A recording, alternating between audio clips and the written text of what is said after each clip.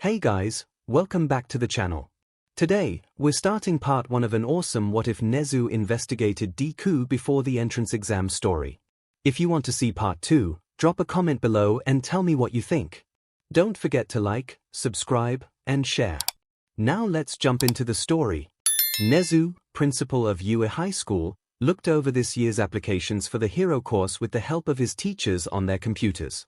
Like always, they received thousands of applications. Almost everyone in Japan wanted to enter UA. Even strangers wanted to. But since it was UA, the high school would only accept the best of the best, so each application was deeply studied. Suddenly, Cementos called Nezu.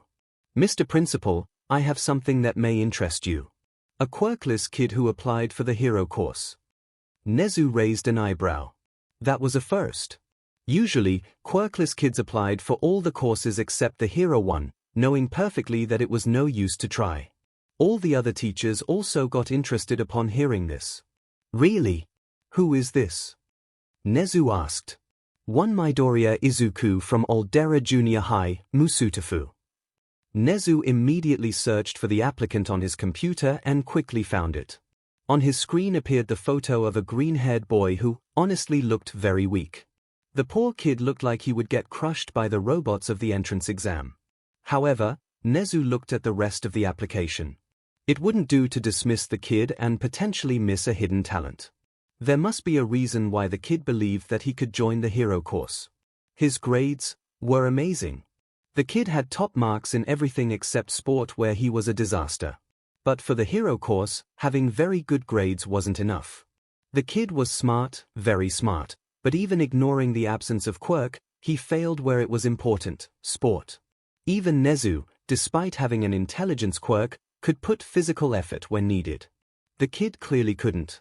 And there wasn't any mention of anything special about him. He had good grades, and that was all. But Nezu was distrustful of this application. He knew perfectly well how quirkless people were treated. If the kid had shown any special talent, it was very likely that it was dismissed. Sadly, even teachers tended to look down on the quirkless. Then there were the words of said teachers. "Often gets into fights. Disruptive to other students. Lies about never causing trouble first." What were the chances that Izuku Midoriya was getting bullied and the teachers put all the blame on him to protect the students judged superior? Very likely. Nezu saw that happening again and again and again, and he hated it. Oh, how he hated it with all his soul. So he couldn't trust this application. It was already a miracle that the teachers were willing to show the kids good grades, probably thinking that it was no use to hide them since they wouldn't get him into the hero course. No, the only thing he could trust about this kid was his own judgment. And for that, he needed to visit Izuku Midoriya. Izuku was a wreck. His application was sent to UA, and now he was left waiting, and it was killing him. Would they take a useless, quirkless Deku like him to the hero course? Would they not? No, he knew that they wouldn't. Nobody ever heard of a quirkless in the hero course. And for a little scrawny thing like him who couldn't even do a 100m without puking his gut out. Not a chance. It was a miracle that he managed to escape that sludge monster 8 months ago. But he had to try. You never know. Just in case, he also applied for general, but he really hoped that he would get accepted into hero. It was his dream. It was why he never gave up despite everything. Despite what the teachers said. Despite what his classmates said. Despite what Kaken said. Despite what his mom said. He just wanted to help others. Like his idol, All Might. Right now, he was looking at his emails, waiting for the dreaded "We are sorry, we couldn't accept you in the hero course." To pass the time, he was writing in one of his notebooks while mumbling, analyzing the quirk of a new hero that started a few days ago, Relay. Each time that someone hits him, someone else receives the hit, or if there is nobody else, an object nearby receives the hit. When he also touches something that moves with his hand, the interaction that is supposed to happen happens on something else. The original interaction is nullified. If Relay touches something thrown at him, the object suddenly loses all energy and drops. And if someone punches him, the punch ends up having no effect. So, does this mean that Relay registers the interaction and, relays it to a selected target. So far, the delay between the original interaction and the relayed one has been from 1 second to 12 seconds. Is this the limit? Or can relay conserve the force longer? 1 minute? 1 hour? 1 day? More? Also, can he stock several forces, or is he limited to? There was suddenly a knock at his door that interrupted him, making him jump on his chair. Why yes, Mom. His mom, 𝐒𝐭, opened the door and answered, "There's someone who wants to see you." Someone wanted to see Izuku. His mom seemed to think the same thing, judging by her expression. Izuku very rarely received visitors. Who? 𝐒𝐭 seemed to have difficulty believing what she was about to say. Mr. Principal. Izuku's eyes widened. Mr. Prin, you mean Nezu, the principal of UA? He came to see me. 𝐒𝐭 simply nodded.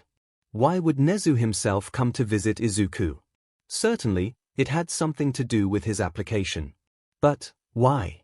If it was to reject Izuku, surely it would be simpler to do it by email. Nezu had no reason to come. He was just a quirkless kid with an impossible dream. Izuku dropped his pen and got up from his chair, leaving his notebook open on his desk before his computer still turned on. He then followed his mother into the living room where the world's most famous rat was indeed waiting, sitting on the couch, drinking tea. Upon seeing him, Nezu smiled and gently placed his cup of tea on the table. Greetings, Mr. Midoriya. It's nice to meet you. Izuku bowed. Lo. And nice to meet you, Mr. Principal, sir. It's an honor. Please, simply call me Nezu. Now, come to sit. I wish to speak with you. Wordlessly, Izuku grabbed a chair and placed it beside the table, opposite from Nezu. 𝐒𝐭 went to sit on the couch, beside the rat. Can I ask why you want to talk to me, Nezu? Izuku asked once he was sitting. Of course. It's only natural to have this question. It must be confusing to have the principal of the most famous high school in Japan in your home. And to answer you, it's simply because it is not every day that we receive an application from a quirkless kid asking to join the hero course, and I got curious. I wanted to see you personally and judge by myself if you could get in or not. I didn't trust your application. Well, more like I didn't trust the words of your teachers. Izuku looked at Nezu in amazement. Before he could think of anything to say, Nezu continued. From what I could see, you have very good grades in everything but sport. You would be perfect for every course except Hero, and yet, you selected Hero. You also selected Gen Ed, but Hero was your first choice. Now, tell me, why? Why did you choose Hero despite your disadvantage? Izuku sputtered. Breathe, Izuku. Take your time, 𝐒𝐭 tried to encourage him. Izuku followed her words and took several deep breaths until he was calmed. He smiled at his mother in thanks, then took one last breath before he answered. I want to help people. Nezu smiled at that and nodded. A very good reason to be a hero. But you could also help people by becoming a doctor, a policeman, or a firefighter, so why choose to be a hero? Izuku gulped, then breathed again, taking time to choose his words. Well, at first, I just wanted to be like All Might. He's my idol, you see. He's so cool. So amazing. The perfect hero. But now, I guess, I wanted to prove to everyone that I could become a hero despite being quirkless, including to myself. Nezu nodded again, then sipped some tea. Good. Then, tell me, what do you have that would make you a hero? What is special about you? Izuku stared at Nezu in shock. No words were coming out of his mouth wide open. It's clearly nothing physical, judging by your grade in sport.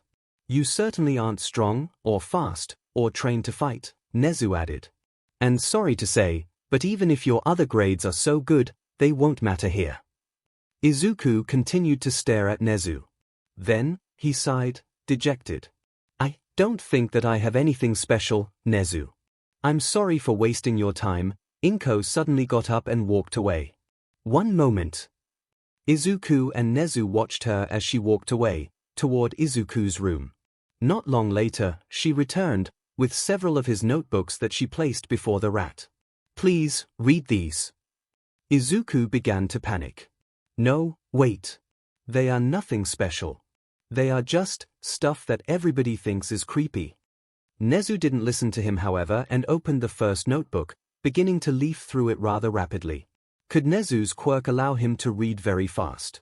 Izuku closed his eyes, waiting for Nezu to tell him that his notes were creepy and that you didn't want to creep in its halls. However, as Nezu read analysis after analysis, he said nothing, but in his mind, he was exulting. Since when did you start these analyses? He then asked. Izuku opened his eyes in surprise while 𝐭𝐽 smiled. Since I was 4, he answered. I see. And everybody tells you that these are creepy. Yes. When I start to write and mumble about heroes and villains and their quirks, everyone finds it weird. Why did you start these analyses? Because quirks are so amazing and they offer so many possibilities that even heroes have difficulty understanding. Often, I watch a hero fight with difficulty, and I tell myself that if they could use their quirk that way, they would have it much easier.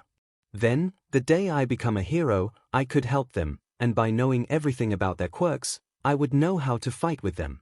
And for villains, well, it's always good to know how they work in case I end up facing one. Nezu continued to read. These analyses put to shame what most professional analysts do. And you said that you didn't have anything special. Clearly, this is not the case. These analyses are a work of art, and you, Mr. Midoriya, have a talent. These good grades undersold your brilliant mind. Again, Izuku stared at Nezu in shock, this time, with his eyes starting to get wet. That's what I always told myself, 𝐭𝐽 said. I often wondered why he never got to skip a year. Nezu frowned.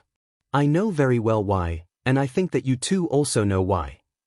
The two Midoriya looked down at that, knowing that the rat was right. Thank you, Ms. Midoriya, for showing these treasures to me, or I would have overlooked a diamond in the rough.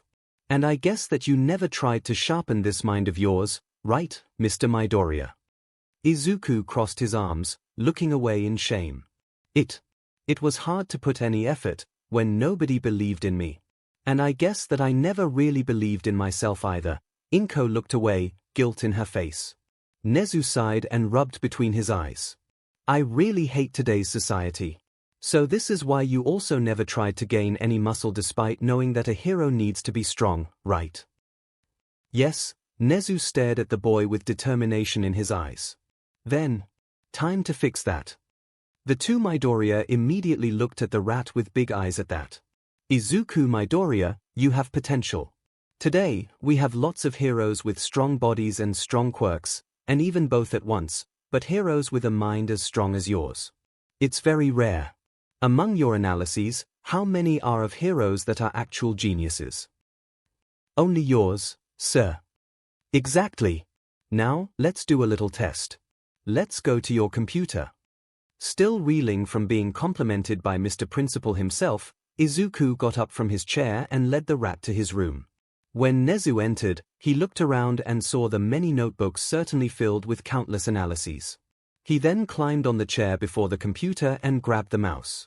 Tell me a hero or a villain you haven't analyzed yet. Tarantula.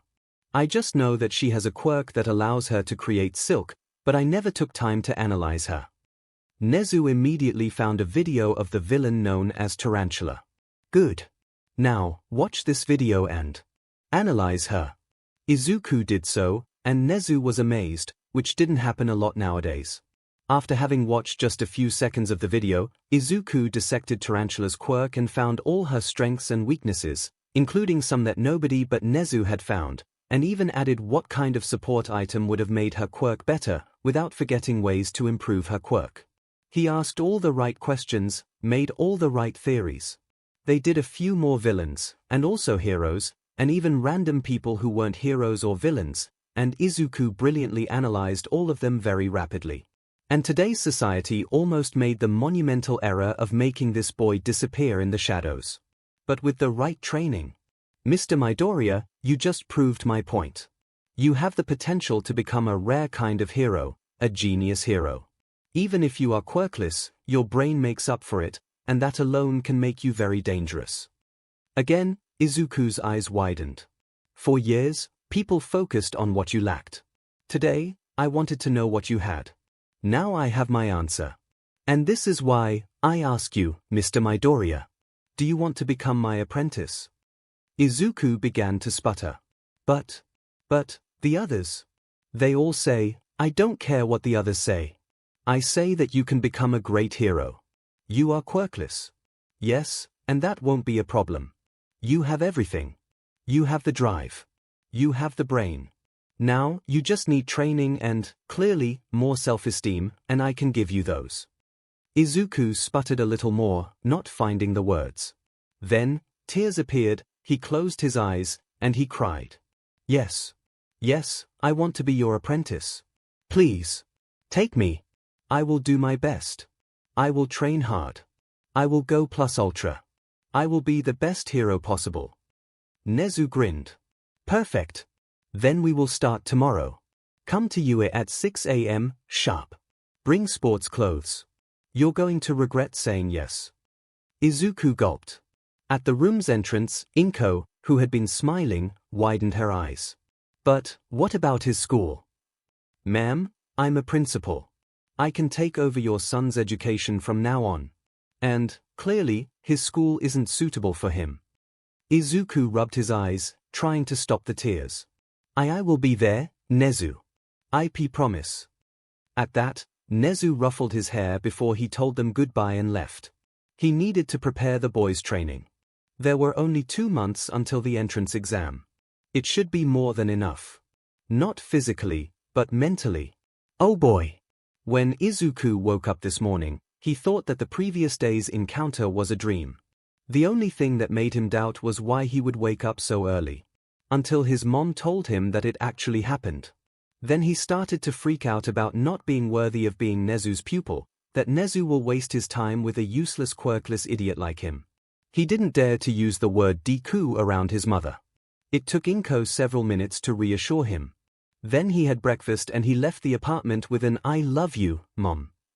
1 train ride later, and he was before UA's gate, 5 minutes early. And before the gate was a familiar man who looked like a hobo. Oh my gosh. Are you Eraserhead? That's right, you work here as a teacher, right? Your quirk is so cool. Do you need to look directly at your target, or can you use something like a mirror or something else that reflects? Can you use your quick through a camera? Is there a maximal distance before your quirk doesn't work anymore? If you look at 2 people at the same time, does your quirk work on, slow down, breathe? The man interrupted him, looking put out. And tired. Sorry. It's just that, behind All Might, you are one of my favorite heroes. You fight quirkless. You are proof that you don't need a flashy quirk to battle criminals and villains. Of course, your quirk still plays a huge role in your fights, but even if you manage to turn off your enemy's quirks, you still have to defeat them after that, so it shows that you really know how to fight. The man lowered his head into his capture weapon. The kid would make him blush if he continued. Anyway, you are the brat who gained Nezu's attention, right? Ah, yes. All right, then follow me. I'll guide you to his office. At that, Eraserhead passed the gate, followed by the teenager. You can call me Aizawa here. If you manage to pass the entrance exam, chances are I'll end up being your homeroom teacher. And to answer your questions, mirrors and other reflective surfaces work, but I never tested through a camera. Worth a try, I guess. Would make my life easier. You really are a nerd, Titch, that's what everyone calls me. I try not to, but it's stronger than me, and that's not a problem. Nerds keep us alive with their support items, their analyses, their plans, and everything else. I can already tell you would be at home in the support course. And yet, you are going for hero. Yes. I want to try. Even despite you being quirkless. Yes, we all know about that here in UE. The news spread rapidly among the staff. And, I can only tell you good luck, you will need it. It won't be easy. Thank you, Aizawa-sensei. After a few more minutes, they arrived at the office without encountering anyone else. The other teachers were probably preparing today's lessons, and of course, students weren't present yet. As they approached the door, Izuku said, I wonder if I could use my own capture weapon. You don't need a quirk to use it. Talk to the support nerds, and they should be able to make you one. Remember, however, that you are limited to only one support item, so be sure to choose right. The door to the office suddenly opened, revealing Nezu, who said, I talked to the commission, asking if Izuku could get a special permission to get more than one support item. Since he doesn't have a quirk, it only sounds right to counter it by giving him other tools. They haven't given an answer yet. They are certainly debating about it. A quirkless kid wanting to join the hero course is unprecedented, after all. Anyway, you may enter. Nice to see you again, Mr. Midoriya. Since I will be your mentor, can I simply call you Midoriya? Izuku bowed. Oh, of course you can, Nezu-sensei. You can even call me Izuku if you want. And it's nice to see you again too. And thank you for taking me. I will try to not disappoint you. The teenager then entered the office. Aizawa, however, began to turn around to leave, only to be stopped by Nezu. Don't leave, Aizawa. I have plans for Izuku's training, and you are part of it. Aizawa sighed, already wanting to find his sleeping bag. Without a word, he entered the office, and Nezu closed the door behind him.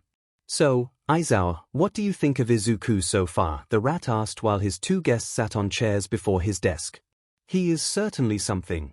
The first thing he did upon seeing me was start a game of 20 questions about my quirk. I had to shut him up or we would still be at the gate. Izuku blushed while Nezu chuckled. He is passionate, there is no doubt about it, Aizawa continued. And I could see determination in his eyes. He really is ready to do everything to become a hero, even if, right now, he would certainly break if he followed the hero course's training, quirk or no quirk. Izuku groaned. Nezu smiled. Glad we agree.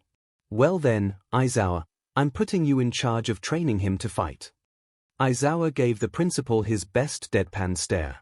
I hope that you don't think that I can make him strong enough to pass the practical exam in 2 months. I'm not a miracle maker. I know, Aizawa, but 2 months should be enough to at least make sure that he won't collapse in less than 5 minutes. As Izuku pointed out, you fight quirkless, so you are the most qualified to train him. Aizawa sighed. Fine. Wait, you were listening to us. Ah. Of course you were listening to us. To that, Nezu simply gave an innocent smile before he looked at Izuku, who was fidgeting on his chair.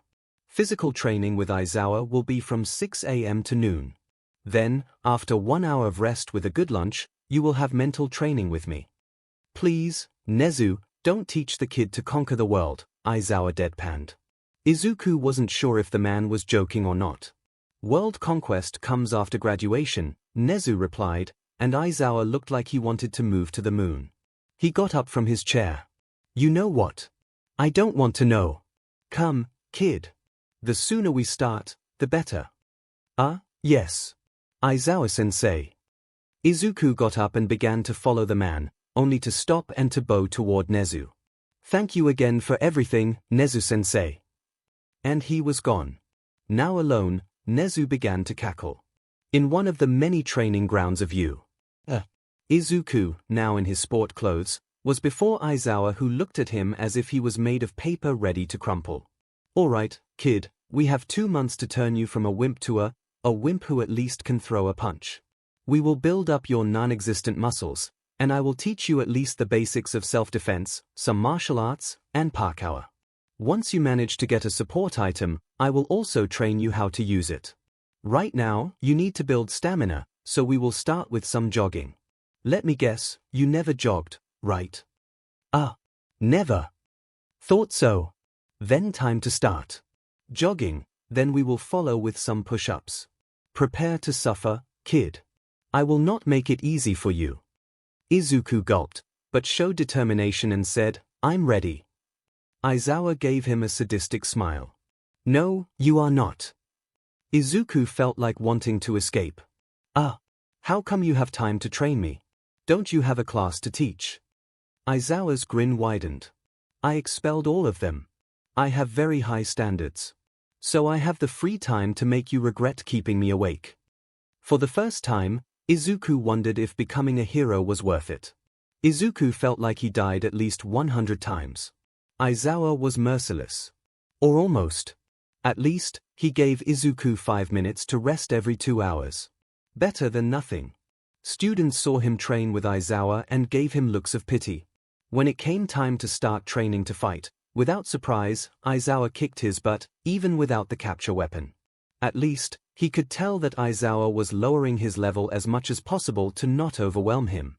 Yes, Izuku was suffering, but at least, while suffering, he learned, and that was what mattered. Aizawa was a hard teacher, but a good teacher. And thanks to that, it never came to Izuku's mind to give up and to give less than his best, which, right now, wasn't a lot. But at least, Aizawa appreciated his effort and approved it. As the training came to an end, the man said, "I'm now convinced, kid, you have what it takes to be a hero. I guess that training you won't be as bad. You still have a long way to go, more than the 2 months we have, but you can do it. See you tomorrow." Izuku was sprawled on the ground, no energy left in his body, to the point that even if he wanted to bow at Aizawa in thanks, he couldn't do it. Instead, he weakly waved at him as he left. Then, "Thank you, Aizawa-sensei." A few minutes later, once he recovered enough, he slowly got up, took a shower, put back his normal clothes, and walked toward the school's main building to get his lunch. The problem? He had no idea where the cafeteria was, and he didn't dare ask the students. "Oh, hey! Are you new here?" He suddenly heard a voice behind him when he was wandering the hallways. Izuku turned around and saw a blonde teenager a bit older than him, very muscled, and a smile worthy of All Might himself. The guy approached Izuku, followed by some other students. Izuku hesitantly answered, Yes, technically. I'm not really a student yet, but I'm being trained by Nezu and Aizawa for the entrance exam." The older teenager's grin widened. "Oh, you are the kid I have heard about who has been training with Aizawa-sensei all morning. Wow, and you are still alive." Izuku chuckled. Barely. The older teenager and some of the other students behind him laughed at that. "And you are smiling?" the blonde asked. "Yes." "Why?" "Because today, I learned." Again, several students laughed. The guy then presented himself. "I'm Mirio Tagata, 2nd year of Heroic. Nice to meet you. So you have Mr. Principal himself mentoring you. Then you must be very smart."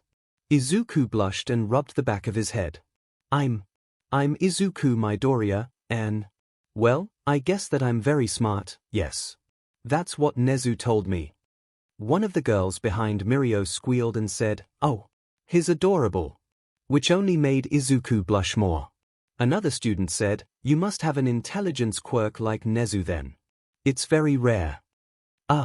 I don't have an intelligence quirk," Izuku replied.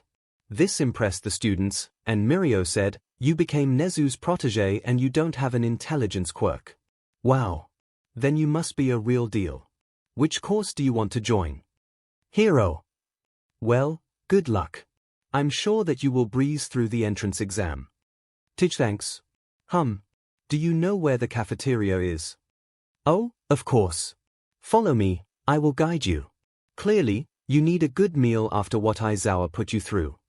Yeah, so Izuku followed the students until reaching the cafeteria. He then ate with them, the students very curious to know more about him, and Izuku himself being very curious about their quirks and life at U. Despite himself, he ended up impressing Mirio and the others by analyzing their quirks while mumbling. Some looked weirded out, but others like Mirio looked at Izuku with stars in their eyes, understanding now how Izuku was Nezu's apprentice. Izuku never dared to tell them that he was quirkless, however. Then, it was time for Izuku to go to Nezu's office. When he approached the door, Nezu opened it, like this morning. "Welcome back, Izuku. I see that you survived Aizawa's training. Good. Come in. I can't wait to start." Izuku chuckled, then entered the office, wondering what Nezu had prepared for him. He sat on a chair before the desk and waited. So, Nezu began. "There is a lot that I want to do with you. But first," suddenly, Nezu grabbed something from under his desk and revealed a chessboard. "Let's play a bit. I always say, the best way to test someone's mind is a good chess game. And I love games. Sadly, not many are able to make me sweat. Let's see if you can." I never played chess, Izuku said, abashed. I just know about the basic rules. I see. Then let me explain everything to you before we start. It will be a good occasion to see how you adapt to a new game. First game, without surprise, Izuku was destroyed. Second game, Izuku did much better and lasted a while. Third game, Nezu decided to test Izuku by making just one wrong move, and Izuku took it and checkmate. A checkmate with a pawn, a bishop, and the king. Nezu looked at the board with a large grin. Izuku's breathing accelerated. He defeated Nezu. Did it really happen? Oh no, will Nezu be angry? After a long moment of silence, Nezu said, that was spectacular. Good job, Izuku. You took the opening I left and managed to win. You are now one of the very few who can boast of having defeated me in my favorite game. How many are we talking about? Including you, 3. And the other 2 had intelligence quirks like me and are from other countries. Izuku seemed ready to faint. What is even more impressive is that you just learned to play chess. And you clearly are a natural. Of course, I helped you a little, but still. Maybe, one day, you actually will be able to win all by yourself. Ooh. Teaching you will be such a treat. Well then, we still have some time, so how about we start with the really fun stuff? What fun stuff? Nezu's smile was terrifying. Hacking. Hacking was just the beginning. Nezu introduced Izuku to other things like strategy with the help of strategy games and psychology with the help of games where it was important to read his adversaries. Multiplayer strategy games also helped a lot there. He also began to train Izuku in how to build his own support items. Yes, Izuku will be in hero, but heroes could also be support, and being able to build his own items would be a huge advantage. Nezu also advised Izuku to try to analyze while fighting Aizawa. Being able to tell how his enemies would fight and discovering their strengths and weaknesses in real time while in the fire of the action would be Izuku's way to make up for his absence of quirk, along with support items. Izuku got to meet all the other teachers of U.A., Nezu turning them into test subjects against Izuku. Some resisted more than others, but all ended up slaughtered by Izuku unless they played games where luck had a huge role, like poker. Yes, Nezu made Izuku play poker against the teachers, and as time passed, he turned into a real demon. Thankfully, the games had no real stakes like money. It was all for fun. Although the teachers were terrified of the duo Izuku-Nezu, they all grew to like Izuku. 𝐼𝐺𝐿oader was especially saddened that Izuku didn't intend to join the support course. The instant they discovered Izuku's skill in analysis, they all asked him to analyze their quirks. Hound Dog didn't like, however, Izuku giving Present MIC the idea of using his quirk to make the special LTRSND that could be heard by dogs. Also, when she saw Izuku, Midnight pretty much decided to adopt the boy despite him telling her that he already had a mother. Her teasing didn't help during games where she was present, but Nezu considered it as part of his training. It wouldn't do for a hero to lose his composure as soon as he was teased, and it helped build character. Izuku saw Mirio very often and befriended some other students. News of him being quirkless eventually came out, but Mirio and several others didn't care. Not all students, sadly, but at least, more than 0 was what mattered, and thankfully, you had 0 tolerance for bullying and quirk discrimination, so nobody dared to try anything, especially against Izuku, who was so well liked by the teachers and some strong students like Mirio. After a week, Nezu received the begrudging answer from the commission. It was decided that Izuku wouldn't have a limit of support items. In other words, the support items would be the equivalent of his quirk, and quirks weren't limited, so Izuku's support items wouldn't be limited. The commission thought that it would be the best way for Izuku to compete with villains possessing quirks. Nezu fought a lot to ensure that it would end like that. So Izuku found himself having to decide what support items he wanted to have, and he already had some ideas, like smoke grenades or a taser or even a grappling hook. He also asked for a capture weapon like Aizawa's. More ideas would certainly come with time. He needed a long-range weapon that wouldn't be lethal. The training with Aizawa advanced well. Even if it was taking time for Izuku to build a strong body, he was a quick learner where fighting mattered. He was still far from reaching Aizawa's level, but by the time of the entrance exam, he was starting to make him sweat a bit. Every Monday, Izuku and Nezu played a few more rounds of chess. Izuku still lost unless Nezu gave him an opening, but he was getting better and better, more and more able to read Nezu and sometimes even managing to trick him. Games ended up more and more often in a draw. Until, one day, just before the exam, Izuku got a legitimate win, with no opening given by Nezu. Checkmate. It was late afternoon. Since it was still winter, the sun was about to set, plunging the office in various shades of orange. Nezu applauded. "You did it, Izuku. You did it. You won. You really won. You're finally starting to see the board. And with that, you are definitely ready to join the hero course." Izuku grinned, having difficulty believing that he actually got a legitimate win against Nezu himself. "Thank you, Nezu-sensei. Wow. I really defeated you in chess." "That's... wow?" Nezu chuckled. "You can feel proud, Izuku. Very proud. I'm proud. Aizawa is proud. Everyone is proud of your progress." Izuku got tears in his eyes. He quickly rubbed them away. Still a crybaby. 𝐿𝐵. I think that being a crybaby gives you some charm. Kiyama certainly agrees. Izuku laughed at being reminded of all the hugs he was receiving from the woman because she found him adorable. "As long as I don't start crying before villains." Nezu smirked. "I don't know, it could be a good way to throw off your enemy." Izuku snorted. "So I cry, the villain lowers their guard, and I hit." "Exactly. And then, I will be the hero known as Crocodile Tears. The one who cries to defeat his enemies. What a reputation. Sadly, I don't think that it would work for long. At least, it would work for a few months." "So, what now? You want a rematch?" 𝐿𝐵. I think that I will leave you with that win for now and kick your butt next time we play a game. For now, we have somewhere to go." "Really? Where?" "It's a surprise. Follow me." And that was what Izuku did. Into the tunnels. Finding them had been part of Izuku's training. It took him days to find an entrance, and then weeks to find out how to open it. Eventually, they arrived above the staff room. Nezu showed himself upside down through the vent, and Izuku moved beside him. "Guess who just won a game of chess against me?" the rat exclaimed, taking several of his teachers by surprise. They should know better by now.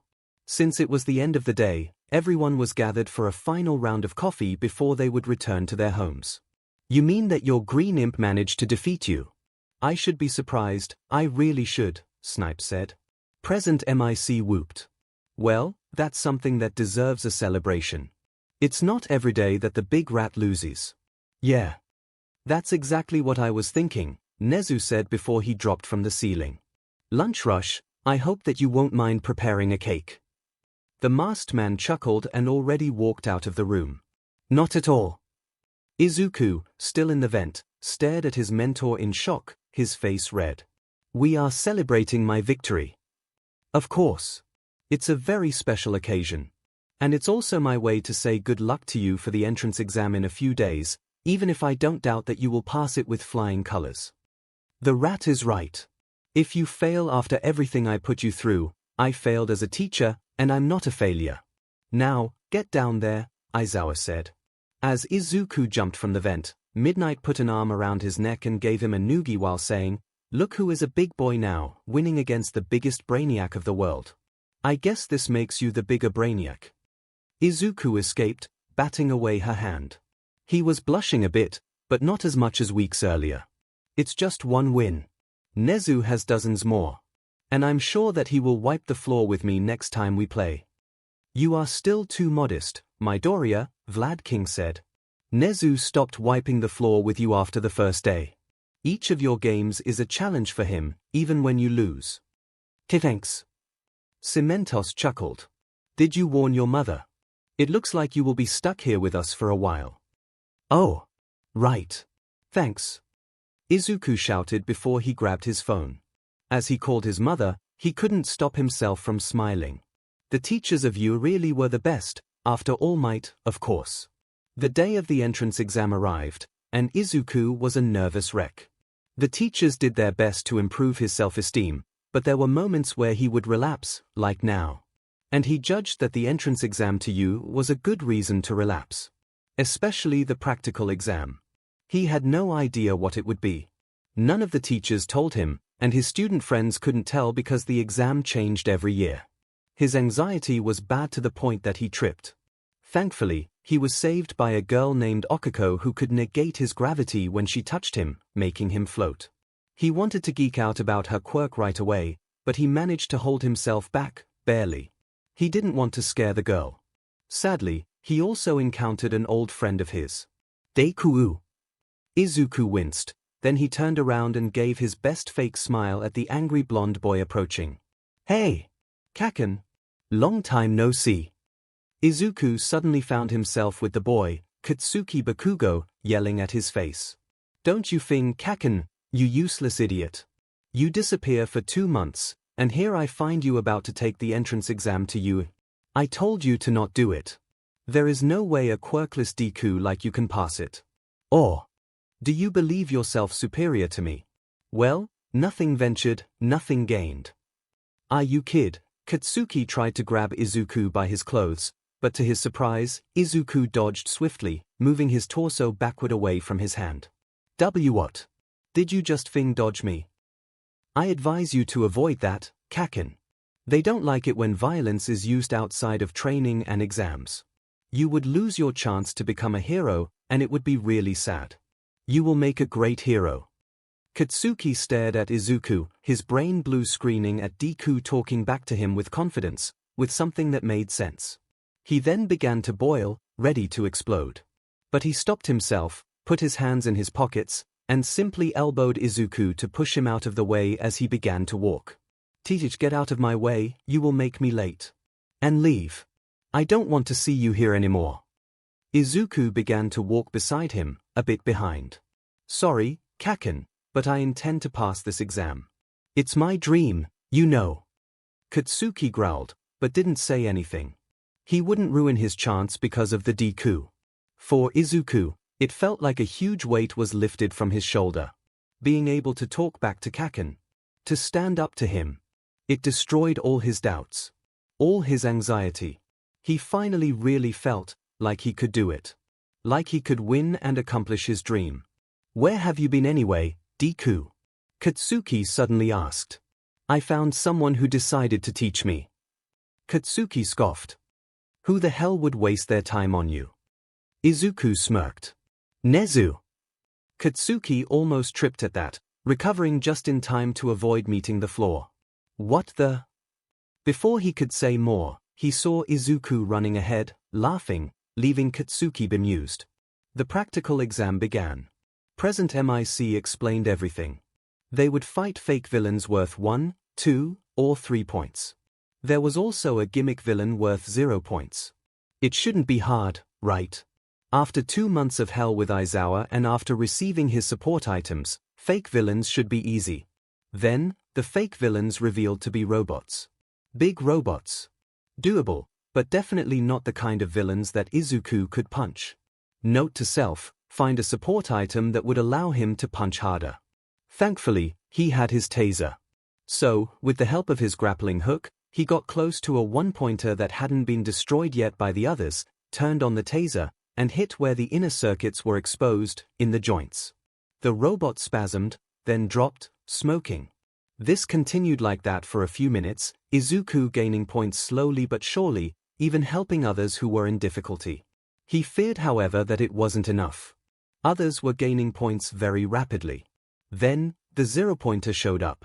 A giant robot the size of a building. And Izuku grinned. Perfect. He then saw that 𝐒𝐿𝐽 was trapped under rubbles, and he hurried up to approach the robot with his grappling hook. He quickly spotted a panel at the right foot of the bot, so he went to cling to the foot, opened the panel, and took out a laptop from his backpack. He then linked the laptop to the robot. And he began his magic. As he read what appeared on the screen, he mumbled while typing codes, easily identifying the system. The robot had minimal defense. They were just exam bots to test the potential future students. Seriously.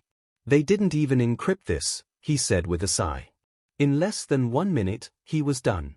Then, he tapped something in his laptop, and the giant robot lowered its hand toward 𝐭𝐿𝐼. The girl was terrified. But then, the hand removed the rubbles, allowing her to escape. 𝐭𝐿𝐼 looked up at the robot, then down at its leg where 𝐒𝐿𝐼 was still clinging to it with his grapple and his laptop. 𝐒𝐿𝐼 waved at her, grinning, before he tapped something else in the laptop.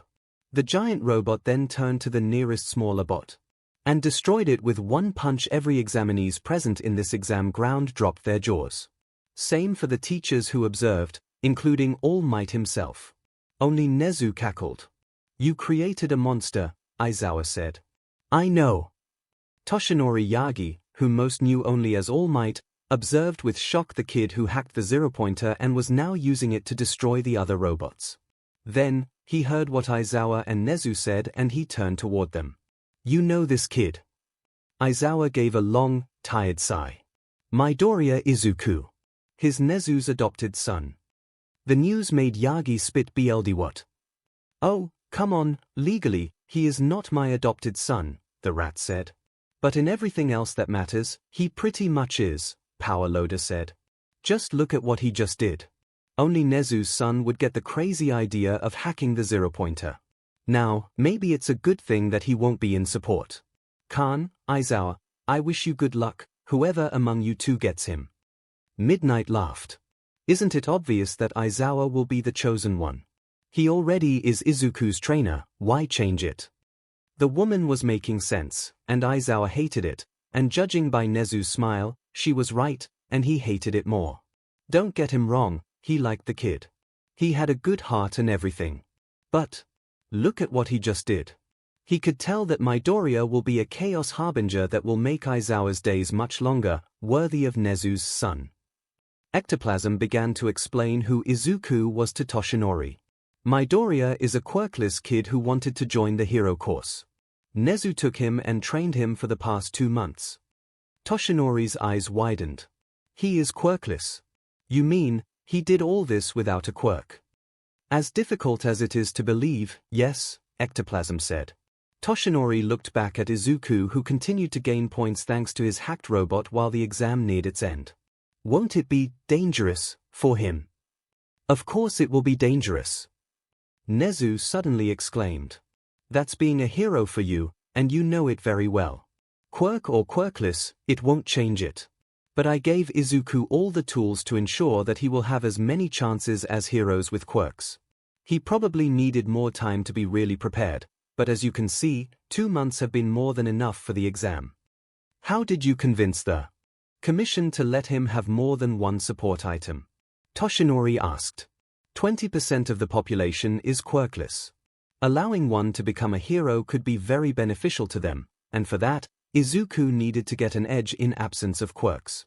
Support items will be that edge. The exam finally ended. Without surprise, thanks to his robot, Izuku gained a lot of points, but by rescuing 𝐭𝐿𝐼 and by helping some of the other examinees in difficulty, he also gained a lot of rescue points. He ended up being the examinee with the most total points, thus ending up in first place before Bakugo. "Wait a minute," 𝐼𝐺 said. "The first thing you taught him was hacking. You did it on purpose, Nezu gave an innocent smile. "I don't know what you mean. It's only natural to teach a smart kid like Izuku how to hack. It will be very useful in his career. It's not my fault if hacking happened to play an important role in this exam.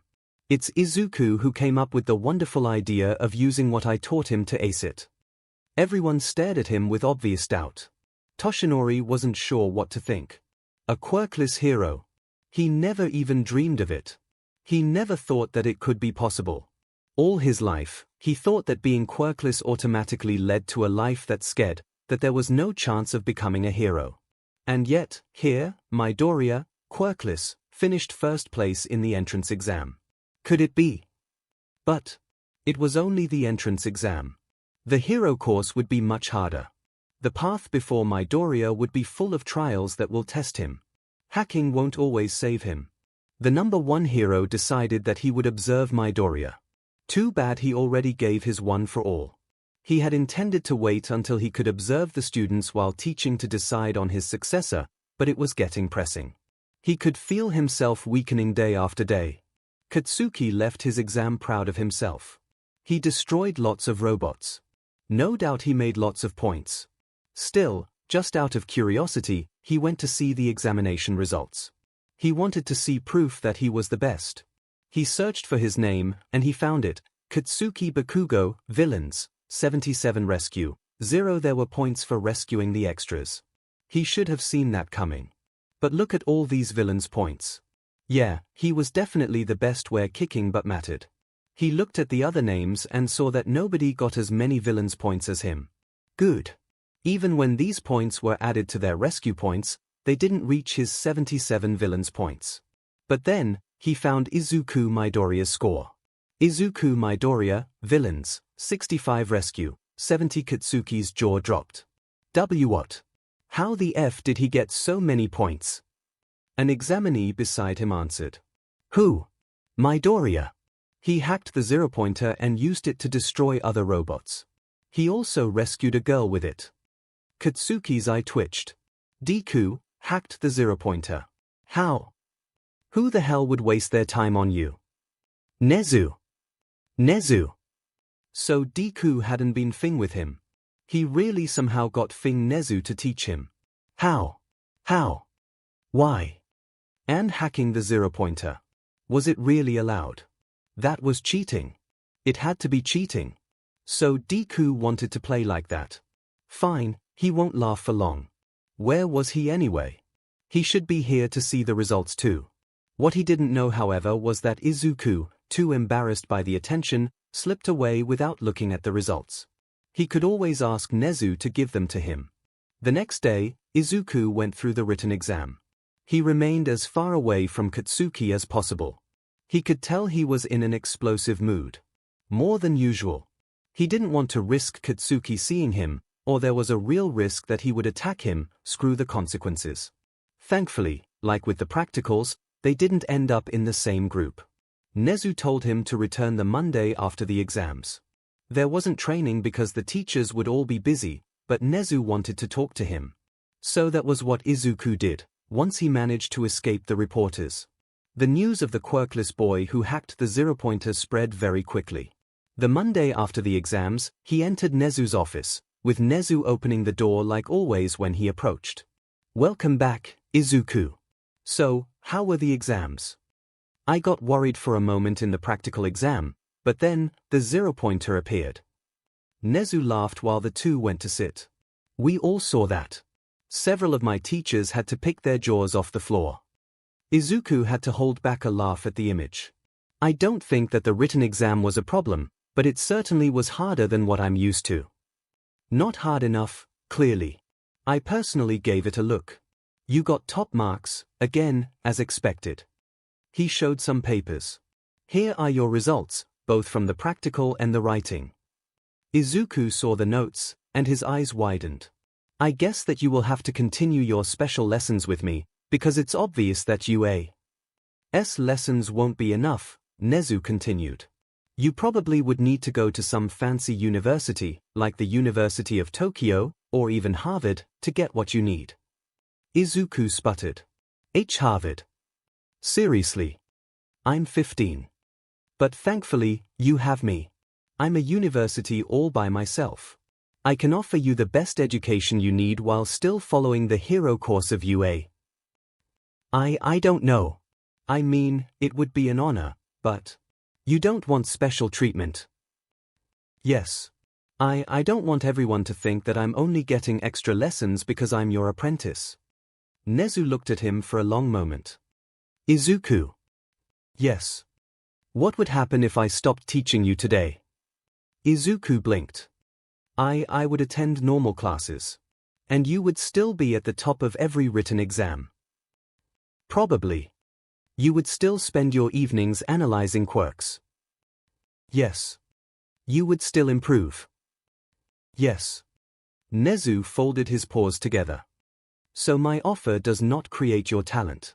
Izuku looked down. It merely allows it to continue growing. Silence filled the office, only broken by the tick-tack of a clock. Izuku, do you know what special treatment actually is?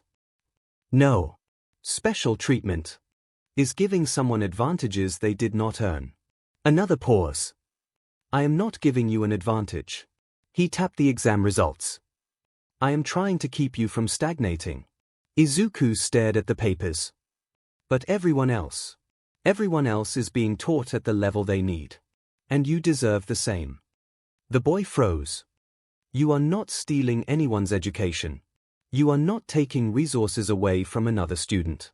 I am offering to spend more of my own time teaching a student who needs more advanced material. Nezu smiled gently. If anything, it would be unfair not to. Izuku swallowed. But I don't want people to think I didn't earn it. Nezu's smile disappeared. Then prove them wrong. Every single day. If anyone ever tells you that you only succeeded because I helped you, show them that I simply gave you books, and that you were the one who read them. Izuku felt his throat tighten. Why are you doing all this for me? Nezu didn't answer immediately. Instead, he quietly looked out the window. Because I know exactly what happens when society decides that a child has no value. Izuku's breath caught. I was fortunate enough to survive. He looked back at the teenager. I refuse to watch it happen again. Especially when the child in question is one of the brightest minds I have ever met. Tears gathered in Izuku's eyes. Then he wiped them away before they could fall. I'll accept. Nezu smiled. I was hoping you would. Then, with a grin that looked far more like the principal of you everyone feared. Wonderful. Now I can finally start giving you the really difficult homework. But school doesn't start before another month. Because you want to spend this month doing nothing. No. Good. So we will continue like we did the last 2 months and climb to the next level. And this includes your training with Aizawa. Once school starts, you won't be able to train with him as much anymore, but you should be able to train by yourself by then, and let's not forget that the hero course also has lots of training involved, so you won't lose all that much. All right. Thank you, Nezu-sensei. Now, Nezu suddenly pulled a familiar board from under his desk. I feel like it's time to get my revenge. Fancy a few games. The results of today's chess games. 2 victories for Nezu, 1 victory for Izuku, 3 draws. It was followed by the teachers hosting another party to celebrate Izuku passing the exams and entering U.A., with Aizawa informing him that he will be in his class 1A. Izuku left the train station late afternoon and took the path to his apartment, head full of dreams about his future years in U.A. But then, a few minutes before reaching his apartment, he saw someone on his path. Took your thing time, Deku. Izuku jumped. Meep. Keikaken. What are you doing here? I was waiting for you. You went to have a lesson with Nezu, Even when school is over, you just can't help yourself, nerd, even after finishing first in the DMN exams. Seriously. Hacking the giant tin can. WL. It seemed like the optimal solution to get the best score possible with the little I had. Katsuki growled, then approached Izuku, and Izuku remembered that he wasn't on ground anymore. He gulped, and he began to step back to keep some distance between himself and his childhood friend. Katsuki continued to walk. I told you, again and again, there was supposed to be only one from around here that would enter U.A., and that was supposed to be me. But now, I have to share the spotlight with a Deku like you. Worse, you did something that stole all the spotlight. Everyone was talking about you. The Thing media's talked about you. I knew that you were lying when you said that you weren't trying to be better than me. Izuku raised his hands in a placating gesture. That's because Nezu chose me. I still don't fully understand why, but Nezu visited my home and somehow decided to become my mentor. I swear. And I want to prove that he made the right choice. And why did he visit you? He got curious because I was a quirkless wanting to join the hero course. So it's really your fault. You went and sent your application to U.A., and now, look what happened. I told you not to do that, but you didn't listen to me. Anger filled Izuku, and he stopped stepping back. I just want to follow my dream. Is that so bad? Yes. A useless Deku like you doesn't deserve such a dream. 𝐾𝐬𝐽 yelled before he raised his right arm, ready to attack. He punched, explosion ready to set off. But Izuku knew that 𝐾𝐬𝐽 would attack this way and stepped aside, dodging the punch. He then grabbed the arm and pulled, using 𝐾𝐬𝐽's momentum against him and throwing him above his shoulder and onto the ground. 𝐾𝐬𝐽 hit the ground with a thud. Neither of them moved. Izuku was staring at his own hands.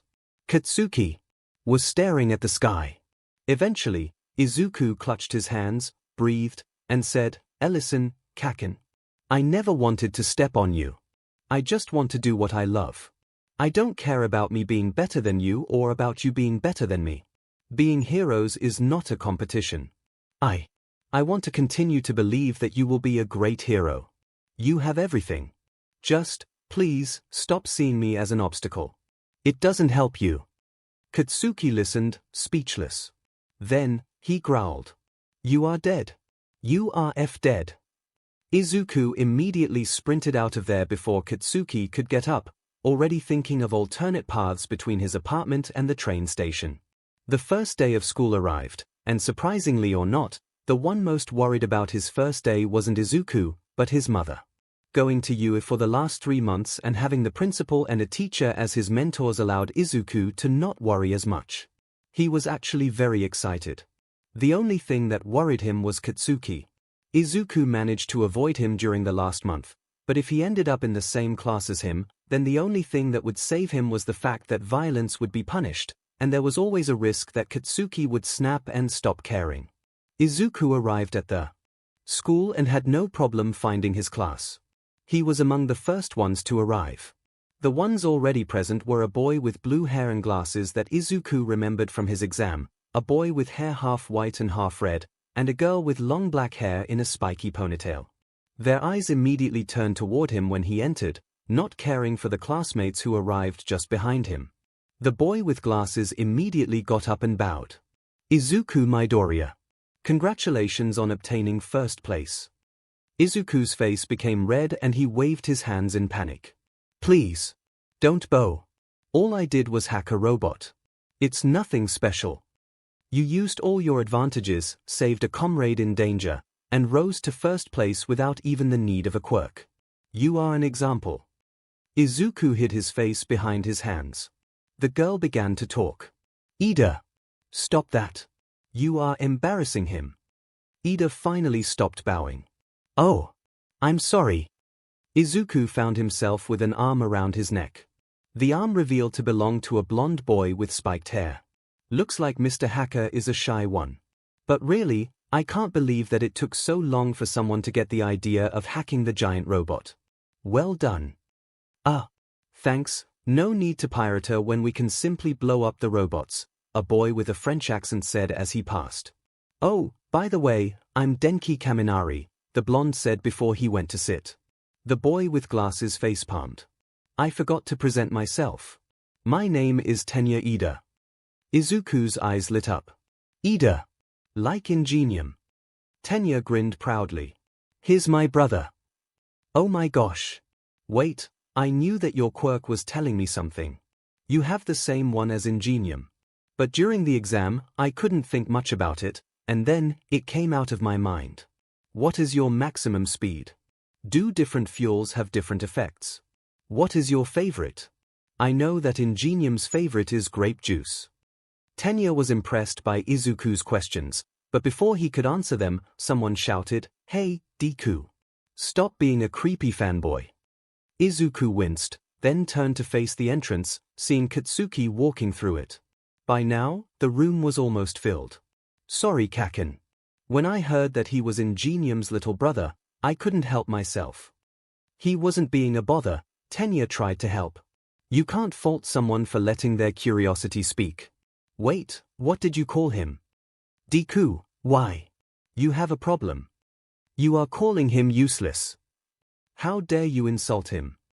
"I insult him if I want, Four Eyes." As he said that, 𝐾𝐬𝐽 went to sit at his place, then immediately put his foot on his desk, which caused Tenya to rant. Izuku sighed in relief. Besides calling him Deku, it didn't look like 𝐾𝐬𝐽 wanted to try anything against him. Finally, he went to sit, his place being just beside Katsuki's. Did they do it on purpose? Probably because they were from the same school. Okiko was the last to arrive. She immediately went to thank Izuku for saving her in the exam. "You were amazing, turning this giant robot into a friend. I didn't think that they could be hacked." Izuku snorted. "I was surprised at how easy it was. Anybody with a minimum of skill could do it. I can't wait to meet our teacher. He must be great if he teaches here at UA." "Yeah. A great teacher. But also painfully strict." "Oh. You know who it is." "Of course he must know. Deku went to you for the past 3 months because he's a lucky BSD, Katsuki suddenly said. "Stop calling him this name." Tenya yelled. "Never. Why would Midoriya have come to you before, beside the exams? I thought that they didn't allow people who aren't students or staff." A very small boy with hair looking like they were made of ball asked. Keikaken. "No need, Deku got Nezu to teach him, the cheater. It's probably how he knew to hack the tin can." Silence followed, interrupted by a familiar voice from the entrance. Nezu gave Izuku the tools. Just the tools. What Midoriya did in the exam was all him. All eyes turned to the entrance, and there was Aizawa in his sleeping bag. To everyone but Izuku, he seemed to be a hobo who somehow got into the school. No cheating or favoritism was involved, he added. Midoriya was treated like everyone else. Him having Nezu as his mentor is not different from Todoroki having Endeavor. The only difference is that, since he is quirkless, he can have more support items. Wait, Todoroki. Izuku turned to look at his classmates, searching for the bearer of the famous name. Aizawa crawled into the classroom, then began to get out of the sleeping bag. "Anyway, I'm your homeroom teacher, Shota Aizawa. Pleased to meet you." He pulled clothes out of his bag. "Quickly now. Change into your gym clothes and head out to the grounds." Izuku sighed. Typical Aizawa. Starting the torture right away even if it meant missing the entrance ceremony and the guidance sessions. It turned out that Aizawa wanted them to go through a test of their quirks with 8 different well-known physical activities, like softball throwing or 50-meter dash. He used Katsuki as an example by having him throw the softball with his quirk. The class already expected a fun activity. The one with the lowest score across all 8 events will be judged hopeless, and will be expelled. Aizawa's words dampened their enthusiasm, coldly. And Izuku couldn't tell if he was kidding. Certainly it was a deception to make them do their best, but it was very possible that he could expel someone if he judged them not up to standard. And he certainly won't give Izuku any gift. On the contrary, he will want Izuku to not shame his training. So Izuku won't have any choice but to do his absolute best even without quirk and try to avoid being last. Izuku had one important advantage. Unlike many of his classmates, he had trained every aspect of his body equally. He wasn't exceptional at anything, but he also had no weakness. And then, there were the ones whose quirks were useless in all 8 events, making them as good as quirkless, like the 𝐼𝐵 Toru Hagekyu. Meanwhile Izuku was average in everything at minimum, and he had Aizawa to thank for that. So, one by one, he did the 8 events, and he would say that he did rather well without quirk. Where once he was at the bottom in sport, now, he certainly would be near the top. He managed to reach 13th, before the frog girl, Tsuyu Asui. The guy with ball hair, Minoru Mineta, was last. The girl with the ponytail, Momo Yorozu, was first because her quirk allowed her to create any object she wanted, so she could create the perfect object needed to pass each event, like a fin cannon for the softball throwing. Katsuki reached 3rd. The guy with white and red hair, who revealed to be the Todoroki, Shoto, beat him. Being 3rd clearly annoyed Katsuki. Thankfully for Mineta, Aizawa was in a good mood, because he revealed that the whole expulsion thing was a rational deception.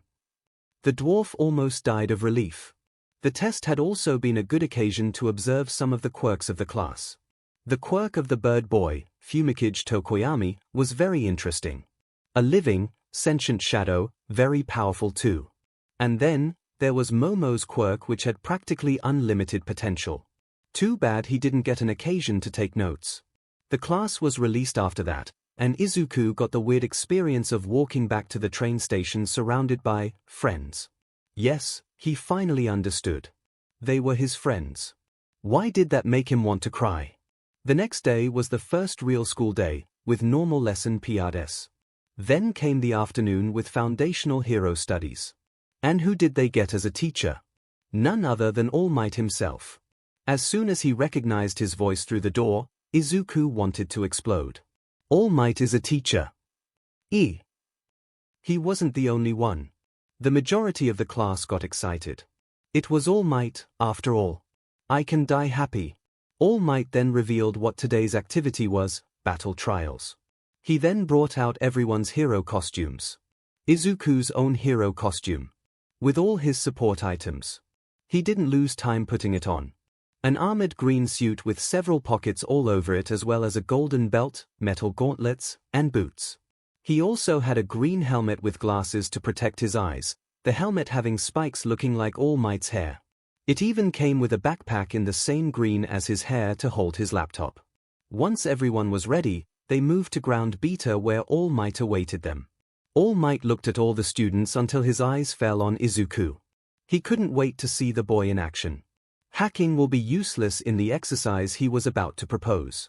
Indoor anti-personnel battle training, he exclaimed. Teams of 2 will oppose each other, 1 team of villains, 1 team of heroes, inside a building. The villains will hide a nuclear bomb somewhere in the building. The heroes must capture the villains or secure the bomb in a limited time. If the villains capture the heroes or manage to protect the bomb until the end of the time limit, they win. They drew lots, and Izuku ended up forming Team A with Okiko. Great. Then, more drawing lots determined that they would be the heroes against Team D composed of Tenya and Katsuki. Izuku stared at All Might holding the A and D ball, then stared at Katsuki, who gave him a very murderous grin worthy of a slasher villain. He gulped. Everyone, including All Might, saw how the two reacted, and worry appeared. This is going to be ugly. Izuku and Okiko were standing before the building that will serve as the arena, its blueprints between their hands. Katsuki and Tenya already entered it to prepare the fake bomb. The two observed the building a bit, until Okiko began to talk. So, you and Bakugo seem to have a history. You could certainly say that. The two of us were best friends. But then, when we discovered that I was quirkless, he joined the crowd. Okiko winced. I'm so sorry. Don't be. He just wants to be the best hero ever, and everyone knows that having a quirkless following you is pretty much a death sentence for the reputation. Okiko frowned. That's still wrong. He was your friend, don't worry. I am over it now. And now, I guess that it's finally time to prove myself against him. Deep down, I knew it would happen sooner or later. So, how do we do it? Kaken will certainly come to me as soon as I enter the building, so I will serve as bait against him. Meanwhile, you will take another path and search for the bomb. You don't think you can defeat Bakugo? I have no idea, and we don't have enough time to find out. Our best bet is the bomb. What about Ida? He will certainly guard the bomb. He is very dedicated. He'll take his role seriously. Too seriously. You will be able to use that to your advantage with that. He gave Okiko something.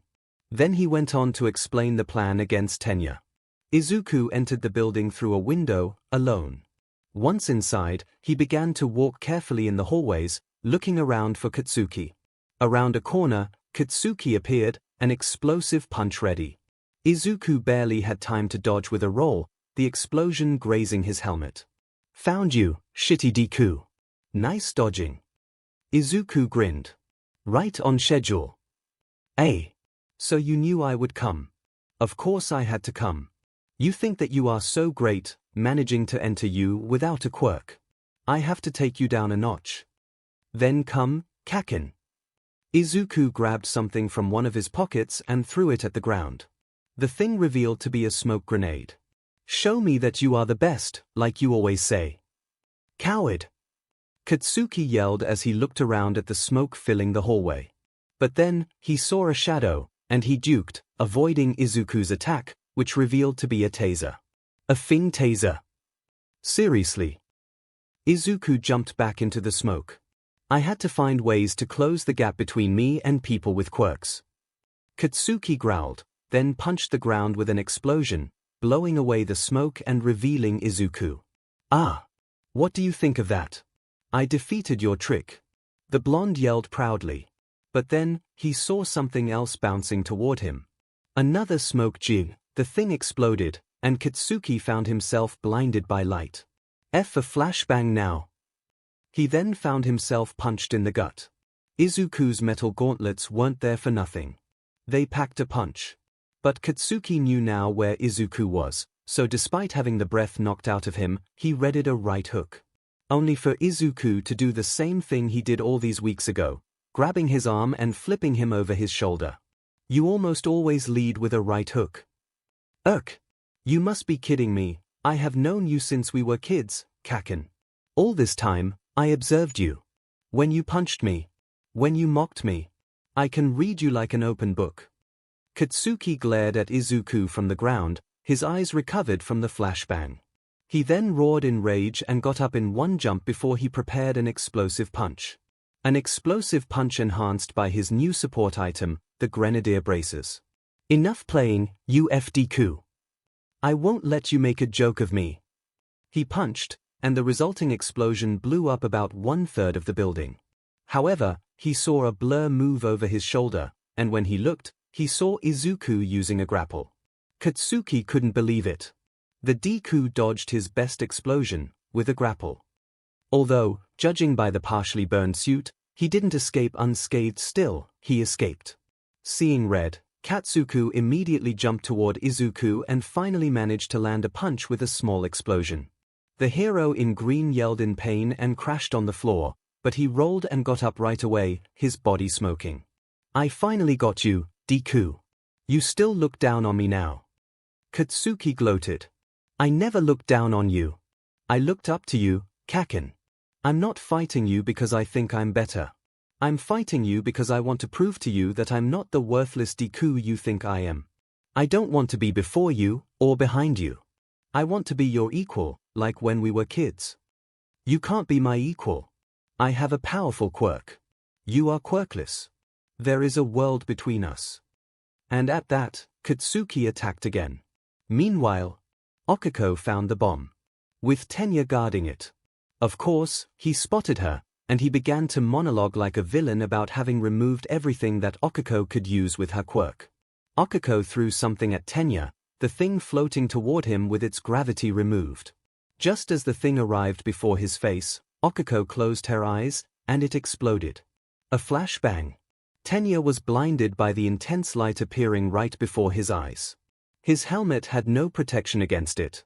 While he was blinded, Okiko ran toward him and touched him, removing his gravity. Then, she began to spin him in the air. With this flashbang, you will be able to blind him while he monologues. Then you can touch him. If you spin him while he is floating and before he recovers from the flash, he will lose all his bearings and get disoriented. His engine quirk will allow him to move in the air like a rocket, but he won't have any idea of how to do it, and with the spinning, it will be worse. This will allow you to reach the bomb. That was Izuku's plan. And it worked. Okiko touched the bomb. They won. Izuku prepared to dodge 𝐻𝐿's punch. But then, All Might's voice sounded in the building. The hero team wings. This stopped 𝐻𝐿 right there, before Izuku. What? Izuku grinned like the sunshine. Sorry 𝐭𝐻𝐿. No hard feelings. 𝐻𝐿 thought about how he could lose, then understood. You played me. Yep. You baited me while Uraraka went to the bomb. Yep. You came up with a plan for her to deal with Four Eyes and reach the bomb while I was busy losing time with you. Yep. I'm not as strong as you, 𝐭𝐻𝐿. I never will be.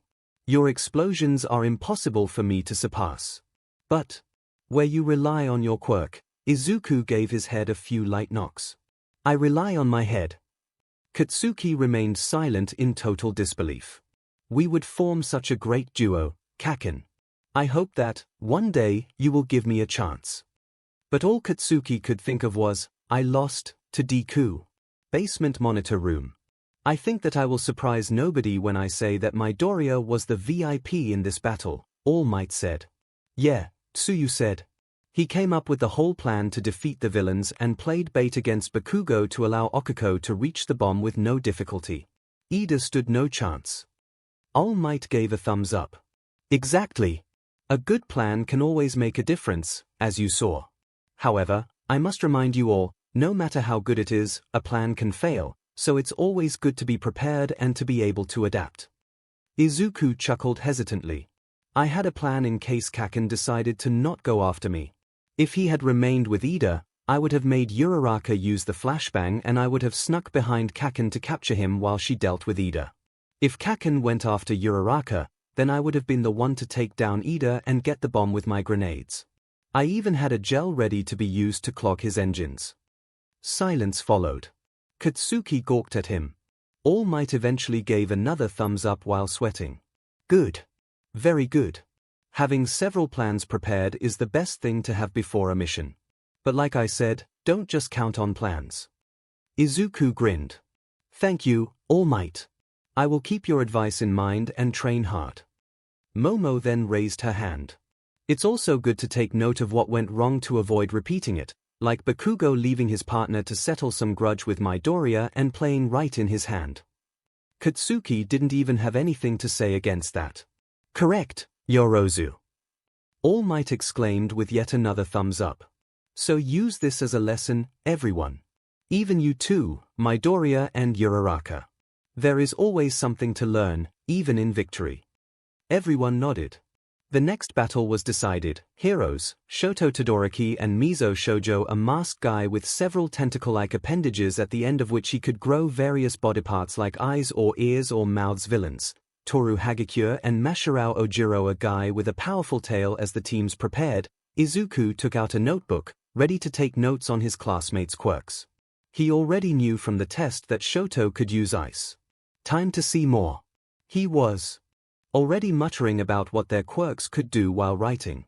You take notes about the others' quirks, he suddenly heard.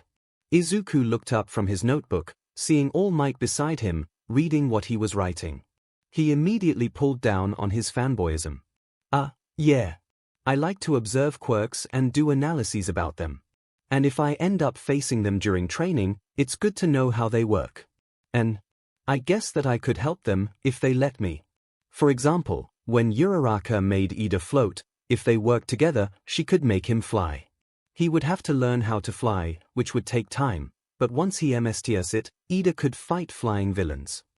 All Might nodded, his arms crossed. Not bad at all. I can see why Nezu took you in. But I can also see that you would have made a perfect analyst, so why choose to be a hero? Izuku smiled. It's thanks to you, All Might. I wanted to become like you, a hero who helps everyone, a hero you can count on, who smiles no matter what. And you kept this dream despite your quirklessness. I'm impressed. Why yeah. It wasn't easy. Everyone turned against me and told me that my dream was impossible, but I held on, and then, Nezu-sensei gave me a chance. Of course, I know that it won't be easy. Where everyone starts at the starting line, I start dozens of meters behind, and my path is filled with countless obstacles. But I will fight to catch up to the others. Izuku then took a big breath, then looked at All Might directly in the eyes, his own eyes burning. Now, I want to prove that even someone quirkless can become a hero. And I want to create a world where everyone can smile and live happily together. All Might's eyes widened. For a split second, it felt like he was looking at his younger self. Then, he saw Izuku, and his eyes returned to normal. It's an amazing goal, young Midoriya. Sadly, not everyone can be saved. Yes. I know. But, at least, I will do my best, like you. That's what matters. The world will also fight you. Already, many people are criticizing the fact that you wasted a spot on a quirkless, even if you did something as incredible as hacking the zero-pointer. I know. But I will prove them wrong. All Might's smile widened, and he placed a hand on Izuku's shoulder. Then I wish you good luck. Izuku stared at All Might, jaw wide open, unable to find something to say. Deep down, he was fanboying like he never fanboyed before. Then he fainted just as Shoto froze the building in which he was having his battle. After the end of the battles, All Might stood alone in the monitor room, back to his weaker self. He had a lot to think about. You are fighting the world, kid. And I sincerely hope that you will not get crushed by it. At the end of the day, Izuku arrived at Nezu's office. He was feeling very light this afternoon, after winning against Katsuki and after his talk with All Might. Good job winning your battle trial, the rat said. Thanks. Tea. Yes, please. Nezu already had a cup prepared, and he gave it. Thanks. They then spent some time drinking before Nezu said, It's nice that you already made friends in your class. Yeah, it's great. Which is why my special lessons won't take over your classes.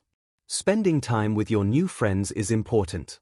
Instead, my lessons will be during free hours. I'm sure that you won't need study time. If you want, I can also have them during the weekends. I wouldn't mind them being on the weekends. Very well. Nezu then saw something in his computer and got up from his chair before he moved toward the door, which he opened, revealing 𝐿oda with a pink-haired girl behind him. 𝐿oda, my Hatsune, come in. You are just on time. Mr. Principal. Why did you want to see Miss Hatsune? It can't be because of the explo. Oh, 𝐿oda saw Izuku sitting on the chair, and his soul seemed to leave his body. The boy waved at him innocently. Hey, 𝐿oda. The girl, gasped and ran toward Izuku, putting her face just before his to the point that he had to back off. You are the quirkless kid who uses support items to be a hero. I wanted to meet you. I'm my Hatsune, future CEO of Hatsune Industries, and I want you to have my babies. Thankfully, Izuku hadn't been drinking tea, or the spit take would have been legendary. What? Hundreds of babies. Rocket babies. Grapple babies. Explosion babies. Izuku blue-screened. 𝐿oda sighed. She means her support items. Oh. Mai's face advanced, forcing Izuku to back off even more, almost falling from his chair. Ask me anything, and I'll build it, free of charge. It may take a few explosions, however. Well, I was thinking of getting boots that would augment my mobility. Mai grinned. Consider it done. What else? I'm sure that you have a loot of ideas. Izuku hesitantly smiled. Kinetic gauntlets. Yes. A gun that could fire various kinds of ammunition. Yes. A visor with different visions. Yes. As the two got more and more excited, 𝐿oda gave a very long, very tired sigh. Look what you have done, Nezu. Nezu smiled innocently while drinking his tea. I just allowed two kids who are perfect for each other to meet. It would have happened sooner or later, so I accelerated the event. I want a raise. I'm not paid enough for 3 years of whatever the hell these two will do. I'm sure that Aizawa will say the same thing. With a chuckle, instead of replying, Nezu approached the two teenagers who were now in their world, papers full of ideas and notes spread on the desk. There are empty rooms. I can give you one to turn into a workshop where you will be able to make babies. Don't say it like that, Nezu, a very red Izuku yelled, making Mai laugh. The next day, after managing to pass the press camping before the gate, it was time to decide on who would be the class president. While many wanted to be it, several heads turned toward Izuku, much to his horror. Okiko smiled, then raised an arm. I propose Izuku Midoriya. Tenya agreed, then Momo, then a tall guy with the head of a rock named Koji.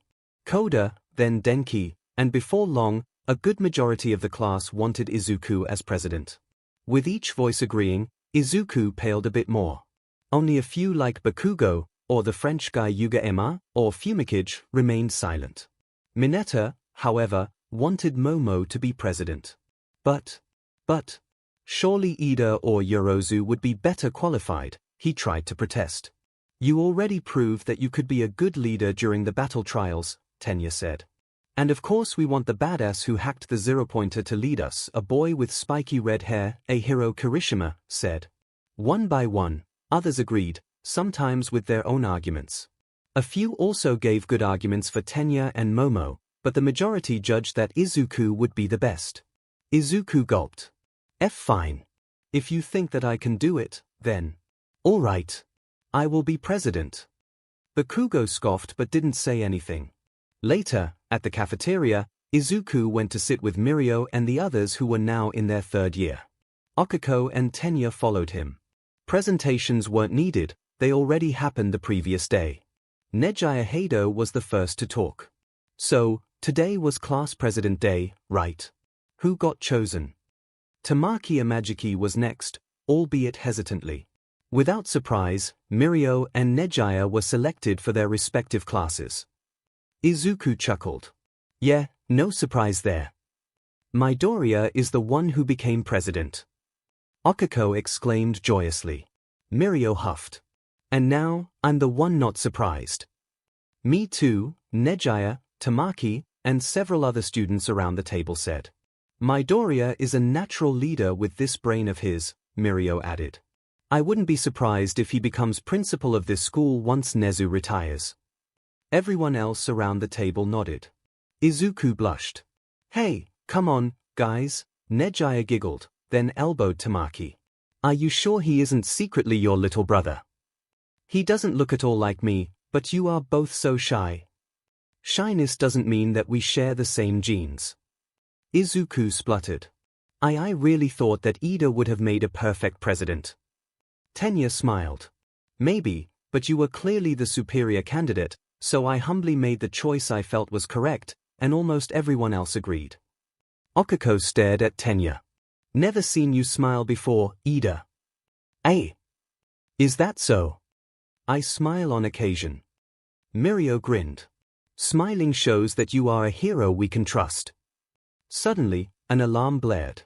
Security level 3 has been broken.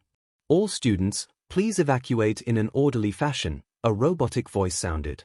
Mirio frowned. Level it means that someone has infiltrated the building. We should go. I would like to be.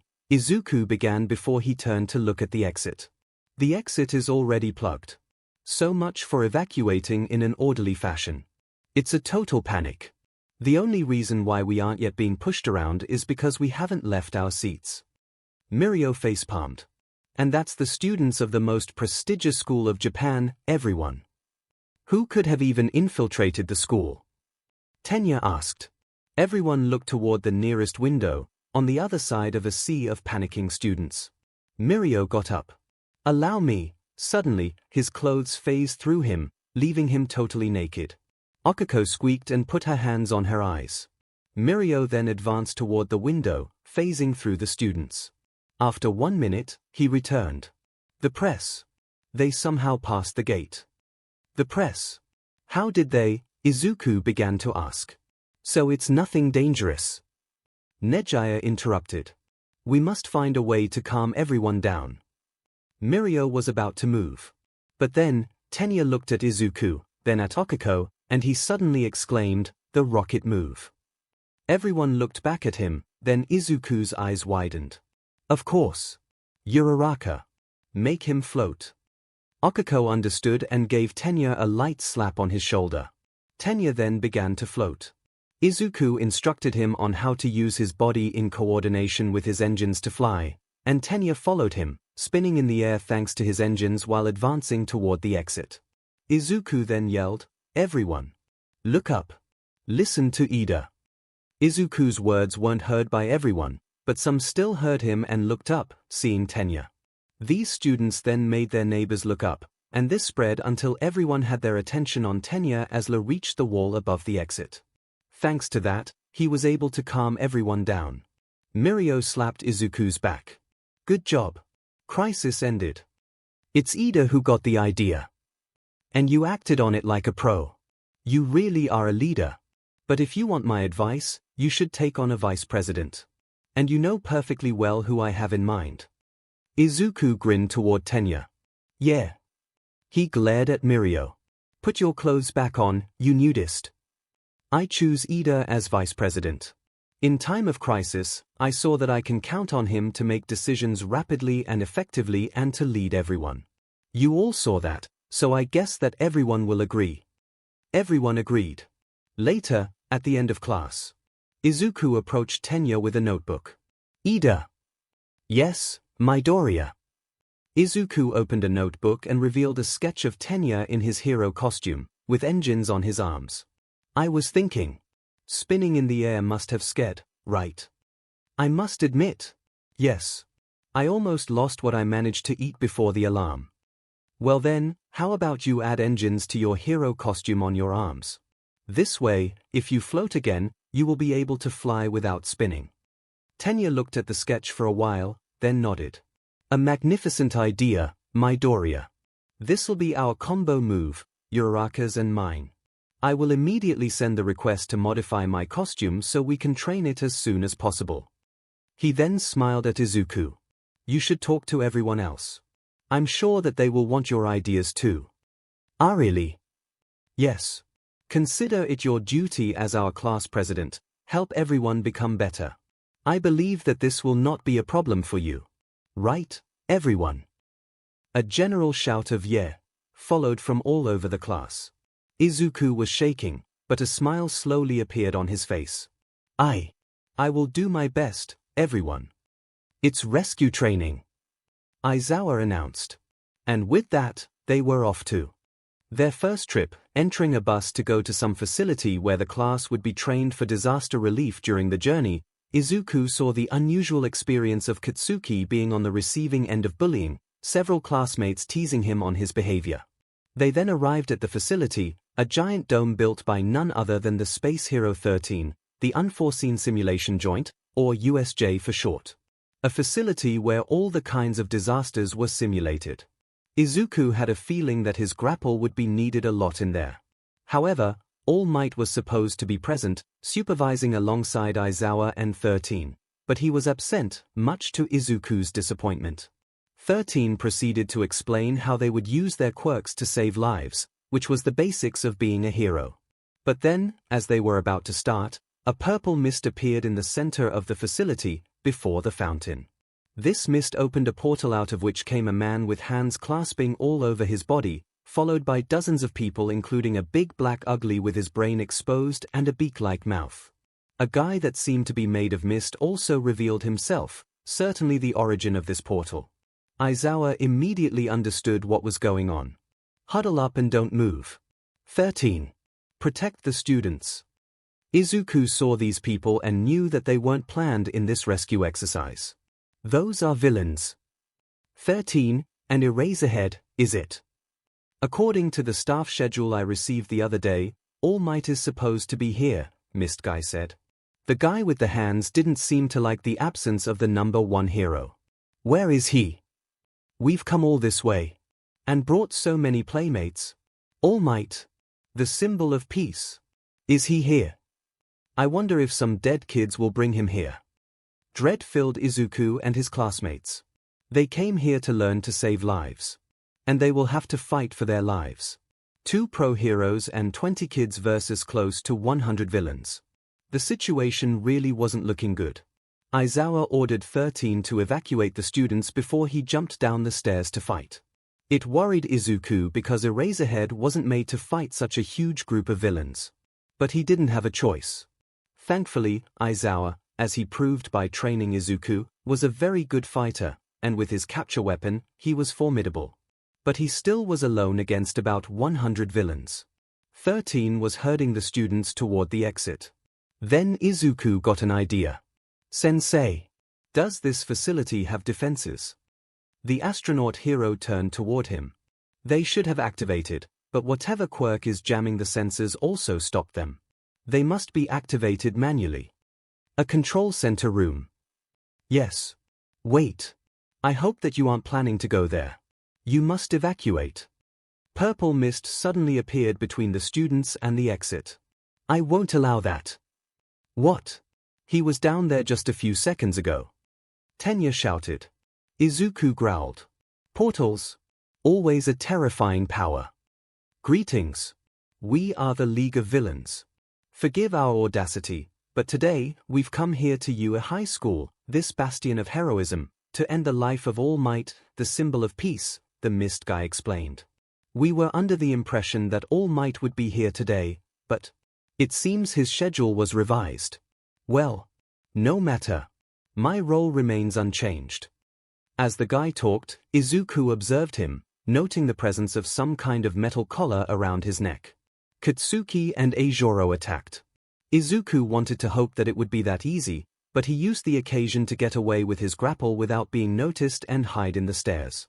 And he was right to do so, because the mist guy not only was left unfazed by the attack of the two students, he immediately used his mist to envelop several students and send them into portals. Izuku could see from his position several portals open over the disaster areas, dropping the warped students. Only 13 and a few others were left at the entrance, including Tenya. Still hidden, Izuku could hear 13 instruct Tenya to leave the USJ to call reinforcements. Mist Guy went to stop them. 13 was about to use his black hole. That was Izuku's chance. With the help of his grapple, he approached Mist Guy while he was distracted, took out his taser, and jammed it on the guy's metal collar. Izuku had feared to miss because the collar was hidden under the mist, but he managed to hit true. Mist Guy spasmed with a yell of pain for several seconds, then dropped onto the ground unconscious, his mist almost disappearing from his body. Izuku stared at the downed villain, not believing that he did it. He was ready to collapse in shock. Midoriya, several voices yelled behind him. Izuku looked behind him, seeing 13 and his classmates present approaching him. Midoriya, we thought that you had been transported like the others. Tenya said. That was dangerous. You should have let me deal with him. It's my role as a teacher to protect you. 13 scolded, but more out of worry than anger. Izuku remained silent, simply looking at everyone. A girl with pink skin, Mina Ashido, placed a hand on his shoulder. Hey, are you alright? Izuku took a big breath. Why? Yes. I'm alright. It's just my first villain. 13 understood. Taking down your first villain, especially one as dangerous as you barely started the year. Here. Let me guide you to the exit. No. This stopped 13. What? You guys, you leave. Ida, do like 13 instructed. Sensei, you should join Aizawa-sensei to help him. I will find the control room and try to help as best as I can. Sensei, where is it? 13 crossed his arms. Young man, I should be the one going to the control room. But Aizawa-sensei is all alone. He needs help. As strong as he is, he will reach his limit against all these villains. And only you really know how to fight. Meanwhile, I can help the others from the control room. Besides, I doubt that there are many villains in the control room. Perhaps there are even none, or the defenses would have been activated and turned against us. I will be safe there. 13 seemed to debate with himself. Then, he raised his arms. Fine. Soto. He turned to a very muscled guy, Rikido Soto. Follow him and be his bodyguard. All right. 13 then proceeded to tell Izuku where the control room was. Thankfully, it wasn't far outside of the building, near the entrance. Izuku had to take stairs to the basement, and just traverse one corridor. 13 will have to open the door leading to the basement however. Everyone else, leave and wait for the reinforcements. I will try to bring the others who have been scattered to the exit, but I fear that Kaken will charge headfirst into the action no matter what, Izuku said. 13 groaned. Hot heads, they all exited the building, and while Tenya began to run to get the teachers, 13 led Izuku to the door to the basement and opened it, allowing Izuku to continue. Izuku quickly reached the control room, finding himself before a computer linked to all the cameras of the facility, and no doubt that it was what would allow him to control the defenses. Through the cameras, he observed the situation in the USJ. 13 joined Aizawa in fighting the villains beside the fountain. Okako, Tenya, Mizo, Mina, and a black-haired boy with elbow tapes named Hantashiro escaped and were safe. Rikido was with Izuku being his bodyguard, ready to ingest sugar. Katsuki and Eijoro were in the ruins zone. Shoto was alone in the landslide zone, turning the villains into popsicles. As expected from the son of Endeavor. Momo, Denki, and a girl with earphone jacks hanging from her earlobes, Kyokujiro, were in the mountain zone. Mashirao was alone in the conflagration zone.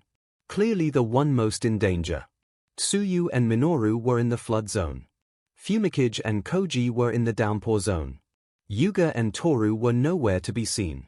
Toru wasn't surprising since she was invisible, but where the hell was Hyuga? Izuku hoped that he was alright. Izuku then began to search for the defenses. Where the hell is the interface? Who designed this thing? It can't be 13. Come on. Oh. Emergency mode. Yes. Okay, so what did Izuku have? Robots. The same ones as during the exam, supposed to simulate a robotic uprising in the ruins zone. Izuku could unleash them all over the facility to make them attack everything that moved, which will make a perfect diversion. Good. Moving buildings or pieces of buildings in the zones where they were present. Perfect. Gonna force the villains to take detours and to form smaller groups, easier to deal with for his classmates. In the mountain zone, he would move boulders and pieces of the ground, even elevating or lowering some to form new walls and new paths. Emptying the water of the flood zone. Gotta remove the aquatic villains' advantage. Putting up barriers with the possibility of making them electrified. Nice. No cannons, however, DMN. But, oh. Fire retardant foam in the conflagration zone. And how about a landslide in the mountain zone? Sleeping gas. Yes. And how about using these lights as stroboscopes? Speakers. Of course. Gonna lead the villains into false victims, or break their ears. All of that was good, but he also had to help Aizawa and 13. What defenses did the fountain have? Drones. Not offensive ones, but good distraction. Ah. Retractable cables coming out of the ground and catching the legs. Exactly what was needed. Oh, there were cannons, but they fired hardening foam, the same kind used by the police. Better than nothing. 𝐒𝐽𝐽. What else? What else? As Izuku spread chaos all over the facility, even giggling while doing so between mumbling, behind him, Rikido observed, honestly freaked out. He wasn't entirely sure whether Izuku was saving everyone, or having the time of his life. Aizawa saw the facility come to life, and he let out a sigh. Nezu, beside him, 13 shrugged. He offered very good arguments. Tomura Shigaraki was getting sessed off. Not only their target didn't deign to show up, but someone turned the whole facility against them. His minions, at least the ones who weren't unconscious or trapped, were running around like headless chicken. Where was Kurogiri? As he observed everything going wrong, he scratched his neck. A player decided to cheat, DMN it. And the final boss still isn't here. Things really went to SHT. Despite that, he kept observing the two heroes fighting, especially Eraserhead, the most dangerous with his quirk.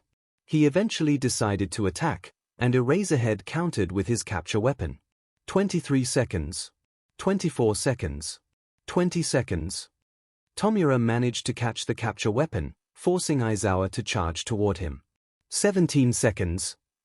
Aizawa pulled on his capture weapon, bringing Tomura toward him, and he elbowed him in the gut.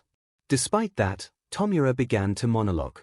It's hard to tell when you are scampering around, but there are moments when your hair falls in front of your eyes. He grabbed Aizawa's elbow. Every time you finish a given move. And your max duration's getting shorter and shorter. Suddenly, Aizawa's elbow began to crack and to turn into dust. Don't overdo it now, Eraserhead. Aizawa didn't let it get to him and punched Tomura to make him release him before he jumped away. Are you alright, Eraserhead? 13 asked. Be careful if you get close to him. He seems to have some kind of disintegration quirk. Izuku saw that and came to the same conclusion.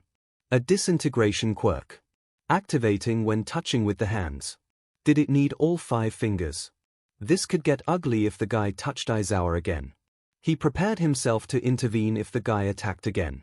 Instead, the big monster with the exposed brain was the one who attacked. It had remained in the back all this time, simply waiting and observing. Suddenly, the mist guy appeared beside the hand guy, having recovered from the electricity. DMN it.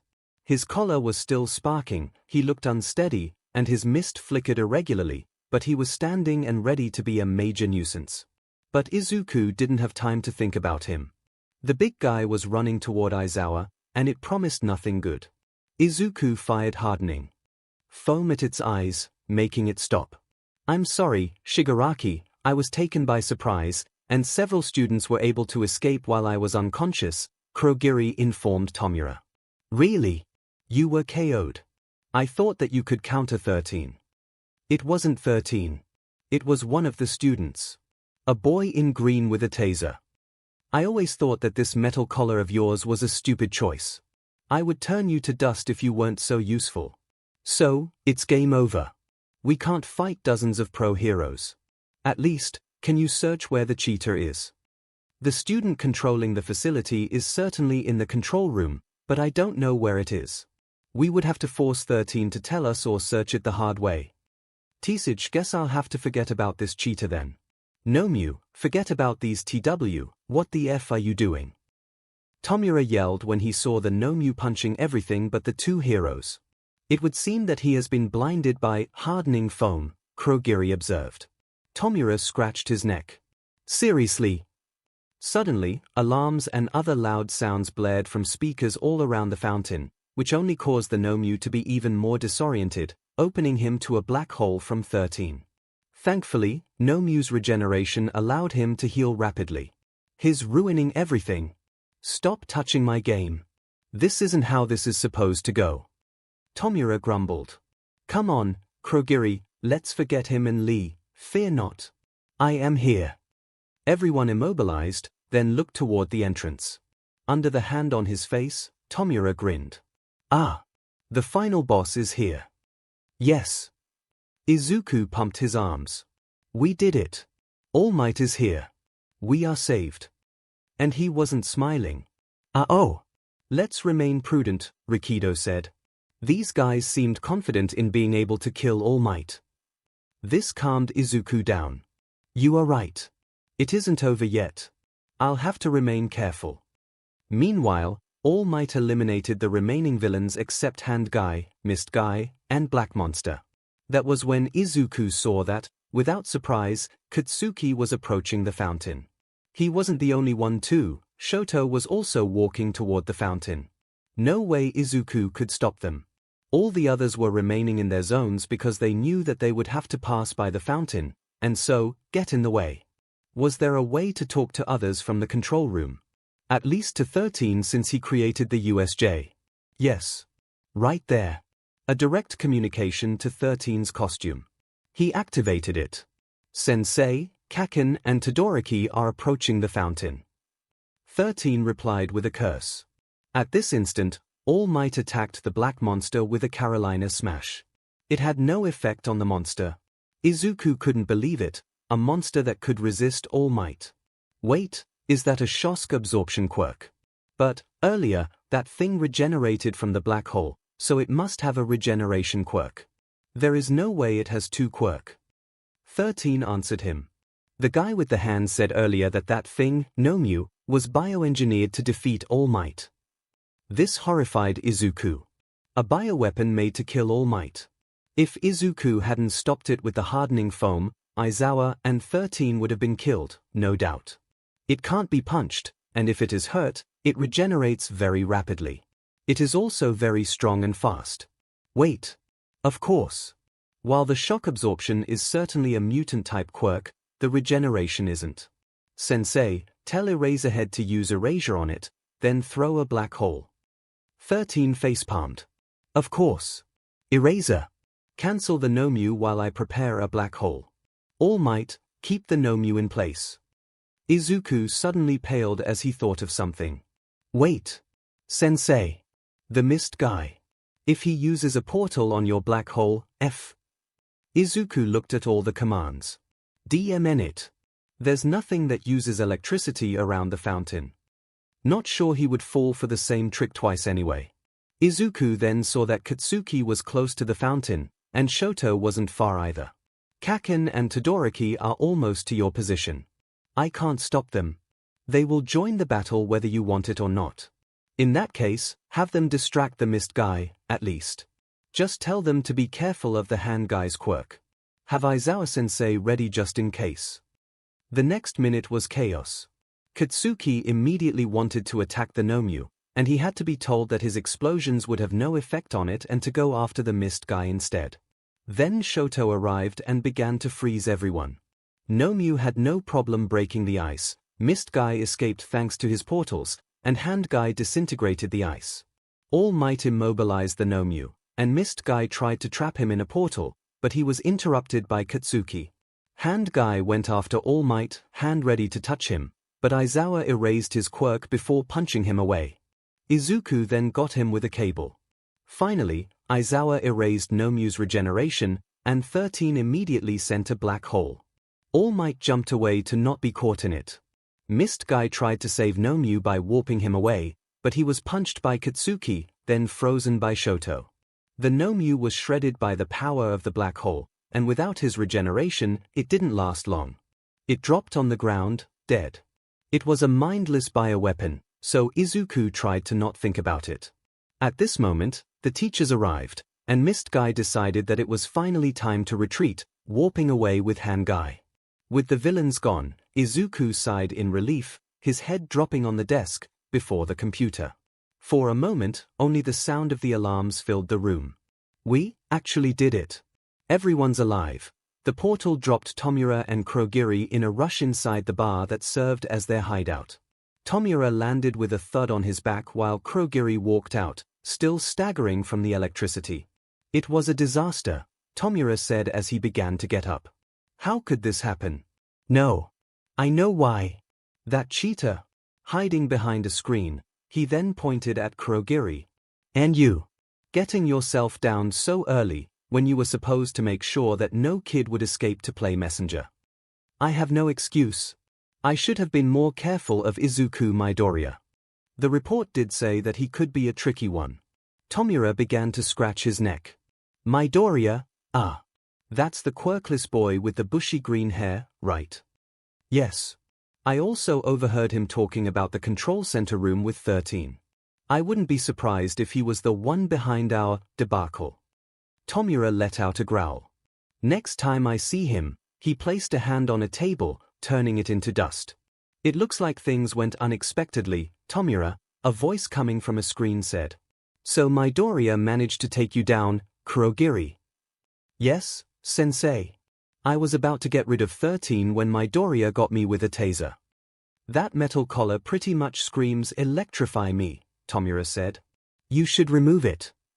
He can't, Tomura, the voice chided. Kurogiri needs this brace to remain stable. Tomura groaned.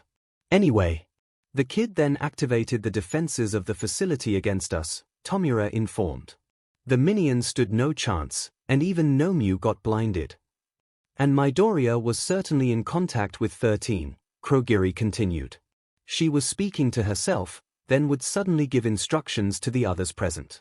So it signifies that Midoriya is certainly the one who got the idea of using erasure followed by black hole on the Nomu. He identified his quirks and found his weakness. So it wasn't even All Might who defeated the Nomu, the voice asked. He barely had to put any effort, Tomura answered. He arrived, fragged the minions, then distracted the Nomu and immobilized him to open him to the combo erasure and black hole while we were distracted by some brats. So, a boy ruined months of effort. The voice asked. Yes, Tomura growled. Interesting. I will look more into him. Meanwhile, find stronger troops. Take all the time you need. We can't move freely. That's why we need a symbol like you. Tomura Shigaraki. Next time, the world will know of the terror you represent. The man behind the voice cut off the communication with his pupil, then smiled. The truth was, he didn't need to look more into Izuku Midoriya. The instant the media spoke about him after his stunt at the entrance exam, he had Garaki give him everything. Chance made it that the young Midoriya had been one of the patients of the old doctor. After all, a quirkless kid, taking on the hero course against all odds. Izuku Midoriya, son of Hisoshi Midoriya. And of Inko Midoriya, born Inko Mizuno. The man chuckled. What a small world. Class 1A was gathered outside the USJ, not far from the entrance, observing the captured villains as they were led into police vans. Izuku was sitting among them, feeling drained. How can you feel so tired when you spent all this time sitting on a chair? Hunter asked. Crash from adrenaline and stress, Izuku replied. Making sure that everyone remained alive was very difficult. Katsuki T scared and said, I didn't need your help, shitty Deku, but nobody listened to him. Says the guy who was giggling at the chaos he was causing, Rikido deadpanned. This made Izuku blush while looking away. Koji signed, there is nothing wrong with allying pleasure and duty. Seeing the villains be maltreated by the defenses was pretty funny. It reminded me of old cartoons. Oh. With Todoroki freezing everyone as soon as they showed up, I missed out on a lot of fun, Toru said. Oh, so you were in the landslide zone? Izuku asked. That's right. As for my location, Yuga began. Anyone have an idea? I couldn't find you anywhere, Izuku said. I guess you managed to find a very good hiding spot. Where were you? It's a secret. Izuku. Hearing the familiar voice, Izuku looked up and saw Nezu approach him, followed by several teachers as well as the detective. All Might was absent however. Izuku quickly got up while saying, Nezu-sensei. Aizawa and Kuro's told me everything. Who? 13. Ah. I must say, I'm proud of you, Izuku. Izuku's breath stopped upon hearing these words. You didn't panic. You took initiatives and were able to save the lives of all your classmates and your teachers. You analyzed the enemy, found their weakness, and led Aizawa, Kuro's, and All Might to victory. And the worst injury was Aizawa's elbow, but nothing that can't be healed by Recovery Girl. Nezu then grinned. I couldn't have asked for a better apprentice. Of course, I knew that long ago, but you just proved it. You exceeded every expectation I had. Tears appeared in Izuku's eyes. As he began to rub them, he felt a hand on his shoulder, and when he looked, he saw that it was Tenyas, who was smiling at him. Denki was giving him a thumbs up. Even Fumikage was giving him a nod. He looked back toward Nezu and said, Thank you, Nezu-sensei. Now, tell me, what did you think of playing the role of the man in the chair? Nezu then asked. Grueling. If anyone thinks that being that man is easy, they are wrong. Nezu nodded. Yes, it's a huge responsibility. But you clearly are a natural. How about I make you go through some simulations to hone this skill? I would love to. Nezu smiled at Izuku. Then, the detective finally advanced. Oh, it's statement time. A hero asked. No, it's not the time for that. We're gonna get you kids back to the classroom for now.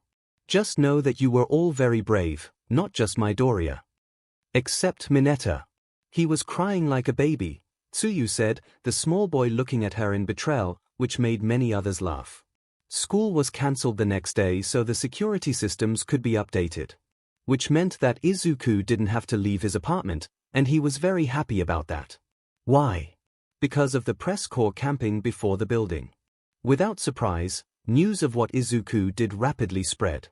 Inside the apartment was barely better however, because Inko was constantly shifting between worry, horror, and pride. At least, Izuku knew how to deal with his mother. But the press? No way. The USJ incident was all over the news, and his name came regularly. Thankfully, since it was Friday, Izuku only had Saturday to worry about, and Nezu thought about it because, when Saturday came, he sent All Might to make diversion, allowing Izuku to get past the press corps to reach UA. Finally at UA, he passed the gate, only to have eyes on him. With a groan, he tried to not pay attention to them as he walked to his class. Then Aizawa arrived, and he decided to be dramatic. Your fight isn't over. Our fight? Katsuki asked. Dread filled Izuku. Don't tell me, more villains. Minoru exclaimed on the verge of panic. Finally, Aizawa took pity of them. US Sports Festival is fast approaching. That's so totally ordinary, someone yelled. Later that day, Izuku entered the den, the room that had been repurposed to be his and Mai's workshop.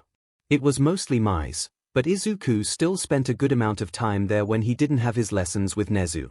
Suddenly, he found himself with Mai's face before his. You heard the news. The US Sports Festival will still happen despite the villain attack.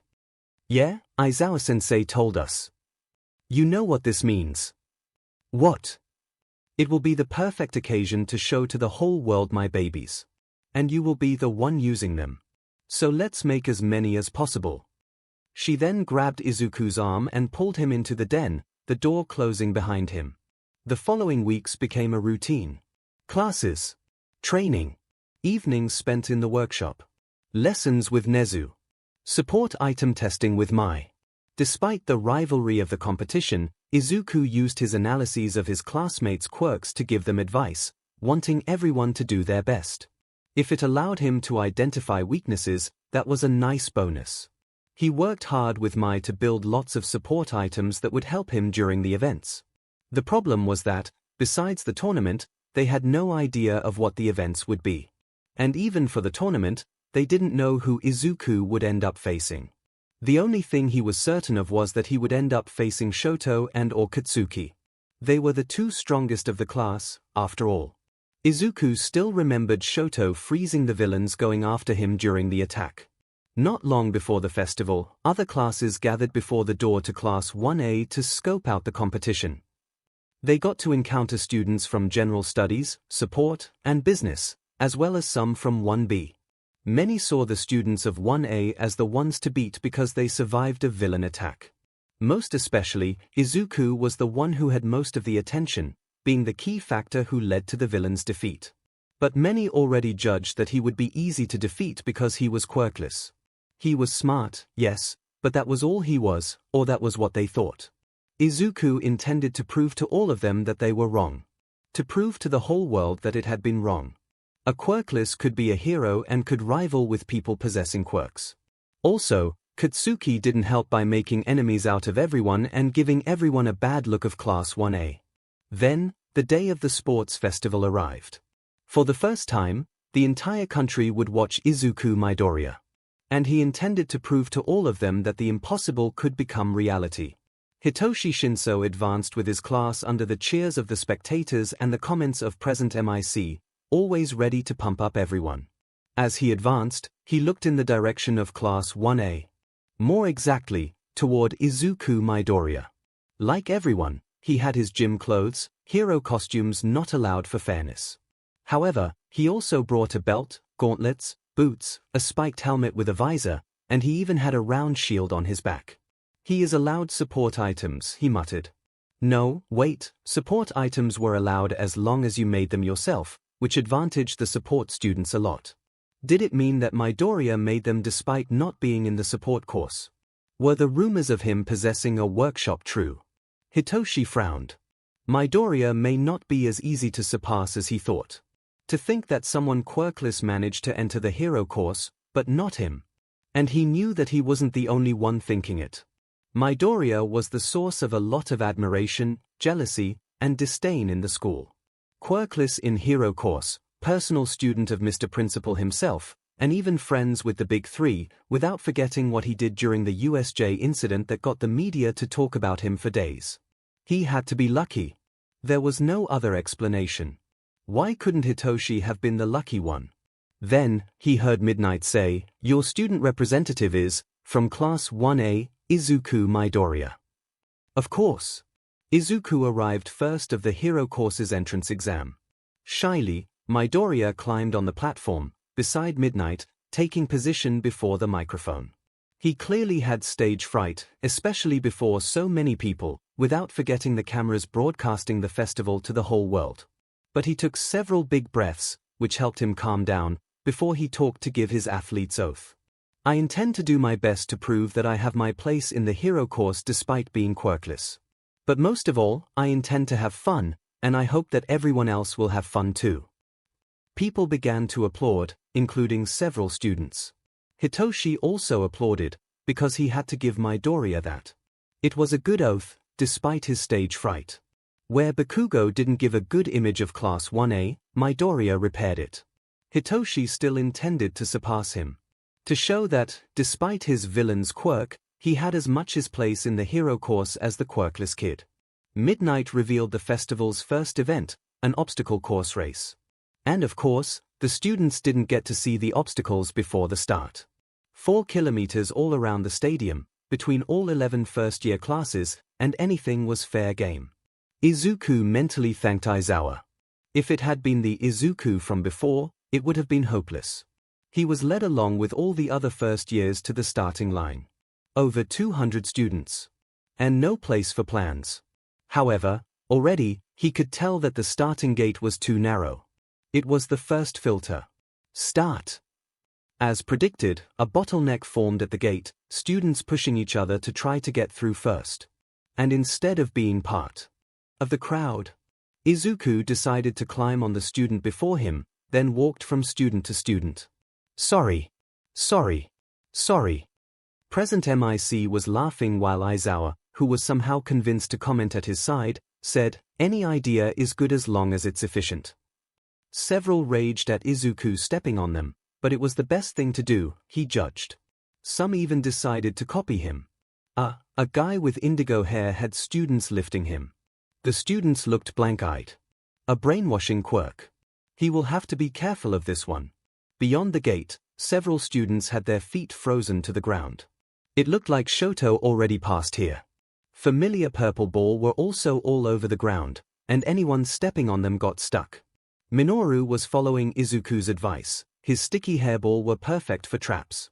Too bad it made things harder for Izuku, as he had to be careful of where he walked. Hanta certainly had a similar tactic with his tape, but he was further behind. Izuku arrived at the first obstacles, robots. The same ones as in the entrance exam. Including 0-pointers. Too bad Izuku didn't have his laptop. Several were already destroyed or frozen. Izuku grabbed his grapple from his belt and targeted one of the remaining 0-pointers. Once the grapple hooked to its arm, he used it to fly over the smaller robots and the other students. He flew past the 0-pointers, too fast for them to properly target him. And so, he passed the robots. The faux villains didn't even slow down Midoriya. Present MIC shouted. He could see Shoto, Katsuki, and several others before him. No Minoru however, so no sticky ball anymore. The robots certainly got him. They reached the next obstacle. As Present MIC called it, the fall. A huge gulf with many pillars of stone linked to each other by tight ropes. Izuku didn't hesitate. He ran on the ropes, to the shock of everyone else. Parkour was part of Aizawa's training, after all. Aizawa chuckled. As expected. Katsuki looked behind him, seeing Izuku on his tail. "There's no way you'll defeat me in a race, Deku," he yelled. Izuku laughed. "Then focus on the race instead of me, Kaken." Veins showed on Katsuki's forehead, but as much as he wanted to punch Izuku, he was right. They arrived at the last obstacle, the minefield. Shoto had to slow down, but Katsuki could use his explosions to propel himself over them. They ended up starting to fight each other for first place. Izuku stopped at the start and thought this through. He could already see the positions of the mines. However, if he managed to catch up to Katsuki and Shoto, either he would get an explosion to the face, or he would get frozen. He looked down at the minefield and began to mumble while he grabbed his shield. What is Midoriya doing?" Present MIC asked. "Probably doing something mad Nezu approved," Aizawa said. Arriving from behind was unadvised. But arriving from above. A lone mine gave a weak explosion, but put them together. The shield should allow him to dig them up. He didn't think that he would get to use his shield before the tournament, especially to do something like this. Before long, he had several gathered in a hole. He made calculations, then remade them. In honor of Kaken, Izuku placed his shield before him, then jumped into the hole. Boom! The resulting explosion propelled him in the air.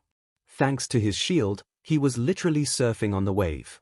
Everyone was left speechless, even Present MIC. He flew over the whole minefield, passing above several of his classmates like Fumikage or Tenya, and he even saw students from 1B, and they were all looking at him like he had lost his mind. He took the lead, much to Katsuki's rage as he used his explosions to gain speed despite the fact that his arms were probably getting tired. Deku! Get the hell back here! Shoto didn't want to be left behind, so he formed a path out of ice before him, allowing him to stop worrying about the mines. Katsuki and Shoto even stopped fighting each other. They only cared about catching up to Izuku, and Present MIC was eating it up. 𝐒𝐭𝐚𝐲 saw them approach him from below as he was about to land, side by side. They were confident.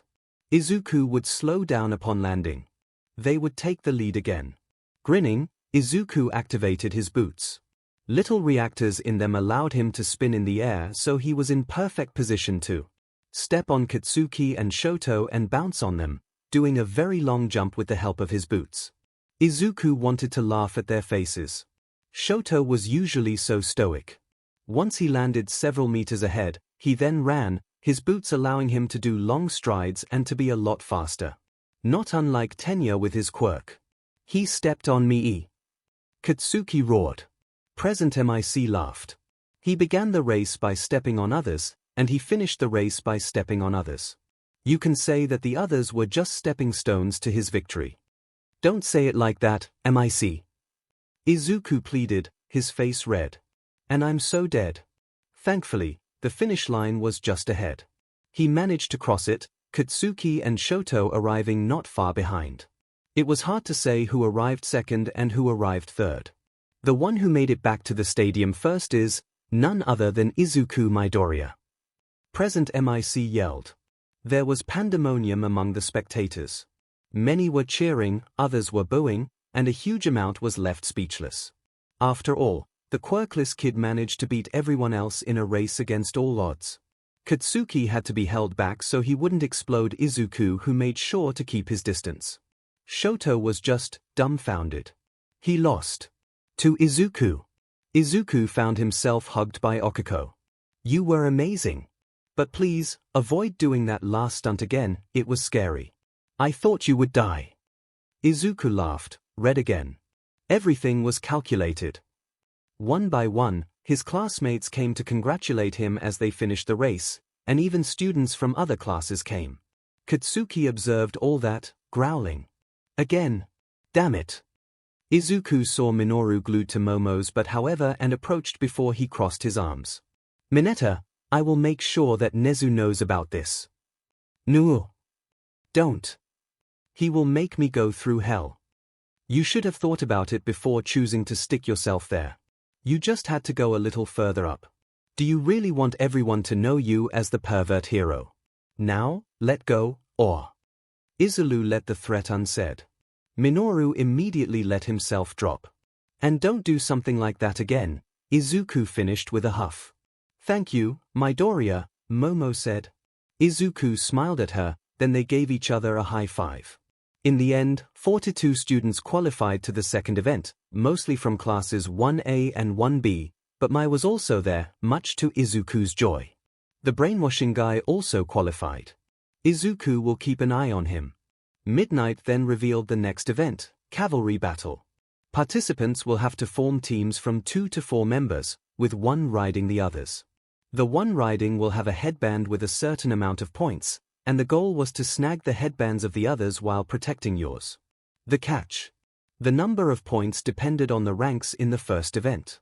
And 𝐒𝐿, who ranked first, had 10 million points.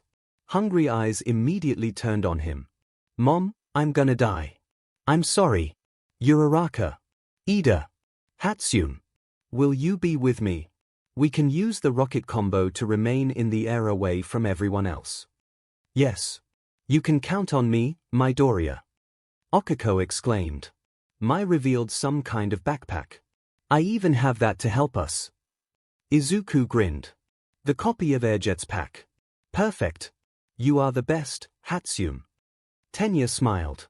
Without surprise, you already have everything planned, Midoriya. I'd expect no less.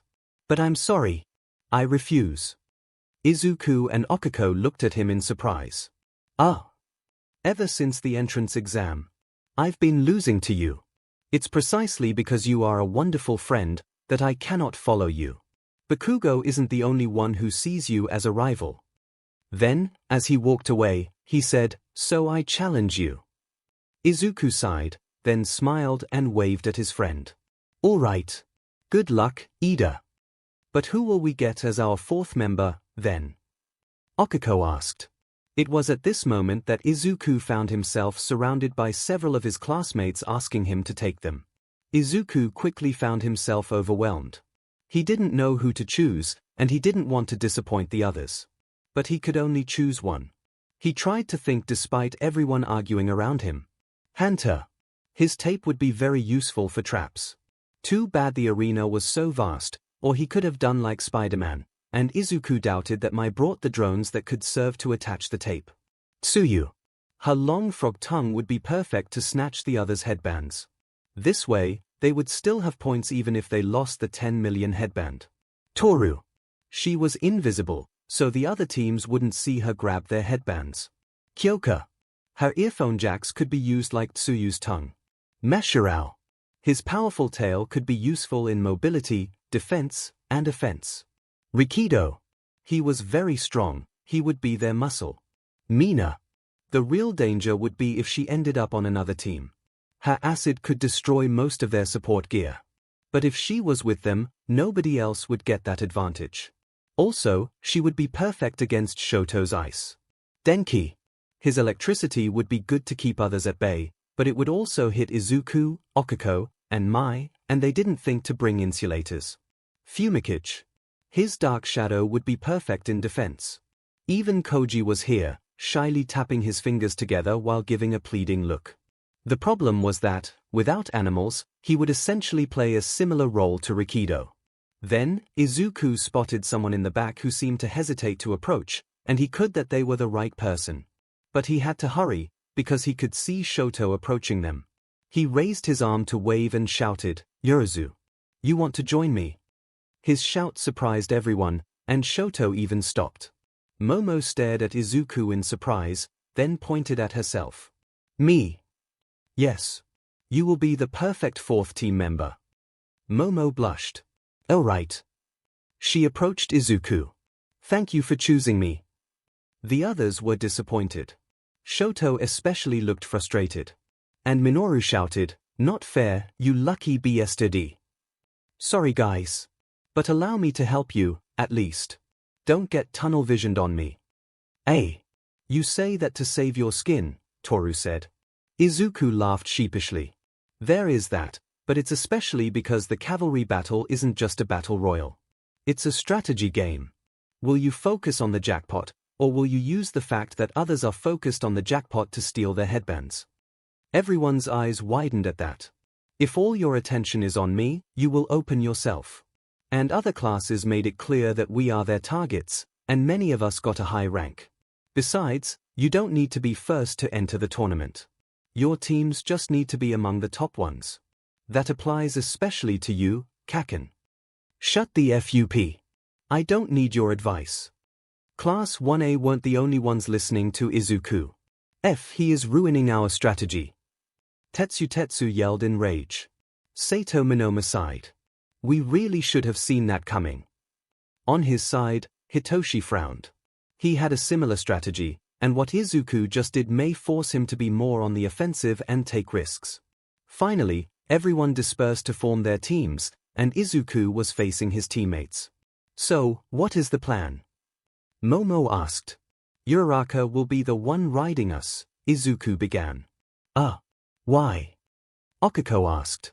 "You can't make yourself float without getting sick. So you will make us float while we transport you. You also get the backpack. Hatsune and I will be in the back as support with our support items. Yozuru, you get in the front to shield us and counter anything the others would throw at us with your quirk." Momo smiled. "Count on me." Sadly, while I know a lot about the quirks of our classmates, I don't know much about the quirks of the other classes. Be careful of that guy with indigo hair from Gen Ed, Hitoshi Shinso. I think that he can brainwash others. If you see him approach, avoid talking to him or looking him in the eyes or whatever. I don't know what is the condition of activation of his quirk. If one of us gets brainwashed, hopefully, a light hit should be enough to awaken them. The three girls nodded. Most of the game will be spent running away, but if we find an occasion to get a headband, we take it. This way, even if we lose the 10 million headband, we still have a chance. Any question? Momo raised an arm. Do you want me to produce anything before we start? Izuku grinned. That was the next step. So, can you? Present MIC began the countdown. 3, 2, 1, start. Teams immediately began to run toward Izuku's team. Momo dropped a smoke grenade. A very big one that covered a huge part of the arena in smoke. Juzo Honinuki from 1B softened the ground. Shoto froze it. But Team Uraraka was already in the air, with Okiko using her jetpack while Izuku, Mai, and Momo used jet boots. Mai, Izuku, and Okiko were also equipped with jet gauntlets, all made by Momo. And thanks to the smoke, very few saw them. Look at that. Team Uraraka is using the sky. Wait, is there a height limit? Present MIC asked. 5 meters, Aizawa answered. They aren't the first ones to try to fly out of reach.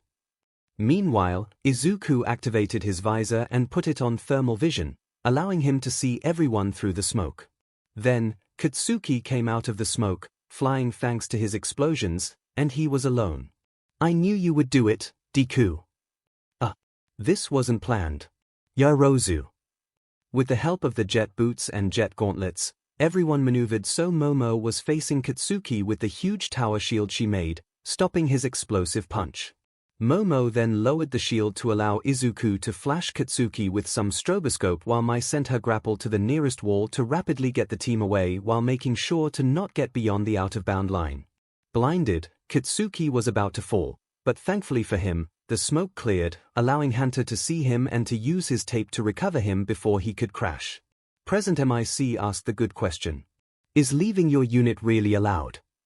Midnight answered, it is here, on a technicality. As long as your feet don't touch the ground. Seeing that Team Uraraka was high in the air and hard to reach, most teams decided to give up on the 10 million headband to focus on others easier to reach. Izuku was right, the 10 million would be nice, but the goal was to get enough points to be qualified for the tournament, not to be first. Katsuki didn't want to give up on Izuku however.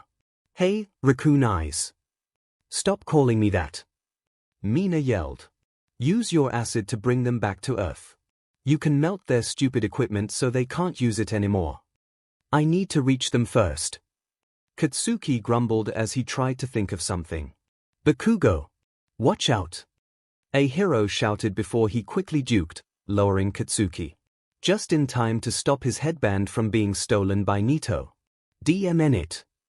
A hero, Mina, and Hunter quickly moved away from Nito and his team. Remember what Midoriya said, Bakugo. If you focus too much on him, others will steal our headband. A hero said. There's no way I'm letting the shitty Deku get in first place. Again. Katsuki yelled. What is most important? Your grudge against Midoriya, or reach the next step? Hunter asked. If you qualify for the tournament, you can always settle your grudge by fighting against Midoriya. Mina tried to reason. If he even gets past the first round, Katsuki growled before his eyes settled on Nito. So you wanted a piece of me? You're gonna have it, fuckface. Fumikage, who found himself part of Shoto's team, tried to reach Team Uraraka with Dark Shadow, but as soon as he got close, Momo used a flashbang, the intense light pushing him back. The team then moved away. Shoto decided to abandon this strategy. As planned, pretty much every team gave up on Team Uraraka. Reaching them when they constantly moved in the sky was too much of a bother. 10 million points was mouth-watering, but making it hard to get turned everyone away. Some still tried from time to time, but they were half attempts at best whenever they were in range and felt like they had a chance. The battle pretty much turned into a war between 1A and 1B. It looked like 1B had really been counting on 1A being too focused on the 10 million headband, but Izuku's warning ruined that. Shoto easily got headbands by freezing other teams. Some managed to dodge however. Izuku could guess what his plan had been. He had probably intended to recruit Momo to get insulators to allow Denki to use his electricity and paralyze other teams to easily get their headbands. But since Izuku was the one who got Momo, poor Denki couldn't use his electricity without also shocking his teammates, so Shoto had to settle with using his ice when it was less expected to take others by surprise. Tenya gave him good speed at least to take others off guard. Katsuki seemed to have given up on Izuku, by some miracle. He was now targeting other teams, whether they were from 1A or 1B, perfectly using the quirks of his teammates. Katsuki was a hothead, but he could be a real battle genius when given the occasion. He even went after Shoto's team, being confident against the ice thanks to Mina. Izuku made sure to keep an eye on Hitoshi. He wanted to discover how his brainwashing was activated, in case he ended up facing him in the tournament. Without surprise, he brainwashed others to form his team. However, as the timer was getting close to the end, he was going after the frozen teams, so he didn't need to use his brainwashing. Sadly, in the chaos, Izuku could only manage to get one headband, and a rather weak one at that. Okiko had quietly kept one hand on both headbands ever since Izuku told something to her after getting the second one. The jet boots, gauntlets, and pack were starting to lose energy, but thankfully, the time was nearing its end. But then, Katsuki, now possessing a few headbands, decided to give one last try against Izuku. Come on, Deku, you really thought that I would let you win. Bakugo wants to take Team Uraraka's throne at the last moment. Present MIC yelled. It's all or nothing for Team Uraraka. If they lose this headband, they are finished. Like the first time, they maneuvered so Momo could use her shield. However, with the equipment losing energy, they were slower, and Katsuki used that to his advantage by remaining out of the way of the shield. Present MIC began the countdown to the end. Izuku prepared his stroboscope, but Katsuki didn't give him time as he approached quickly, ready to take their headband. Mai used a smoke bomb. Katsuki didn't let the smoke get him and went to grab the headband. Got it. But then, he saw which headband he got. It wasn't the 10 million one, but the weak one the team had managed to snatch in the chaos. As he began to drop, he understood what happened.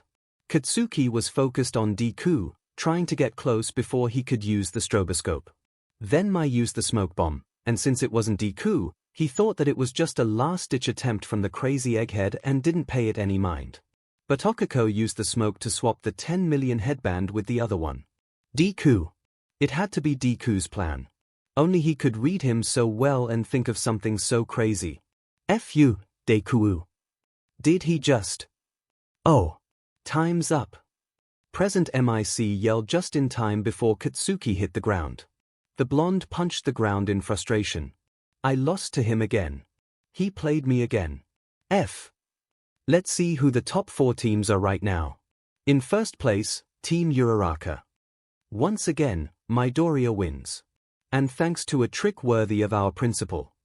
Yes. We did it. Okiko exclaimed before she high-fived Izuku, Mai, and Momo. Many stared in silent disbelief as the quirkless kid won again. Once was a miracle. Twice was a coincidence, right? In second, Team Todoroki. Shoto didn't really look happy. In third, Team Bakugo. Katsuki didn't really look happy either. And in fourth, Team ♯. Hitoshi, however, looked very proud. These 4 teams will proceed to the final event. Present MIC concluded before he announced the lunch break. Nezu was cackling. He was cackling because his protégé was giving the middle finger to the whole world. Nobody expected the quirkless kid to pass the obstacle course, and yet, he did, rather easily too. Nobody expected the quirkless kid to pass the cavalry battle, and yet, he did, rather easily yet again despite the odds. And yet, people were still underestimating him. They were thinking that Izuku stood no chance in a duel against someone possessing a quirk. Oh, how Nezu will relish in them seeing their world collapse. Honestly, Izuku surprised even Nezu. The explosion surfing. What a stupidly suicidal yet wonderful idea. The headband swapping at the last moment. Izuku got him there for a moment. This promised for the tournament. Taking him under his wing really was the best decision of his life. Nezu began to wonder if people would ever cease to be surprised by Izuku one day. In the stadium's cafeteria, while Izuku glared at Minoru and Denki for trying to make the girls wear cheerleader outfits, several people were staring at him. Hitoshi understood that Izuku really wasn't someone to underestimate. He had been wrong. It wasn't luck that got Izuku into the hero course. The kid was dangerous. Hitoshi saw him observe him during the cavalry battle. He certainly guessed that Hitoshi had a brainwashing quirk. But Hitoshi doubted that Izuku guessed that, for his quirk to activate, he had to talk to the target, and the target had to answer. If Hitoshi ended up facing Izuku, he still had a chance. He had to win. He had to show to everyone that he deserved to be in the hero course. If a quirkless managed to get in, he could too. He just needed to figure out which buttons to press to make Izuku talk. Tenya, in the end, didn't get the occasion to prove himself against Izuku. He should have seen that coming the instant Izuku thought of using the rocket combo. Of course, Izuku had wanted to spend the whole battle in the air, out of range of most teams. And Momo made it so easy with her quirk. Izuku really was an example. Someone that shone like the sun. Someone after which Tenya was constantly running, never managing to catch up despite his speed. But Tenya hoped to remedy that during the tournament. Everything depended on who would end up fighting who, however. Tenya didn't give himself good chances if he ended up against Shoto or Katsuki, even if he used his secret technique. Even 𝐒𝐭𝐴𝐲 with his dark shadow would be problematic. Denki's electricity was dangerous, and a hero had very good defense. Tenya hoped that luck would be on his side. Shoto didn't understand. His whole life, he was told that powerful quirks ruled. That your worth depended on how mighty your power was. Izuku had no power. And yet, time and again, he fought the odds, and won. But it meant nothing. All his victories could be explained. Hacking a giant robot. Anybody could do that. The battle trials. He simply played bait and let his teammate do the most important work. The USJ. He simply activated some defenses and guided the teachers from behind a screen. The teachers did most of the job. The obstacle course. Some simple ideas and a gamble.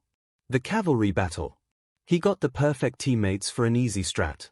But now, duels were coming. Izuku could only count on himself. And without power, Shoto didn't expect him to go far. No way he could lose against someone without power. If Midoriya defeats him, then everything father taught him was wrong. Katsuki was waging a war with himself. Deku won the obstacle course. So what? A stupid stunt with the mines. Deku won the cavalry battle. So what? He hid in the sky the whole time. The battle trial. Katsuki clenched his fists. He shouldn't have lost that one. And the USJ. Damn it. Everybody kept talking about Deku. Deku this. Midoriya that. The quirkless hero student. The boy who saved you every newspaper. Every television. Every conversation. It should have been him. Izuku was quirkless. Just Deku. The useless crybaby who always followed him around. Katsuki had one of the most badass quirks ever. He was supposed to be the best. Everyone told him that. He was the best. Then why does Izuku keep winning? Luck. Tricks. Planning. Teammates. Cheap tactics. None of it mattered. Then why am I always the one losing? That stupid trick with the headband, it shouldn't have worked. But it worked. Deku's words returned to him. I have known you since we were kids, Kaken. Of course. He knew I'd go after the 10 million points. He knew exactly what I'd do. Damn it.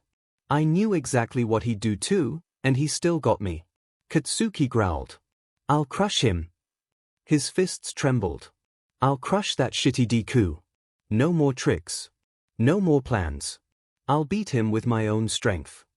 The lunch break ended. The tournament was announced.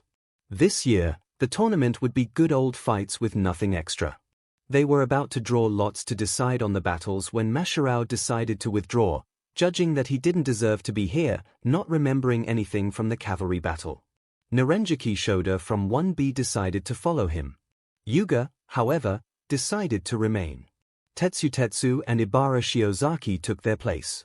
The matchups were finally decided, and Izuku immediately saw that he was first, against Hitoshi, and if he won, he would face Shoto in the next round. Poor Hanta. Ouch. Okiko was against Katsuki. Good luck to her. Mai was against Tenya, but knowing Mai, it wouldn't matter. She already got what she wanted. Momo was against 𝐒𝐭𝐴𝐲. It could go both ways there. Thankfully, before the battles were the thriller-minute festivities, which allowed everyone to have fun and prepare. Mashirao tried to tell Izuku about Hitoshi's quirk, but Izuku stopped him. He wanted to defeat him by himself. He already had a plan. Finally, Cementos was done building the arena, and the tournament could start. Present MIC was hyping up everyone. He was born for this role. Izuku finally advanced toward his side of the arena. He had his equipment from before the cavalry battle again, so no more jet boots or jet gauntlets. The first match. The genius boy from 1A who took the world by surprise by winning both the race and the battle. Izuku Midoriya. Versus. Sorry, but this guy hasn't really done anything to stand out yet. It's Hitoshi Shinso from General Education. Present MIC then went on to explain the rules. Winning was by knocking out of the ring, immobilization, or making the other say, "I give up." Fighting dirty was allowed. What mattered was to win. Of course, killing was a no. As Izuku was facing Hitoshi before the start, Hitoshi began to talk. "So you are Midoriya, ah. I heard a lot about you. And I must say, I'm not disappointed. You are worthy of your reputation." "Ah, thanks. Ridioiwaiui. Start." Present MIC yelled. "So, what is it like to be a quirkless in the hero course?" Hitoshi asked. Izuku gave a small grin. "Difficult." And suddenly, he felt that his body wasn't his anymore. "Oh, I see. It activates by getting an answer. Very effective, but easy to counter if you know about it." Aizawa then proceeded to explain how Hitoshi hadn't managed to enter the hero course despite this powerful quirk because it was useless against the robots.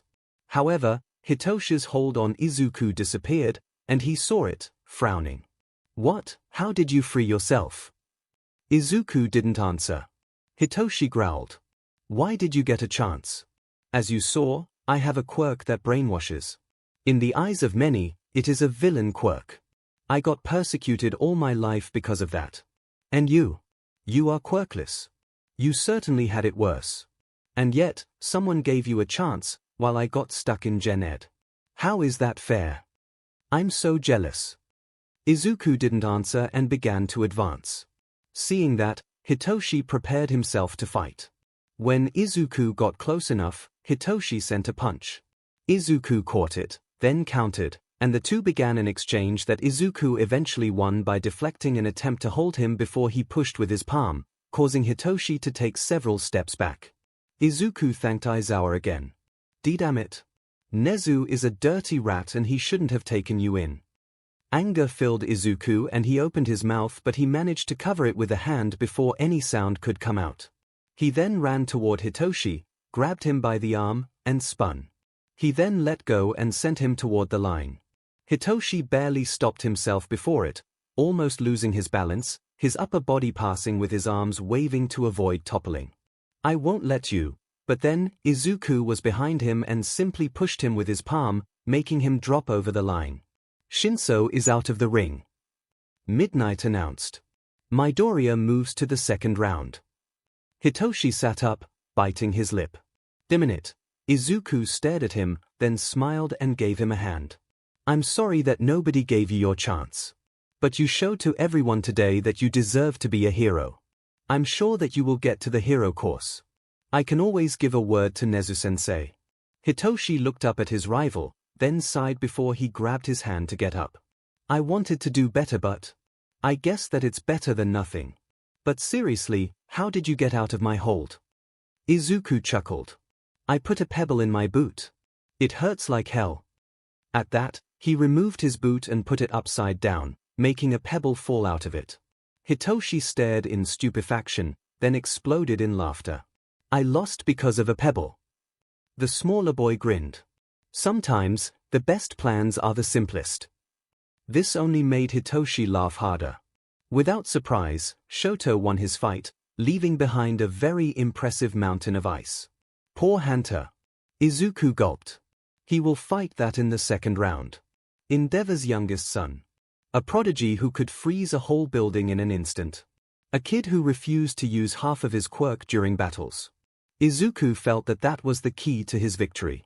As the staff was thawing the ice from the arena, Izuku, who had been almost frozen as collateral as he was sitting in the stands beside Okiko, took out a notebook and began to mumble as he noted. "Todoroki's ice is very powerful, and nobody knows its limit yet. He can only use it from his right side however, so his left side can be a blind spot as long as he refuses to use it. He was never forced to go all out, but if pushed, he could certainly freeze the whole ring. I may have to use this mode of my boots.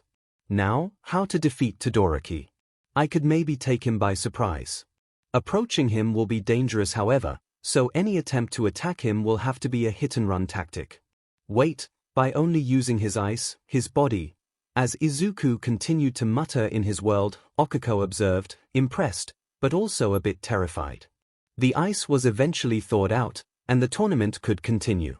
Denki lost miserably against Ibara and her impressive vine quirk.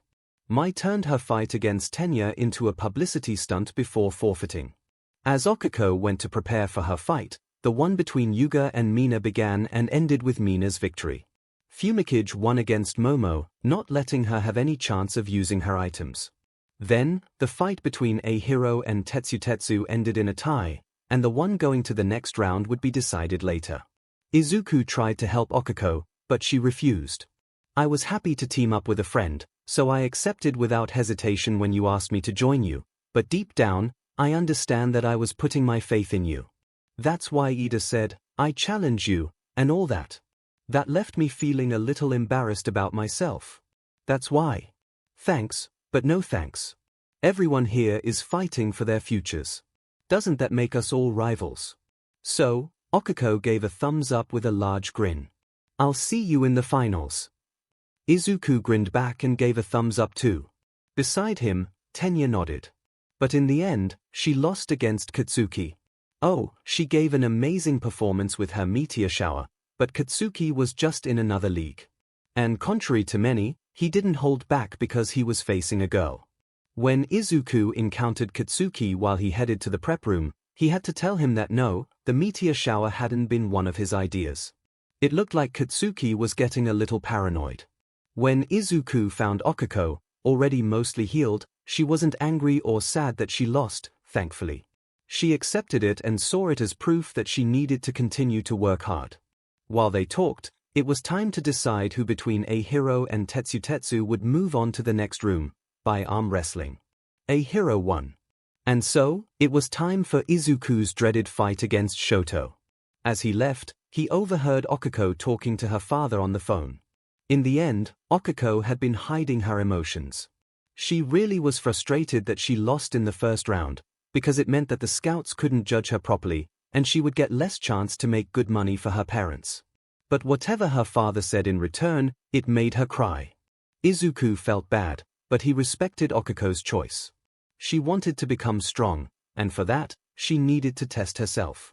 But once the festival would be over, Izuku would do his best to help her improve. To help the whole class improve. After all, it was his duty as class president. In the tunnel leading to the arena, Izuku took a big breath.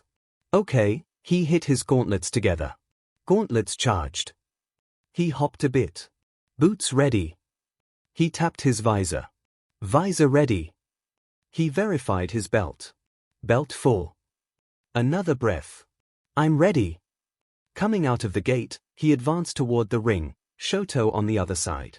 Both of these competitors have won top marks in this festival so far. But there's only room for one of these greats in the ring. All eyes were on the two teenagers. The quirkless genius. The prodigy with a very powerful quirk, son of the number 2 hero. In the stands, Endeavor scoffed. His son will make short work of this weakling. Izuku was already sweating a lot, but he could see that Shoto also seemed to doubt a bit. Midoriya versus Todoroki. Start. Shoto immediately sent ice toward Izuku. His boots activated, and he jumped aside, dodging the ice, before he sprinted toward Shoto very rapidly, readying a punch with his right fist. Shoto reacted in time and raised a wall of ice. Izuku still punched. 100% kinetic smash. The ice wall exploded, and Shoto himself barely had time to place his arms in defense before he was punched, sending him sliding a few meters. He then fell to his knee, breathing heavily with his arms hurting terribly. Midoriya was able to punch through Todoroki's ice wall. Is this the power of his gauntlets? Midoriya and Hatsune spent a lot of time together building all kinds of murder weapons for the festival, Aizawa informed. Introducing these two together has been a grave mistake. In the stands, Mai laughed. What do you think of that? Kinetic gauntlets. They accumulate energy whenever Midoriya moves, when he punches normally, and when he parries with them. This allows him to punch higher than his weight. Izuku didn't want to give Shoto time to recover, so he charged again, preparing his left fist. However, ice suddenly spread on the ground all around Shoto, and to avoid being frozen, Izuku jumped high with his boots. If I touch the ice, it's over. Time to activate it. Mobility boots, overboots mode. Izuku landed, but his feet didn't touch the ice now covering the ground. Instead, they floated a few centimeters above. Izuku wobbled a bit, but he managed to keep his balance. And now, he flies. Present MIC shouted. Classic technology taken right out of Back to the Future 2, Aizawa said. Shoto stared in shock, but then frowned as, still kneeling, he sent more ice toward Izuku, and Izuku dodged again by floating aside. But then, Shoto, predicting Izuku's path, made ice come out of the ground right under him. But Izuku knew this would happen the instant Shoto covered the ground in ice, so he jumped again, only for Shoto to send ice at him while he was in the air. But Izuku then used his grapple on a spike of ice to move away. While still in the air, he grabbed a smoke grenade. Shoto couldn't freeze him with accuracy if he couldn't see him. But thanks to the thermal vision of his heat visor, Izuku could see him without problem. However, as smoke began to spread while Izuku landed, before he could move, Shoto jumped toward him with his right fist covered in ice, attacking where he saw him. Land before the smoke spread out. Izuku floated backward, then quickly grabbed his shield when Shoto's fist hit the ground and sent ice toward him pretty much at point-blank range. Kneeling behind the shield, the ice pushed him back until he almost reached the out-of-bound line. Thankfully, he floated out of the way with his overboots just in time. It was then that Izuku noticed Shoto shaking, his body covered in ice. I knew it.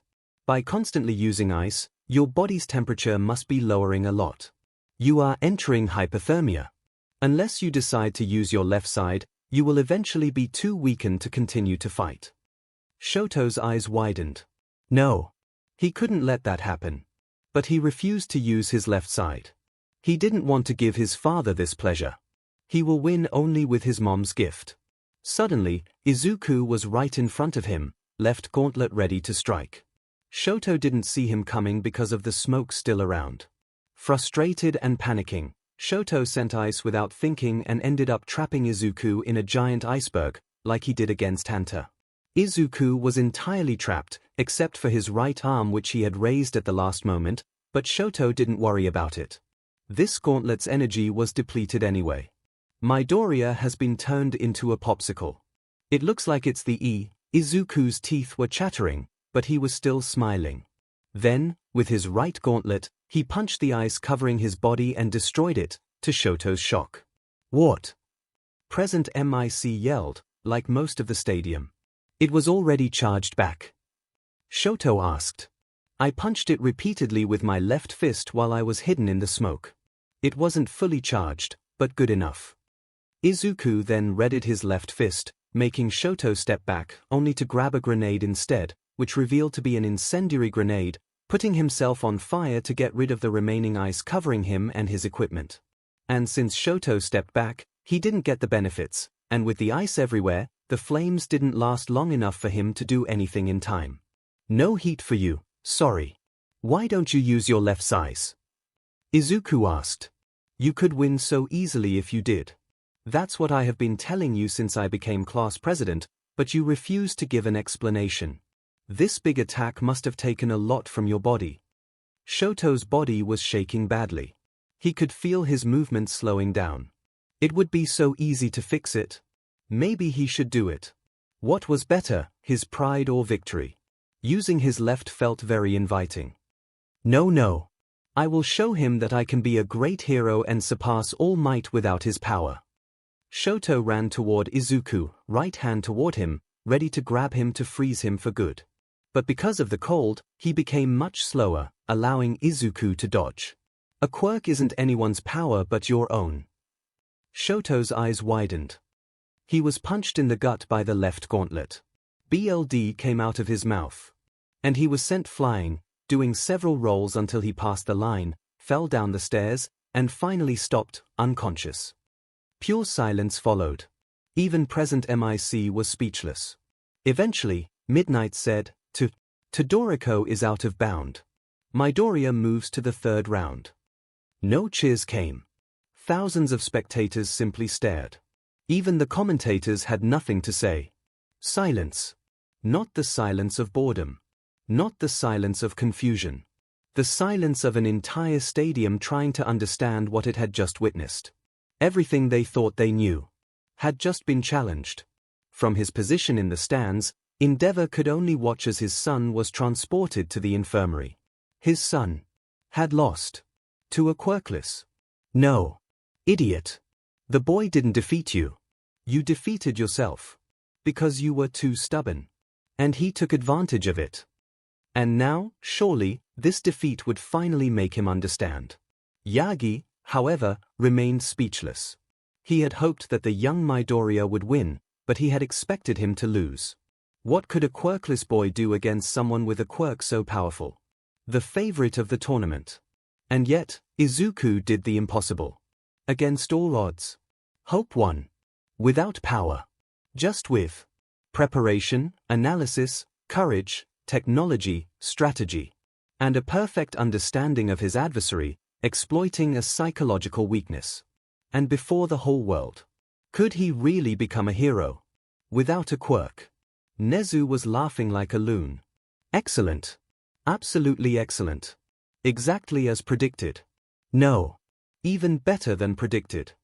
Spectators were finally coming out of their shocks. Did he really win? Wasn't he quirkless? How did he destroy Todoroki's ice? Did you see those gauntlets? And maybe being quirkless doesn't matter.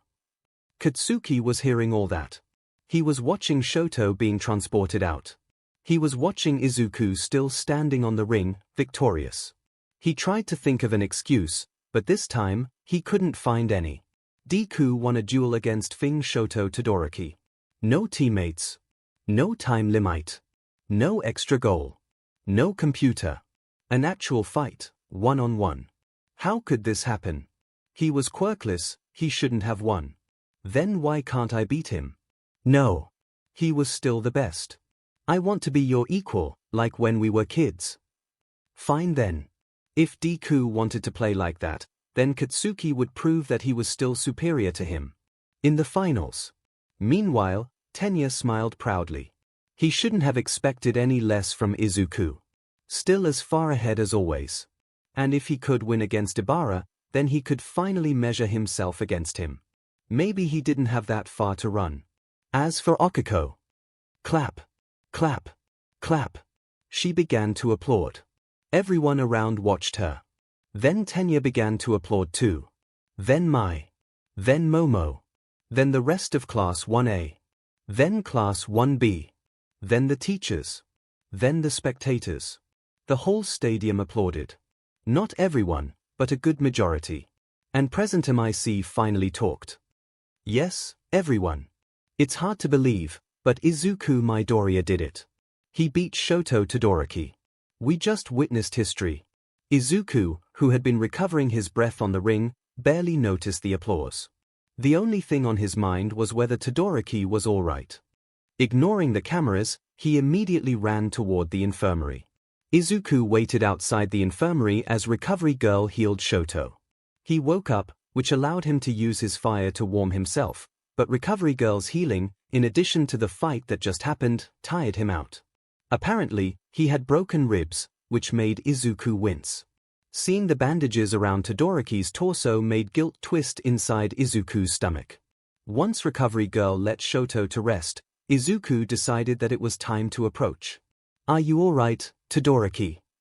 Shoto didn't answer right away, looking up at the ceiling. I'll heal. I'm sorry for sending you to the infirmary. At least, you almost got me several times. Shoto nodded silently. During the fight, Izuku began. You talked about not using his power. You were talking about your dad, right? You didn't want to use what you thought was his fire. Is there something wrong between you and Endeavor? I hate my father, 𝐿𝐿 eventually answered. Oh. Why? You heard of 𝐒𝐭𝐚𝐲, right? Yes. Wait, are you saying? 𝐿𝐿 nodded again. He used his wealth and reputation to pay my mom's family to make her marry him so he could get her quirk. He then used her to produce children. Children strong enough to surpass All Might. He only stopped when he finally got the perfect pawn. A perfect combination of his quirk and my mom's. 𝐿𝐿 paused, and Izuku didn't know what to say. Eventually, 𝐿𝐿 continued. He only sees us as a means to an end. He put a hand on his scar. Because of him, my mom threw boiling water at me because my left side reminded her of him. Since then, she is interned in a hospital. Izuku clenched his fists. That's horrible. I promised to myself. I would show him that I'm not his pawn. That I would become a hero, surpass All Might, only with the help of my mom's ice, not with his fire. And yet, today, I lost. To you. Again. And again. And again. Maybe it's better like that. My bastard of a father must be burning with rage that I lost to a quirkless. However, he will probably find the excuse that I lost only because I refused to use his fire, and double down on his expectations, now with the reminder of this day. Izuku finally talked. Like I told you, your quirk. It's not your mom's or your dad's. It's yours. Just yours. You don't have to feel ashamed of your fire. It's part of you. Even with only your ice, you'd become a great hero. But you'd never become the hero you could truly be. And you would still prove your father wrong. You will not use your fire the same way he uses his. The way you use your fire is yours to choose. 𝐿𝐿 said nothing to that. Instead, tears appeared in his eyes. Izuku continued. Maybe we could do something against Endeavor. What he did. It's abuse. We could reveal it. It's no use, 𝐿𝐿 replied right away. He is the number 2 hero, and the most prolific one. He arrests more criminals and villains than all the other heroes of the top. He is the most powerful one behind All Might himself. The commission would back him up. Cover everything. His untouchable. I could ask Nezu-sensei for help. He doesn't hold the commission in very high regard. Even he can't do much by himself. The problem isn't just the commission, but today's society. Izuku grinned. This same society that I just kicked in the ball. 𝐿𝐿 almost let out a laugh, his cheeks inflating for a moment. Izuku himself chuckled. Thank you, Midoriya. I still wish to help. All you can do is continuing to be yourself. Then I'll do what I always do. I'll make a new friend. This shocked 𝐿𝐿. Friend. He couldn't remember the last time someone had offered him friendship without expecting anything in return. Even if we can't do anything to your father. Yet, you at least aren't forced to continue to support his abuse alone. If things become too much, come find me. And I know that you can also count on the others from our class. I know that many will be ready to help. You just need to open up a bit. Why? Because I know what it's like when people decide your worth before even knowing you. Silence followed. Izuku had nothing to say anymore, and 𝐿𝐿 didn't know what to say in return. Then, 𝐿𝐿 smiled. He wasn't even sure when was the last time he had smiled. Yet, he smiled. It felt strangely warm. When Izuku finally left the infirmary, the sports festival had moved on without him. He ended up missing Tenya's fight, but apparently, he won, and Tenya refused to tell him how. He arrived just in time to see 𝐒𝐵𝐼𝐺 defeat Mina, meaning that he would be able to watch Katsuki's fight against a hero. Izuku was also congratulated by his classmates on his victory. Katsuki's explosions revealed to be stronger than a hero's stone shell, so he will end up fighting 𝐒𝐵𝐺 next round, which was very bad for 𝐒𝐵𝐺. Katsuki's explosions produced light that could keep dark shadow away. And so, already, It was time for Izuku to fight Tenya. Izuku could already tell that this fight will test his reflexes. It was a matter of dodging Tenya's fast attacks. Before long, the two were on the ring. "I will give my all," Tenya said. "So I expect you to do the same." "Of course." "Start." Present MIC declared. Immediately, Tenya charged toward Izuku with his quirk. Izuku readied himself. His martial art and self-defense training will come into play here. He also brought out his shield. Tenya decided on a hit-and-run tactic. He would run toward Izuku at full speed, then attack, then immediately run away to gain distance before running back toward Izuku again. Izuku managed to dodge or block everything, with a lot of close calls, but he couldn't land a hit either.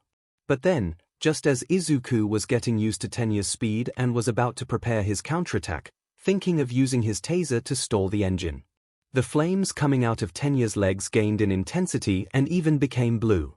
And suddenly, Tenya was right before Izuku, about to kick him in the helmet. Izuku didn't think, he ducked immediately, the kick passing above him, displacing air like a shock wave. Only to end up kicked in the back, slamming him on the ground. "Ah!"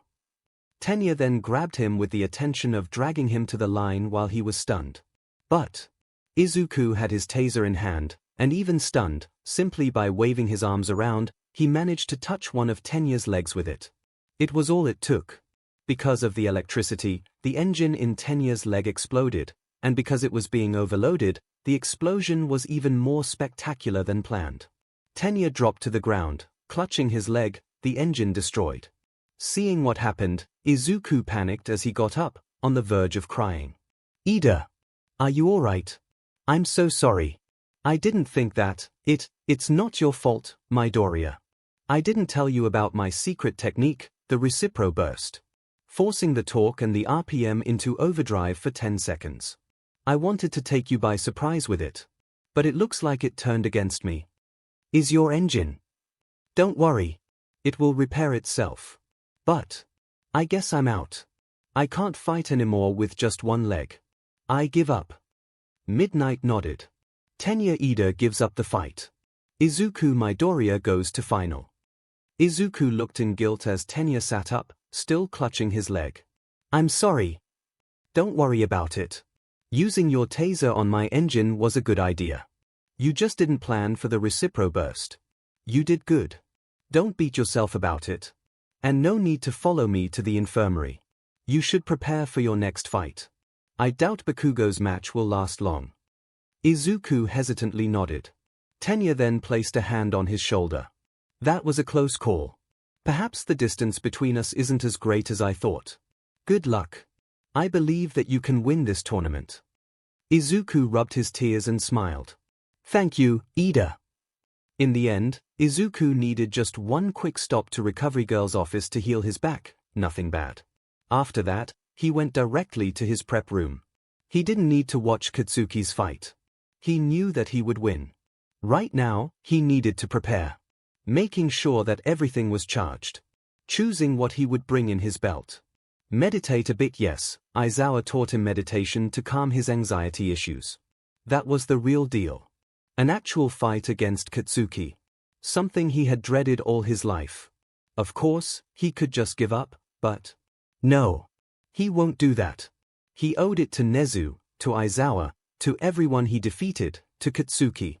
He would fight to the end. He loses. All right. He wins. All right. What mattered was that he would do his best. Suddenly, the door was kicked open, making Izuku jump, and Katsuki entered only to stop when he saw him. "Here. Kaken. Here. Deku. The hell are you doing here?" He looked at the door. "Prep room. CRP. This is room 2. Izuku smiled. "So you won. That's great. I never doubted it. You really are powerful, Kaken." "TCH. Yeah. And it means that I'll finally be able to punch your stupid face as payback for everything." "You mean, me stepping on you? And the trick with the headband?" "Even before that. Getting first place in the entrance exam by doing something as stupidly simple as hacking a robot. Making a fool of me in the battle trials. being the man of the hour in the USJ. Without forgetting you flipping me to the ground that day in the street. Since the day that rat took you in, you have been getting in my way time and time again. It has never been my intention, Kaken. I just want to do my best, like you. And your best is getting in the way of my best. You are quirkless, you should have remained in the dirt, but now I have to deal with you. You don't have to lose for me to become a great hero. You forget that only one can win this tournament. The festival is just a way to show our worth, and we already showed it to everyone by going that far. No matter who wins the fight, we both already won. And we will have many other occasions to prove ourselves. Katsuki huffed and pointed a finger at Izuku. I will still beat you. Izuku chuckled. We will see. Good luck, Kaken. May the best win. Katsuki turned around to leave the room. I don't need luck. I know that I'm the best. And he was gone, not even closing the door. That was so Kaken. As he left, Katsuki had a thought. He wasn't shaking. Since when? Shoto had rested enough. He could leave the infirmary to watch the final. He didn't want to miss it. But on his way, he encountered someone he had been hoping to avoid. His father. The man just looked at him with a smug disappointment. Was it possible to look both smug and disappointed? Shoto remained silent too. Until, eventually, you were supposed to reach the top. And instead, I got myself beaten by a quirkless because I refused to use my left side, right? At least, you understand it. So, what will you do now? You wanted to prove to me that you could win only with your mother's power, and look at you now. Falling at the quarterfinals. Do you still want to continue this way despite that? I had a talk with a friend in the infirmary. He convinced me to change my view of my power. My ice isn't mom's power. My fire isn't yours. They are just mine. Shoto's words surprised Endeavor. Here. In other words, I shouldn't view myself as your mini-you. I am me. And it is all that matters. Shoto resumed walking, and as he passed beside his father, he added, if one day I manage to surpass All Might, it will be by my own merits, not yours. Shoto disappeared into the corridor without looking back. Endeavor remained perfectly still. My fire isn't yours. Those words kept repeating in his head. 4 years, he had believed he was forging the perfect weapon. Today, for the first time, that weapon had spoken back. Meanwhile, Tenya received a terrible news. His brother was attacked and terribly injured by none other than the hero killer, Stain.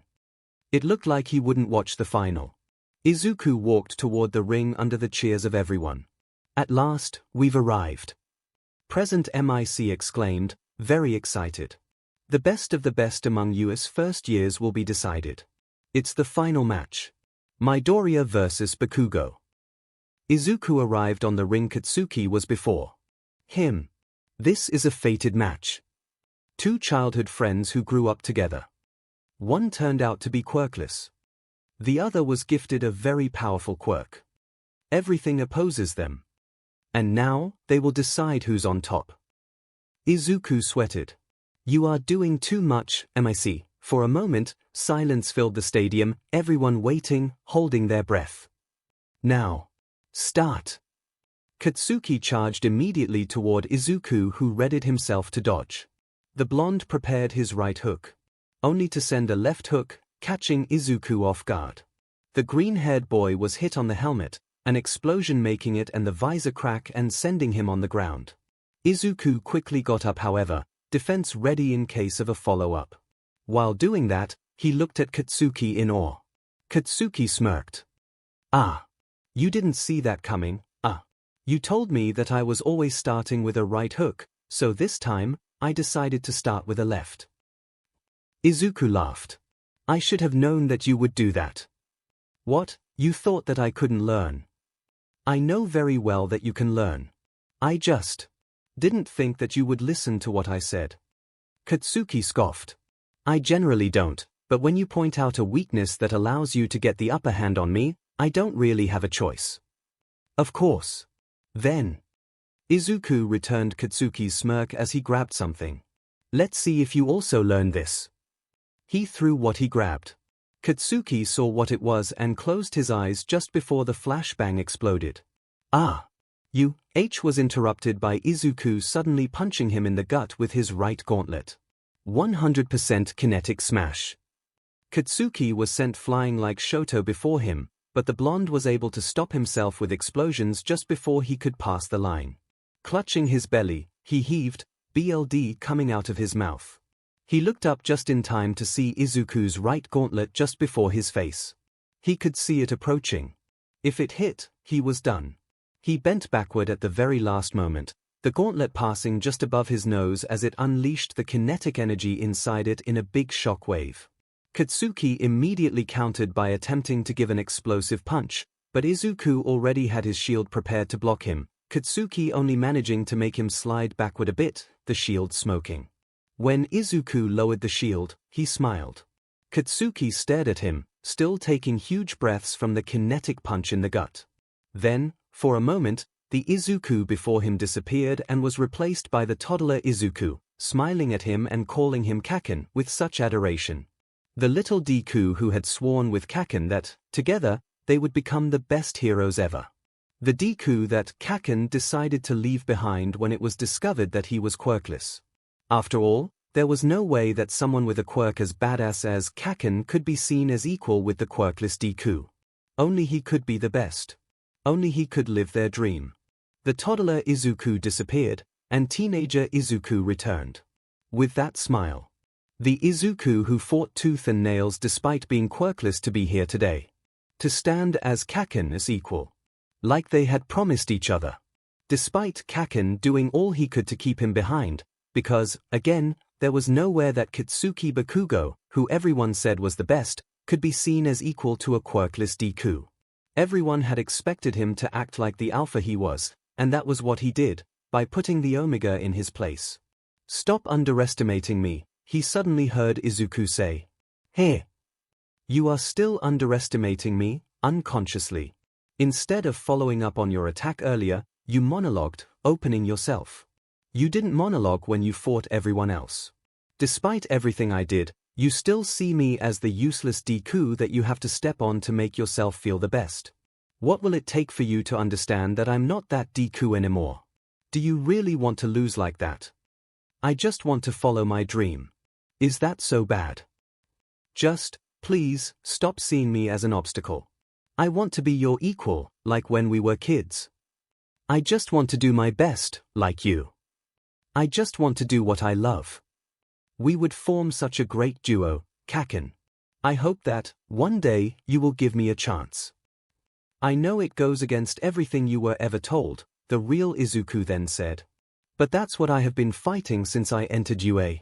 And did you see everyone's reaction when I defeated Todoroki? I proved to them that they were all wrong. That what they told you was wrong. Katsuki stared, remaining silent for a long while. Then, he growled. I know that. Ah. I have known that for a while, even before you Fing won against Half and Half. But I didn't want to believe it. Because then, it would mean that the last 11 years of my life. And even now, I'm still trying to cling to that, despite everything. Because, if I stopped, it would mean admitting that I was wrong, damn it. Izuku looked at his old friend sadly. If you don't let go, you will lose. Come on, Kaken. He gave him his best full-toothed smile. I believe in you. You are the best. It's not that will stop you. Izuku's words pierced Katsuki. Silence followed. Katsuki lowered his head, his hands trembled. Then, he laughed. Ehehe. Ahahaha. Ahahahaha. I must be looking pathetic. Izuku didn't say anything as Katsuki continued to laugh. The spectators were feeling uneasy, watching a kid lose it. Katsuki suddenly stopped and took a ready pose, prepared to attack. He was smiling. Come on, Deku. Let's do it. Let's have one hell of a fight. Let's give our best. Izuku smiled in return, also preparing himself. Yes, Kaken. Let's give the best DMN fight ever. And they charged at each other. Izuku blocked an explosion with his shield, then punched Katsuki in the face. His gauntlets weren't charged however, so it was a normal punch with a metallic gauntlet. Still hurt a lot, but much less than if it had been a kinetic punch. Katsuki countered by repeatedly exploding the shield with rapid jabs until it broke apart, leaving Izuku without defense.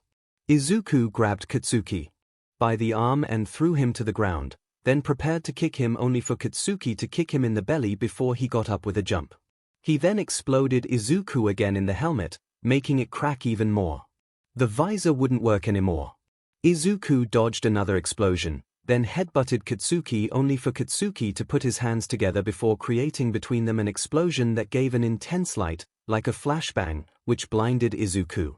Izuku didn't make the same error as Katsuki however and immediately rolled aside to avoid the following attack before he swept the ground with a foot, dropping Katsuki to the ground again. Katsuki tried to kick him like before, but Izuku caught his leg. Before he could do anything, Katsuki propelled himself toward Izuku with explosions. The two collided, Katsuki's foot first, and Izuku was the one on the ground with Katsuki on him. Katsuki began to punch him in the face, damaging the helmet more and more with small explosions until he could remove it. But then, Izuku brought out a flashbang, and Katsuki didn't manage to close his eyes this time. Izuku pushed him off and got up before he punched Katsuki several times, the first two punches being with his partially charged gauntlets. Katsuki suddenly sent a jab, and Izuku had no choice but to block with his left gauntlet, resulting in it taking an explosion that damaged it beyond use. Izuku then used his boots to dodge another punch by moving around Katsuki before he punched him in the ribs. He got an explosion in the face in return. Izuku could tell, however, that Katsuki's explosions were getting weaker. His arms were getting tired. Katsuki could tell it too, because he now limited his explosions. All the while, they never stopped smiling. Look at them. I think that this is the best expression of a friendly rivalry that I have seen in a while. Present MIC commented. I honestly expected more yelling and more swears from Bakugo, Aizawa said. But it seems that Midoriya finally got through to him. It's really impossible to tell who will win. They both give as much as they take. Even Midoriya despite having lost half his equipment. Izuku to move around very rapidly with his boots in overboots mode, trying to confuse Katsuki. He managed to land several hits this way until Katsuki managed to dodge and counter with an explosive punch in the gut, followed by another punch on the right boot, damaging it. It still worked, but now, it glitched, rendering Izuku's movements more hazardous, making him give up on his current tactic. Izuku then threw a smoke bomb. Katsuki immediately punched the ground to get rid of the smoke like he did during the battle trials, but because of his weakened explosions, it wasn't as effective. While Katsuki's fist was still on the ground, Izuku suddenly jumped out of what remained of the smoke and kicked him in the face. Katsuki returned with an uppercut in the chin, sending Izuku flying a few meters. Katsuki then ran where Izuku landed to repeatedly attack him, without explosions, and Izuku countered with his own attacks. Punches, kicks, headbutts, grabs, parrying, dodging, feinting, they did everything in this exchange. They eventually stopped, both on their last leg, breathing heavily, hurt all over. Katsuki's smile turned into a grin, and suddenly, with two explosions in which he gave everything, he propelled himself high in the air. There, he readied to propel himself toward Izuku. Izuku's smile copied his friend's, and he grabbed his grapple. He fired it toward Katsuki and managed to catch him with it. Then, he pulled. Come over here. Katsuki was caught off guard as he was pulled toward Izuku, who readied his remaining gauntlet. He quickly recovered however and readied his own punch, putting everything he had left in it. The two attacked at the same time. The arms crossed. And they punched each other in the face. One received a weakened explosive punch backed by momentum. The other received a kinetic punch half-charged. And the two collapsed, not moving anymore. Silence filled the stadium. After waiting a bit, Midnight pronounced her verdict. It's a tie. I can't believe it, everyone. The final battle of this tournament ends in a tie. Present MIC yelled. It looks like the victor will have to be decided by arm wrestling. No. Katsuki's voice interrupted everything, surprising everyone. Bakugo is still conscious. Present MIC shouted. So am I, Izuku said. But I can't move anymore. I'm spent. Me too, Katsuki said. But I refuse to win with a Fing arm wrestling. Izuku chuckled. Me too. Sorry to say this, but the victor has to be decided somehow, Midnight said. We both knocked each other out, Katsuki said. What is there to decide? Izuku grinned. We both won. Or lost. And we won't have it any other way. No arm wrestling. But the rules say, Midnight began only to interrupt herself when she saw someone approaching. Nezu. All eyes turned toward the rat as he walked toward Midnight. Once he was before her, he asked, Can I? Midnight nodded and left her place to Nezu. The MIC had to be lowered to be at his size. He then began. After such a fight. After so much effort put into it by both of these young men, how could I possibly ask these boys to settle it with arm wrestling, especially if both of them insist not to have one? So, as principal of 𝐸 and main organizer of this festival, here's my decision. Both Izuku Midoriya and Katsuki Bakugo won this final, and so, won the tournament. We have 2 first-year champions. Finally, he applauded. For a moment, he was the only one to applaud. Until the stadium exploded in cheers. Still on the ground, Izuku chuckled. It looks like we really are equals. If I had my grenadiers, you wouldn't have stood a chance, Katsuki replied. I would have gotten many more support items with me than with all my pockets. We don't know how such a fight would go. Then I guess that we will have to find out one day. Yeah. Good fight. Demon right, that was a good fight, Deku. Izuku whined. Why do you still call me that? You will always be a Deku to me, Deku. This made Izuku laugh. And you always will be Kaken. I still hate that stupid name. Don't care. Also, seriously. A Mortal Kombat reference. Nerd. Hey. After Izuku's victory over Shoto, many had still been doubting the quirkless boy, thinking that he only won thanks to the support items made by him and Hatsune. But that last fight removed any doubt. One by one, Katsuki destroyed Izuku's support items only for Izuku to continue to fight to a standstill. Everyone was convinced now. Izuku Midoriya, the quirkless, really was a worthy hero.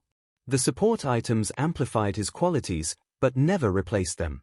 And it made the victory all the sweeter for Izuku as All Might gave him his medal, Katsuki at his side receiving a similar one.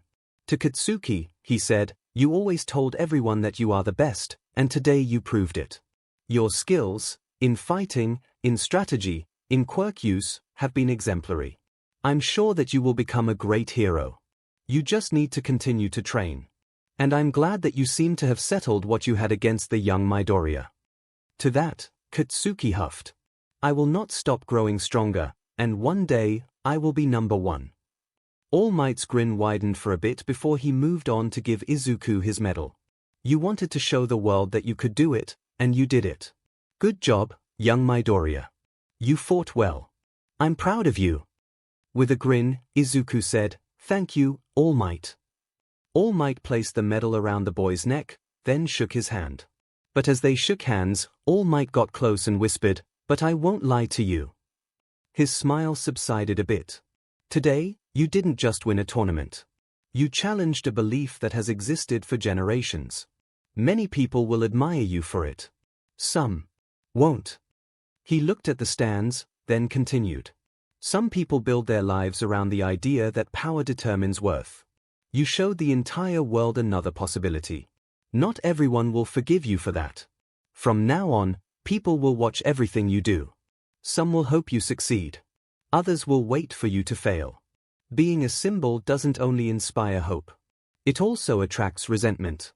I know that better than anyone. Izuku gulped. All Might's smile returned. Fortunately, you won't have to face it alone. You have people who believe in you. Izuku knew exactly who he was talking about, and he smiled, fire returning in his eyes, before he nodded. Somewhere, Tomura Shigaraki had observed everything in a television. He had observed the exploits of the students. He had paid particular attention to one green-haired quirkless boy. A voice beside him said, So, this is Izuku Midoriya. What an interesting boy. Annoying too.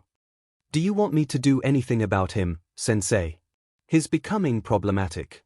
It would be easy for me to get him alone and leave only dust. I have the feeling that he will be under watch from now on, so no. Besides, I want to talk to him one day. Any other observation?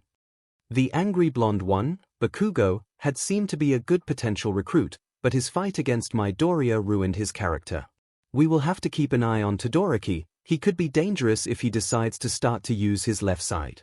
All the others will be fodder. But there are some that should not be underestimated, like the bird, or the gravity girl, or the minion genium. And let's be careful of the brainwasher.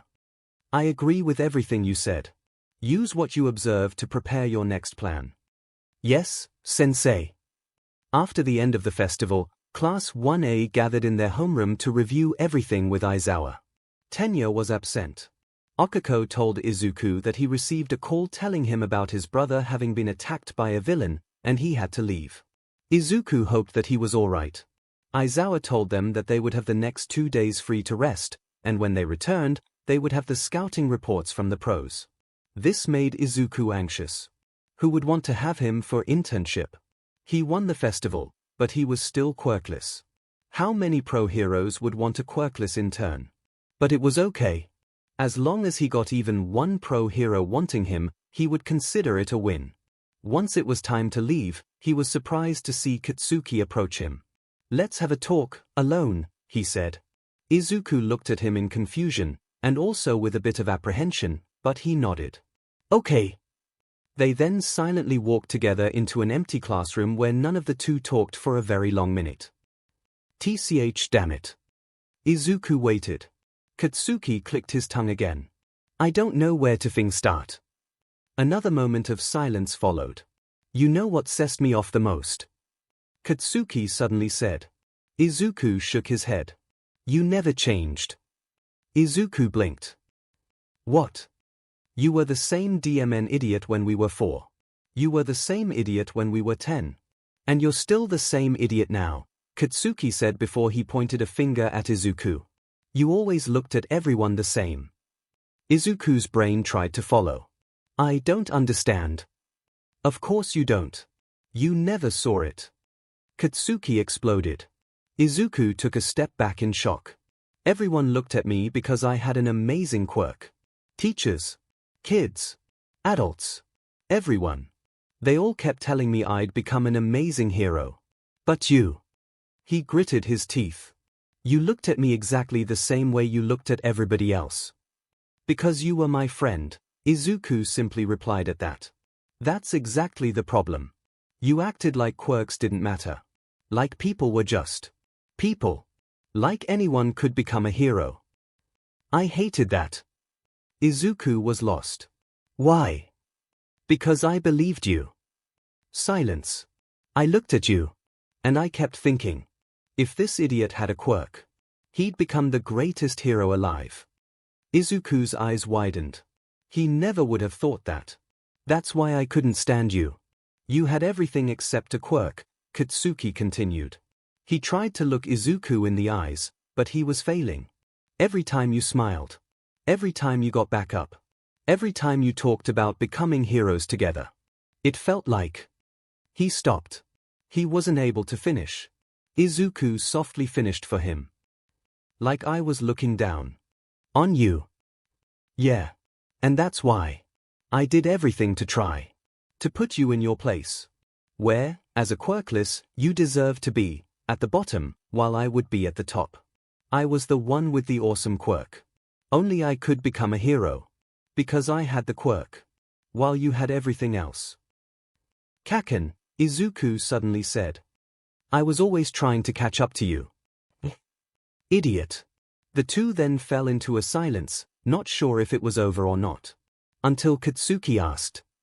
You know why I kept calling you Deku? Izuku smiled sadly. Because I was useless. No. This surprised Izuku. Katsuku wasn't trying to look at him in the eyes anymore. Because if I admitted your name was Izuku, I'd have to admit you were standing beside me. Izuku's lips wobbled, his eyes getting wet, but he managed to stop the tears from coming out. I don't hold it against you, Kaken. I never did. All this time, I knew that it wasn't your fault. It was everyone else's. The society. They put a pressure on you. And now, it looks like you can finally be free. Katsuku was finally able to look at Izuku in the eyes, his own widening. Then he huffed and said, I'm probably still gonna call you Deku. Izuku laughed.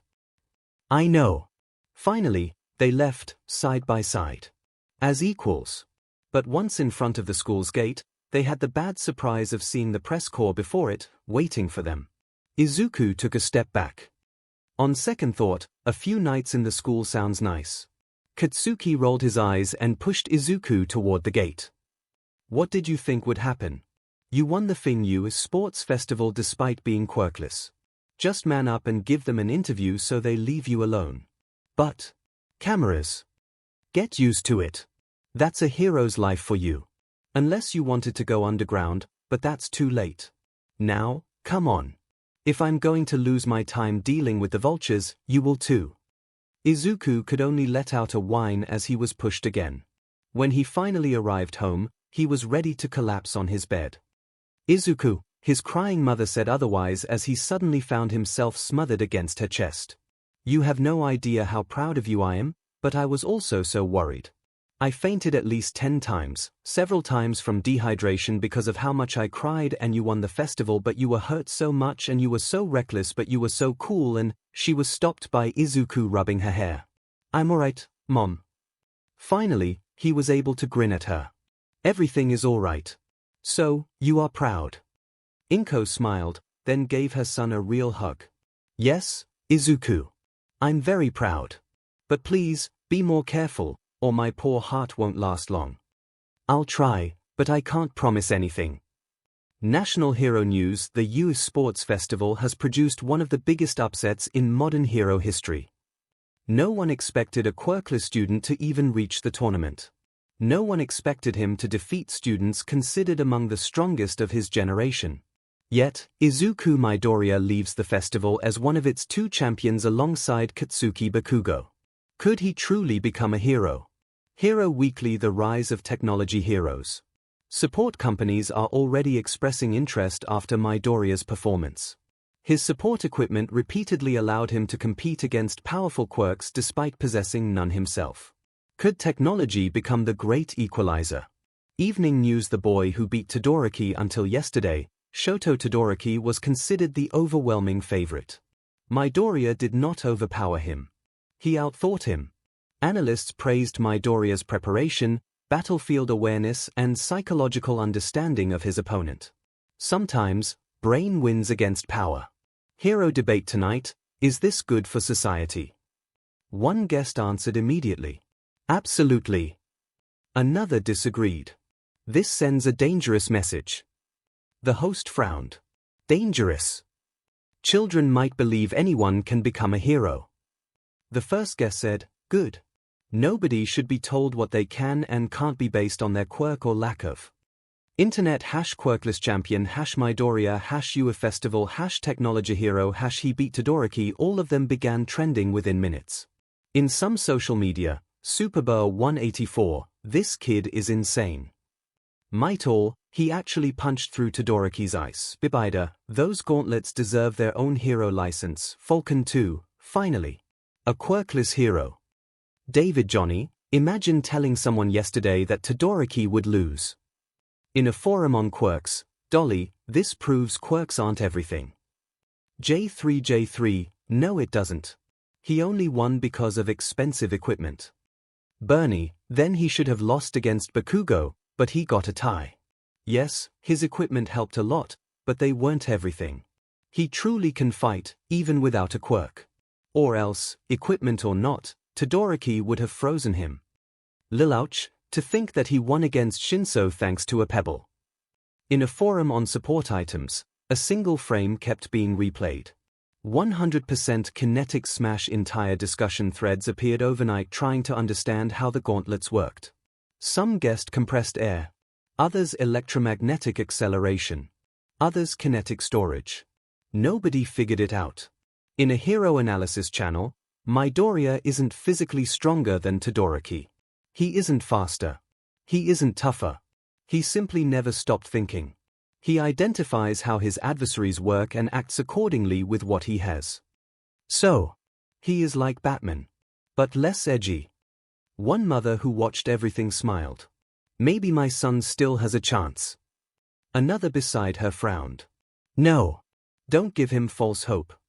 The first mother replied, you are the one who is hopeless. And in the quirkless community, for the first time, people celebrated. Videos of the final spread everywhere.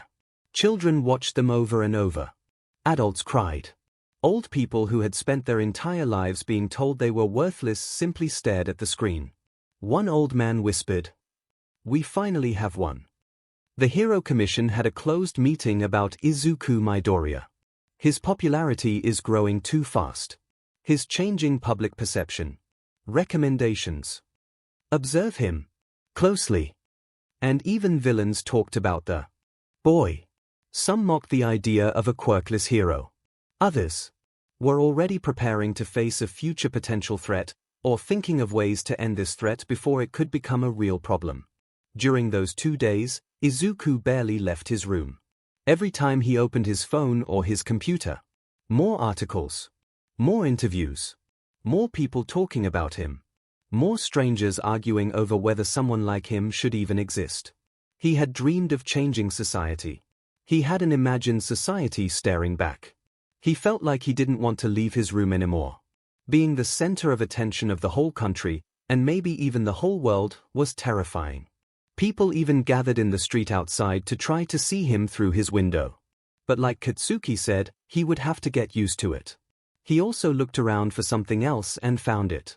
The hero Ingenium had been attacked and sent to the hospital in Hosu. The suspected responsible. Stain, the hero killer. Izuku felt his throat constricting. He had a bad feeling. He should talk to Tenya once he was back in school. Once the break ended, under the rain, Izuku took the train to UA, trying to not think of all the people watching him. At least, he was polite enough to answer thank you when someone congratulated him or complimented him. Arriving at the school, he was surprised by Tenya running in talking about being late despite them being 5 minutes early. Seeing the worry in Izuku's face, Tenya tried to reassure him about his brother. It didn't work. Once class started, Aizawa told them that it was time for them to pick their hero aliases, to the joy of everyone.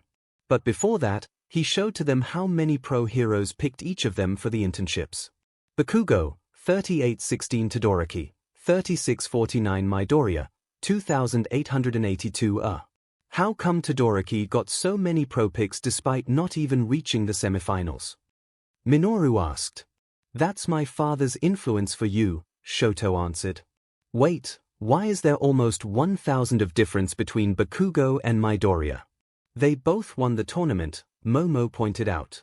You know very well why. People, even heroes, can be stupid, Mizo replied. Izuku didn't mind that he had less than Katsuki. That he even got any pro pick surprised him, nevertheless nearly 3,000. Nearly 3,000 pro heroes wanted him, a quirkless. He could feel a tear come out. Finally, it was time to pick hero aliases, and Izuku already had an idea, even if it was possibly temporary.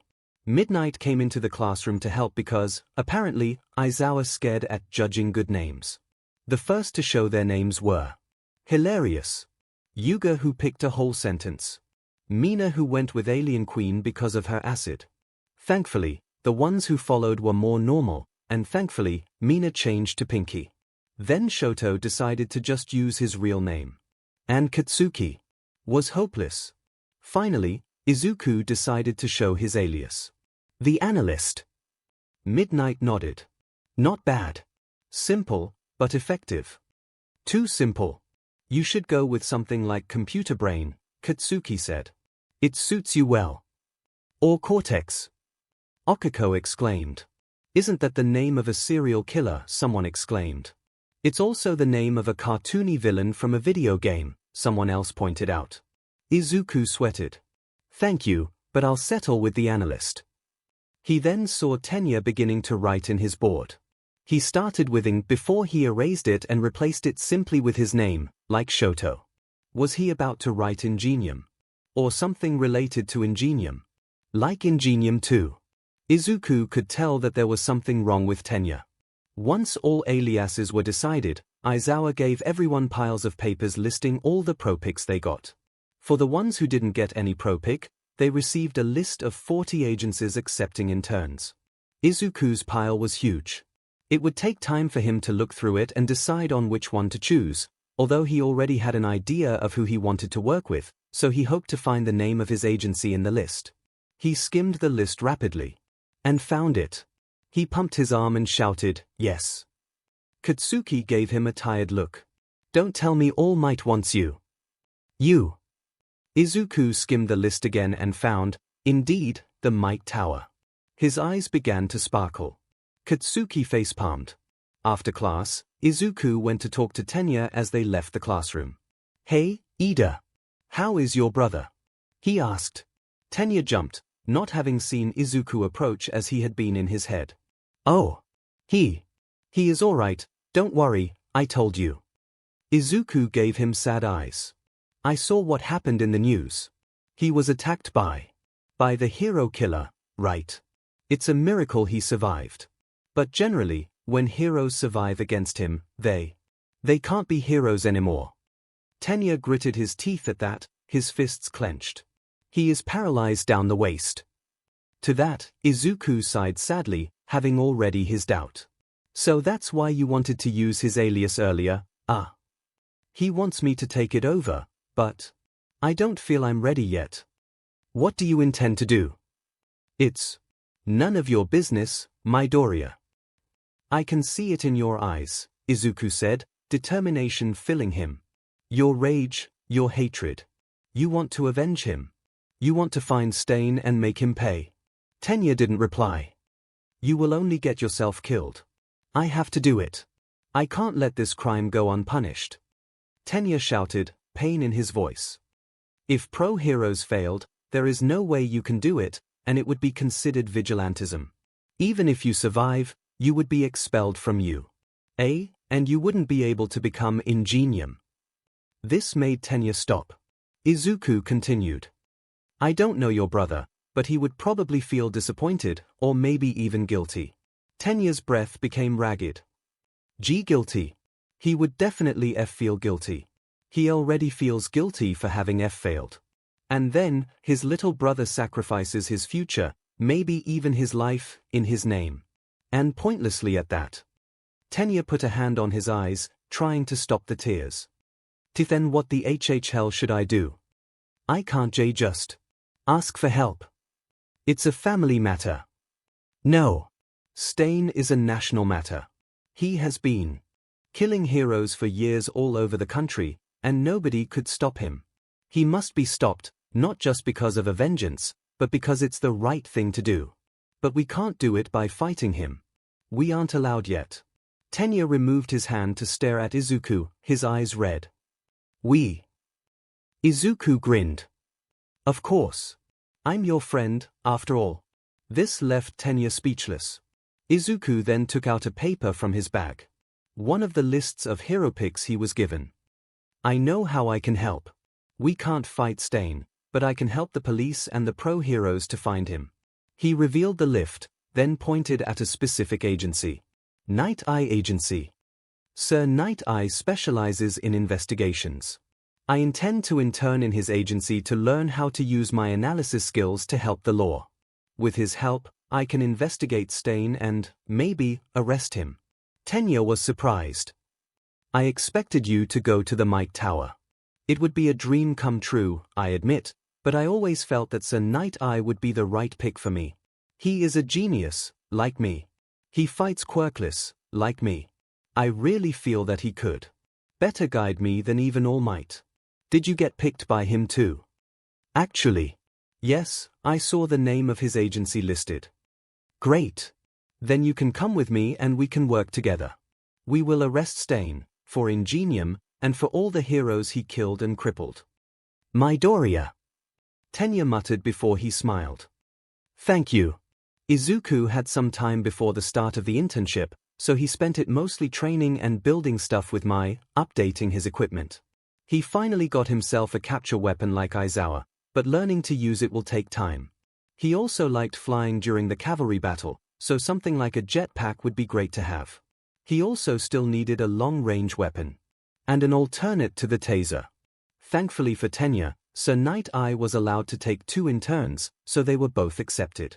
When the day came, both Izuku and Tenya went to the Night Eye agency. When they arrived, Izuku was pleased to find Mirio, in his hero costume, waiting for them at the entrance. The third year spread his arms wide in welcome.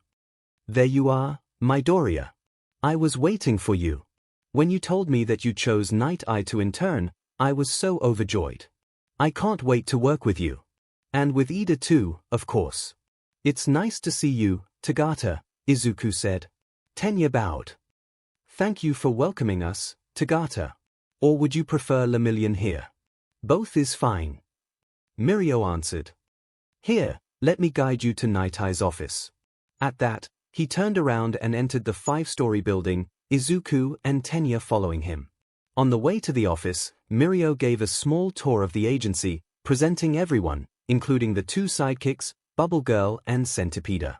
Finally, they reached the office, and Mirio knocked. Once he heard enter, he opened the door. "The interns are here, Sir Night Eye." As he entered the office, Izuku looked around in awe. He had known that Sir Night Eye had been All Might's sidekick some time ago, but he hadn't expected to see All Might posters and other stuff like a cardboard cutout. Izuku had expected an office. Instead, he had entered an All Might museum. It surprised him. Night Eye looked so stoic and cold in public. The man himself was sitting behind his desk, looking at documents. "So they are." He looked up to give them a cold stare. "Welcome to my agency, you two. Thank you for choosing me." Tenya bowed. "No, thank you for choosing us, Sir Night Eye." Izuku quickly followed his friend's example. Night Eye gave them a small nod before he said, "Before we start, I'm curious. Why choose my office?"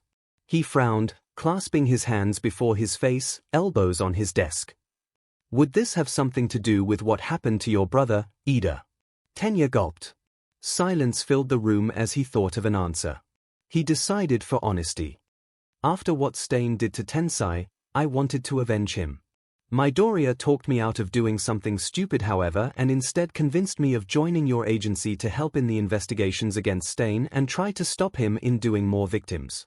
I admit, I still have vengeance in mind, but I also genuinely want to arrest this monster for all the wrong he is doing." Night Eye silently nodded, then looked at Izuku. The boy took a breath, then said, "I came here to help Ida, but I also really want to learn to use my analyst skills to help the law, and I thought that your agency would be the best place for that." Again, Night Eye remained silent. Then smiled. "So, trying to catch Stain in less than a week where professionals failed for years. You two certainly are ambitious.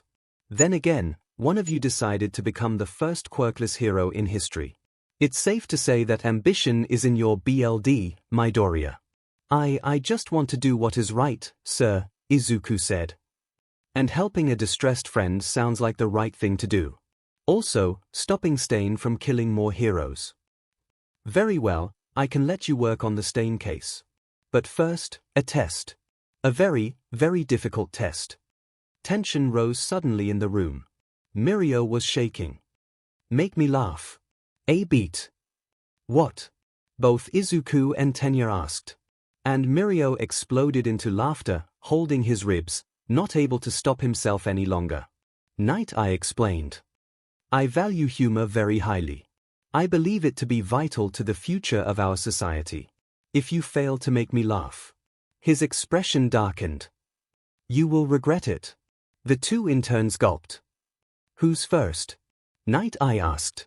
Izuku hesitantly raised a hand. "Oh, okay." He looked around the office. Think. Something funny." Then an idea came.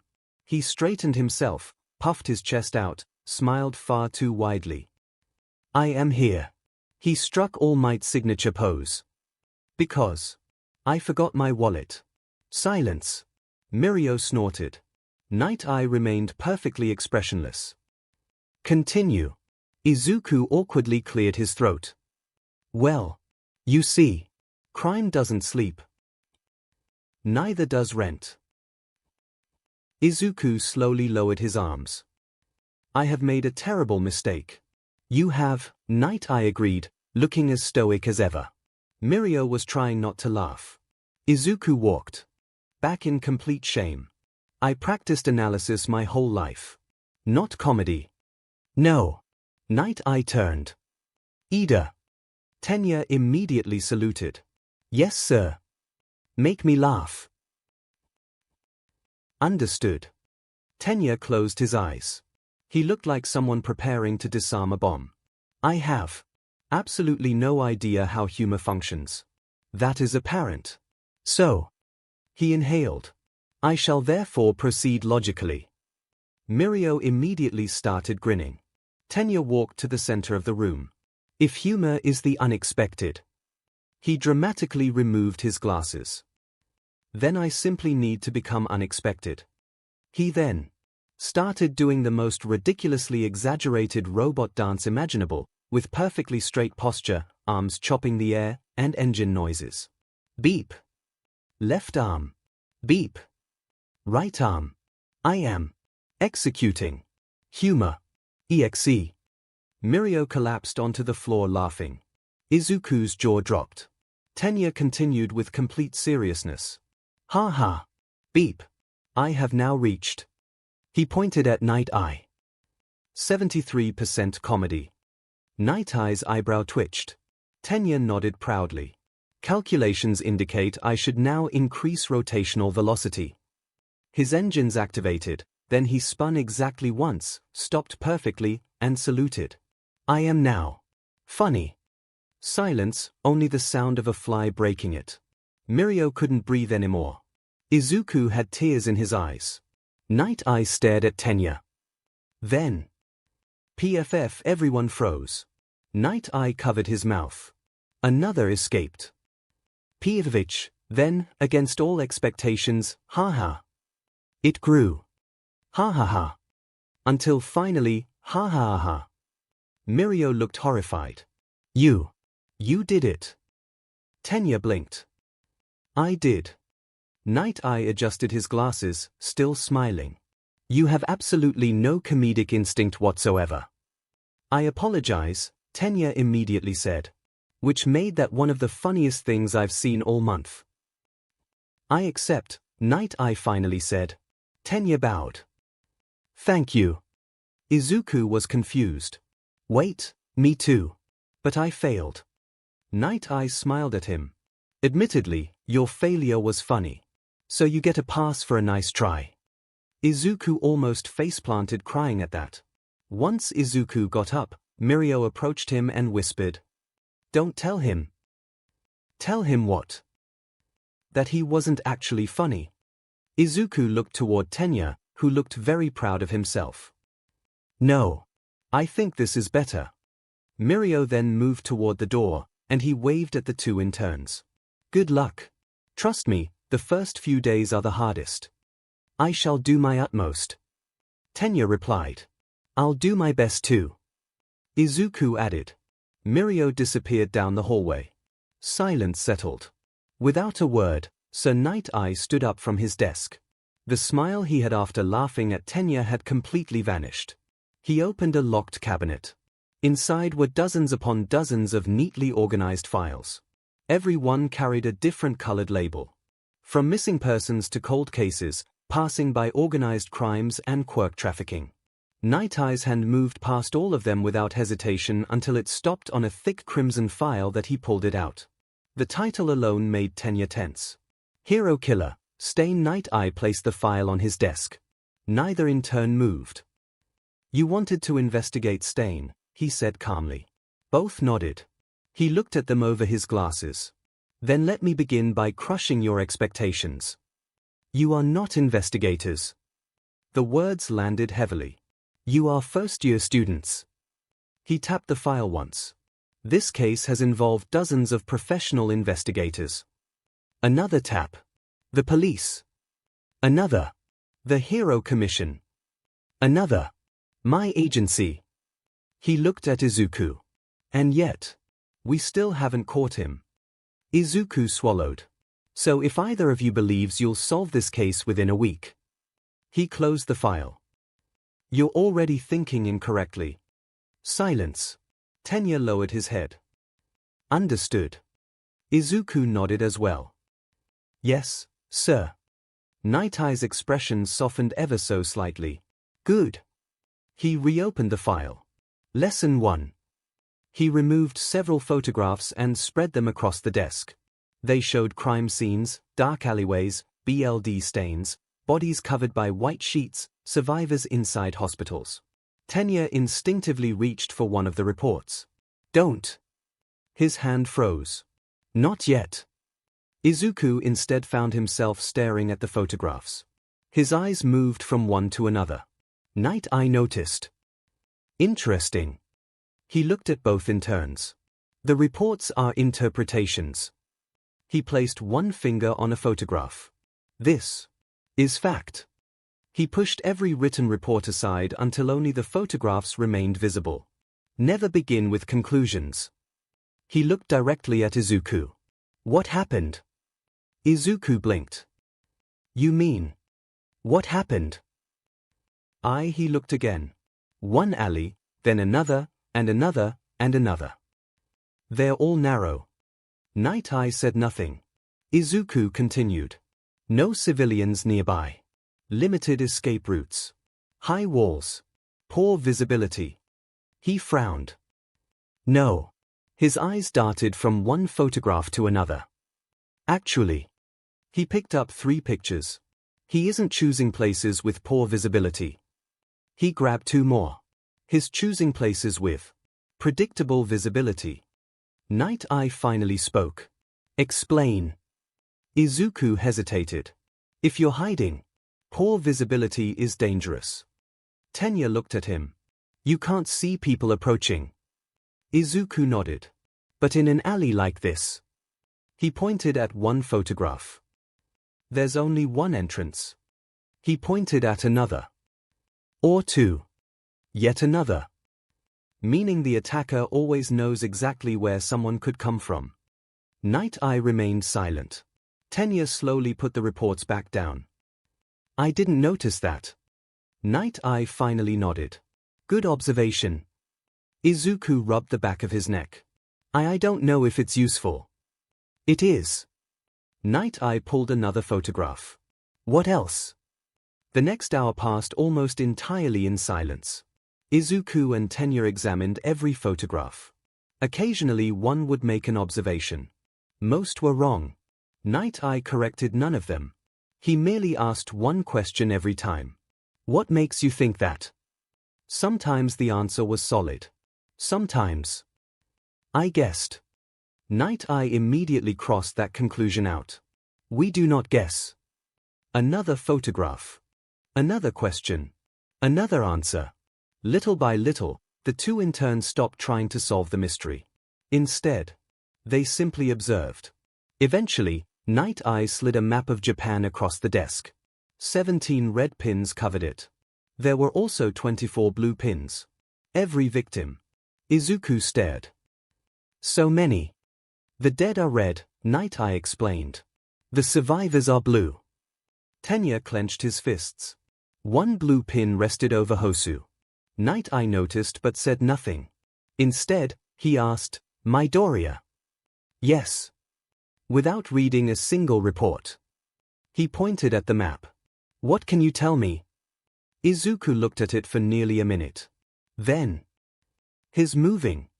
Tenya looked confused. Of course he's moving. Izuku shook his head. No. His finger slowly traced a line between several cities. He's migrating. Then he traced another line. Not randomly. He spends time somewhere, then disappears, then reappears somewhere else.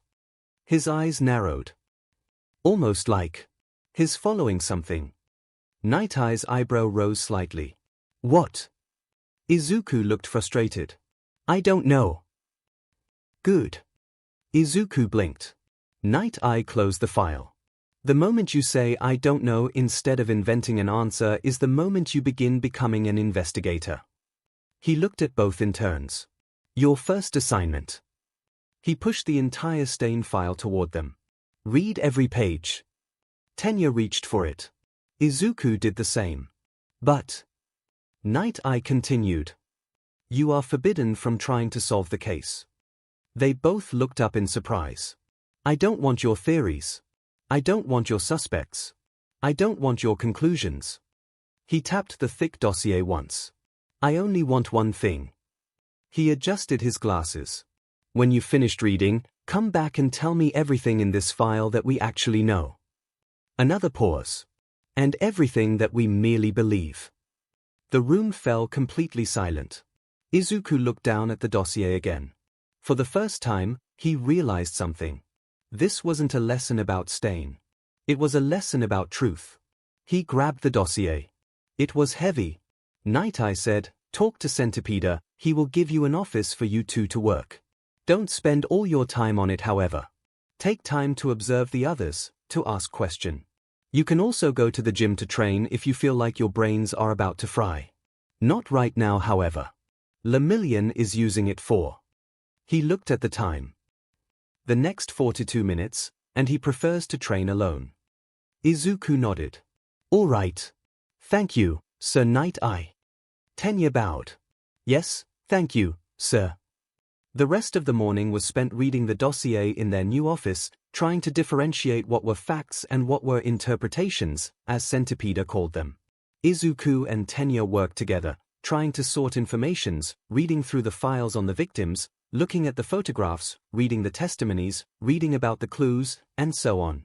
Once they were done, they returned to Night Eye's office to give their results, and the hero proceeded to ask them why they believed these were facts or interpretations, and they had to give arguments for everything, and each time, Night Eye would confirm or deny. When he denied, he tried to have them see why they were wrong. So, Vector has been ambushed and attacked from behind, which is a fact, Izuku said, not totally certain. Why? Night Eye asked. Tenya proceeded to answer. He was found lying face down with a stab wound in his back, and there were no signs of a struggle, so he must have been ambushed. Night Eye shook his head. And you got it wrong. Ah. The instant you used must have, you lost. The victim found lying face down with a stab wound in his back is a fact. The ambush from behind, however, is an interpretation. Can you tell me why? Izuku reviewed this part of the dossier and thought a bit. Oh. The facts lead to believe that an ambush happened, but the victim could have very well been facing Stain only for Stain to suddenly move around him to stab him in the back. Tenya stared at his friend, then understood. You are right, Midoriya. Nothing in the dossier actually says that it is impossible. This or the ambush are both very well possible. Night Eye nodded. Good. By lunchtime, the two interns had unconsciously stopped using words such as probably, must have, and obviously. Instead, the report states, the witness remembers. The photograph shows. Every sentence became slower and more precise. The afternoon wasn't spent inside, however, in their hero costumes. Internship with heroes also meant following them in the field as long as it wasn't too dangerous. Night Eye led Izuku and Tenya through several districts where crimes had taken place. What do you see? He asked. Tenya immediately answered. Many blind corners. Izuku shook his head. They aren't blind. Night Eye glanced toward him, and Izuku quickly clarified himself. They are predictable. The pro-hero smiled. Explain. Izuku pointed down the street. If someone enters here. He walked several meters. You'll see them immediately. He pointed toward the opposite direction. And if they come from there. Again, he moved. Same thing. He then looked around. There are very few places where someone could appear unexpectedly. Night Eye nodded. So Stain isn't hiding, Izuku began to conclude as he frowned. His controlling. Night Eye's eyes widened slightly. I like that wording. Near the end of the day, Night Eye suddenly asked, Midoriya. The boy immediately had his attention on him. Yes. If I wanted to kill someone in this street. He pointed around them. Where would I stand? Izuku immediately pointed toward a narrow passage. There. Why? There's the best escape route. Night Eye shook his head. No. Izuku blinked. No. Night Eye walked toward another position. This. Both Izuku and Tenya were confused, and Izuku asked. Why? Because I don't intend to escape. Silence. If my objective is to kill, Night Eye continued as he looked at his interns. I only need enough time. Izuku froze. I assumed he was planning to survive. You assumed. Never think. Like yourself. He tapped Izuku's forehead once. Think like your target. That evening, Izuku collapsed over the mountain of reports. My brain hurts. Tenya adjusted his glasses. Mine as well. I thought analysis would be easier. I thought investigation would be. The two looked at each other. Then laughed. Let's do like Sir Night Eye said and go rest our brains by training in the gym, Izuku proposed. I still need to train to use my new capture weapon. Tenya nodded. Very good idea, Midoriya. Bubble Girl then brought them coffee. Tenya refused, but Izuku agreed without hesitation. Tenya's looked at him, then said, That's Bubble Girl's. Izuku stopped, then looked at the coffee. Oh. The second day came, and almost as soon as it started, Night Eye entered Izuku and Tenya's office while carrying a cardboard box that he emptied onto the desk. Dozens of ordinary objects scattered everywhere. A watch, a wallet, keys, broken glasses, a torn glove, a bus ticket, a pen, a coffee cup, and lots of other stuff. Tenya blinked. Sir. Observe. Silence. Observe what? Izuku asked. Everything. The interns looked at all the objects, then Tenya carefully picked up the wallet. It belongs to a man. Interpretation, Night Eye immediately said. There is a driver's license. Fact. Night Eye nodded. My mistake. Izuku didn't touch anything. He simply stared, for 5 minutes, then 10, until. This man was left-handed. Night Eye looked up. Evidence. Izuku pointed toward the coffee cup. Lip marks. Then toward the pen. Worn on the left side. Then the watch. Scratches on the buckle. Then the keys. They're polished on one side only. He looked back at Night Eye. Everything was used with the left hand. Silence. Night Eye nodded. Good. Tenya looked impressed. I completely missed that. Good job, Midoriya. Izuku scratched his cheek. I only noticed because I had to learn to observe people before approaching them. Was this man neutral? If I remember right, he was known to be left-handed. Tenya pulled the hero license out of the wallet. Yes, that was him. Mirio walked before the intern's office, then saw Izuku staring at a wall full of photos. You're still at it? Something's wrong, Izuku replied. Mirio looked. Looks normal to me. Exactly. Mirio gave Izuku a deadpan look. What? Later, Night Eye placed 3 photos. One showed a body, one showed the crime scene, and one showed the surroundings. 3 different angles of the same crime. The pro-hero then asked, which photograph gives you the most information? The interns looked at the 3 photos for a bit, then Tenya chose the first one with the corpse. It shows a lot of information on how the victim was killed. This is important. But Izuku chose the 3rd photo, to Tenya's surprise.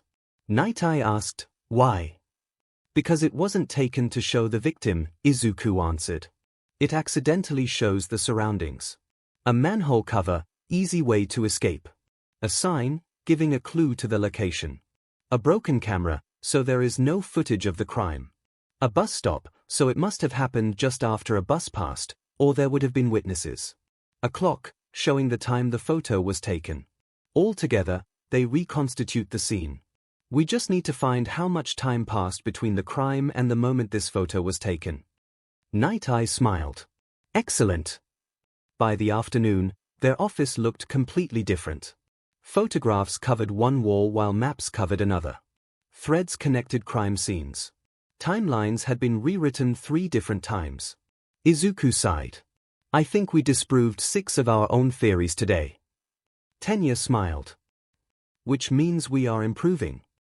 Izuku laughed. I didn't expect investigation to involve proving myself wrong this often. A familiar voice answered from the doorway. It always does. Night-Eye stepped inside.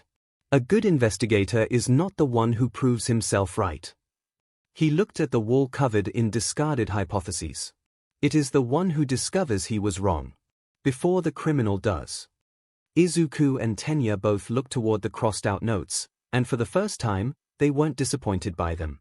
Every crossed-out hypothesis meant the same thing.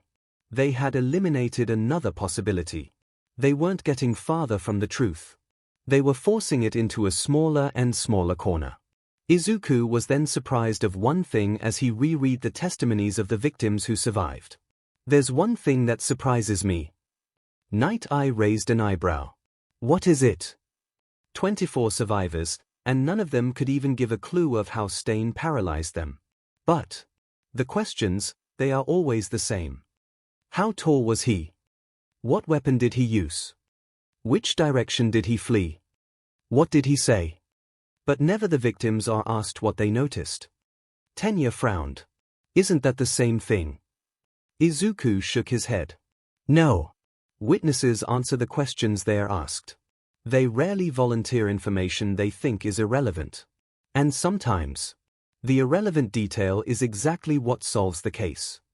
Night-Eye observed as Izuku talked, and by the end, he was smiling.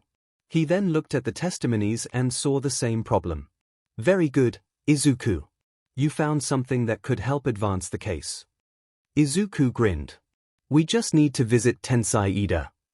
Before long, they were in Hosu's hospital, entering Tensai's room. He was happy to see Tenya, but he was surprised to see that he wasn't alone. The presence of Sir Night-Eye was especially unexpected. Sir Night-Eye. But I already gave my testimony. Dozens of times. I know, Night-Eye replied. But we may be able to find something that the others missed. Don't worry, brother. This will be the last time you will have to relive that terrible day, but it's important. Tensai smiled. Very well. He then looked at the boy in green. You must be Izuku Midoriya. Tenya spoke a lot about you. You apparently won the festival. Sorry I missed that. Good job showing the quirkist idiots that they were wrong. Izuku smiled, blushing. Thank you, Mr. Ida. Please, not that.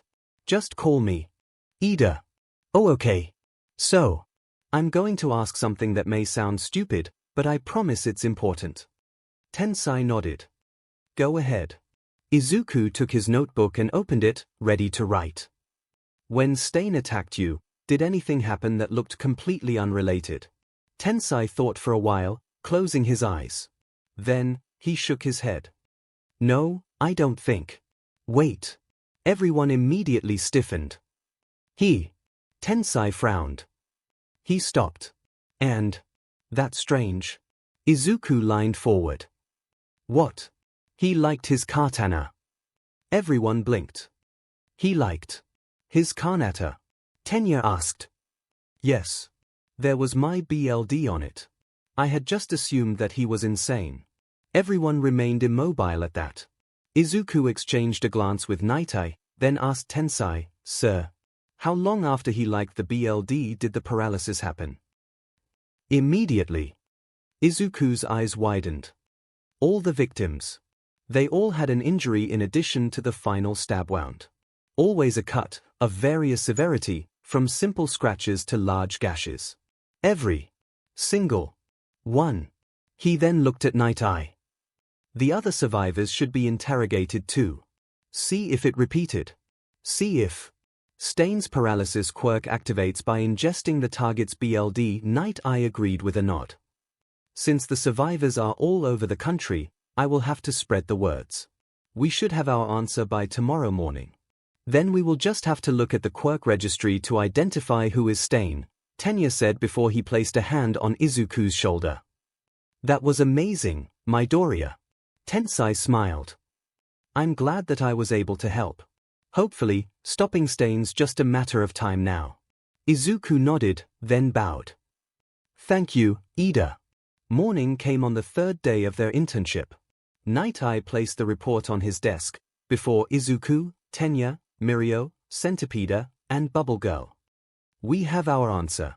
Not all survivors interrogated could remember, but the ones who did confirmed that Stain liked their BLD from his katana just before they became paralyzed. Izuku pumped his arm. Yes. Bubble Girl had her eyes wide open. We have a lead on Stain. Centipede nodded. Yes. Now, we just need to look at the quick registry. Night Eye finished for him. I already did it. This shocked the interns, but nobody else. Already? Tenya exclaimed. Night Eye nodded. I cross-checked every registered quirks involving BLD, and only one matched. At that, he showed the photo of a man with dark hair, a somewhat triangular face, and red eyes. Chizome Akaguro. Quirk, Blood Curdle. Dropped out of Hero High School during his first year and began to preach some ideology he called the revival of heroics for about a decade before he disappeared. His believed to have been the vigilante 𝐶𝐻𝐿. Izuku gulped. 𝐶𝐻𝐿. One of the most violent vigilantes of recent history. He killed all the villains he encountered. I wonder what led him to change targets from villains to heroes. I don't think this is something we can find out unless we ask him directly, Centipede said. Night Eye agreed with a nod. We can only suppose.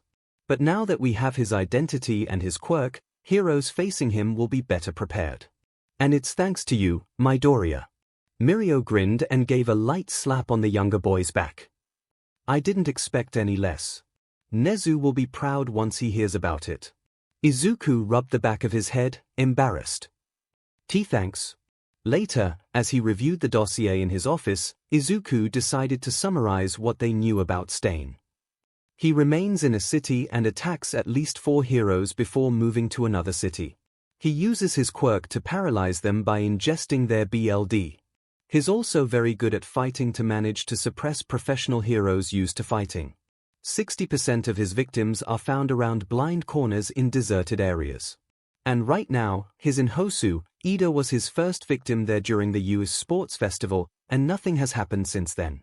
He acts as well during the day as during the night.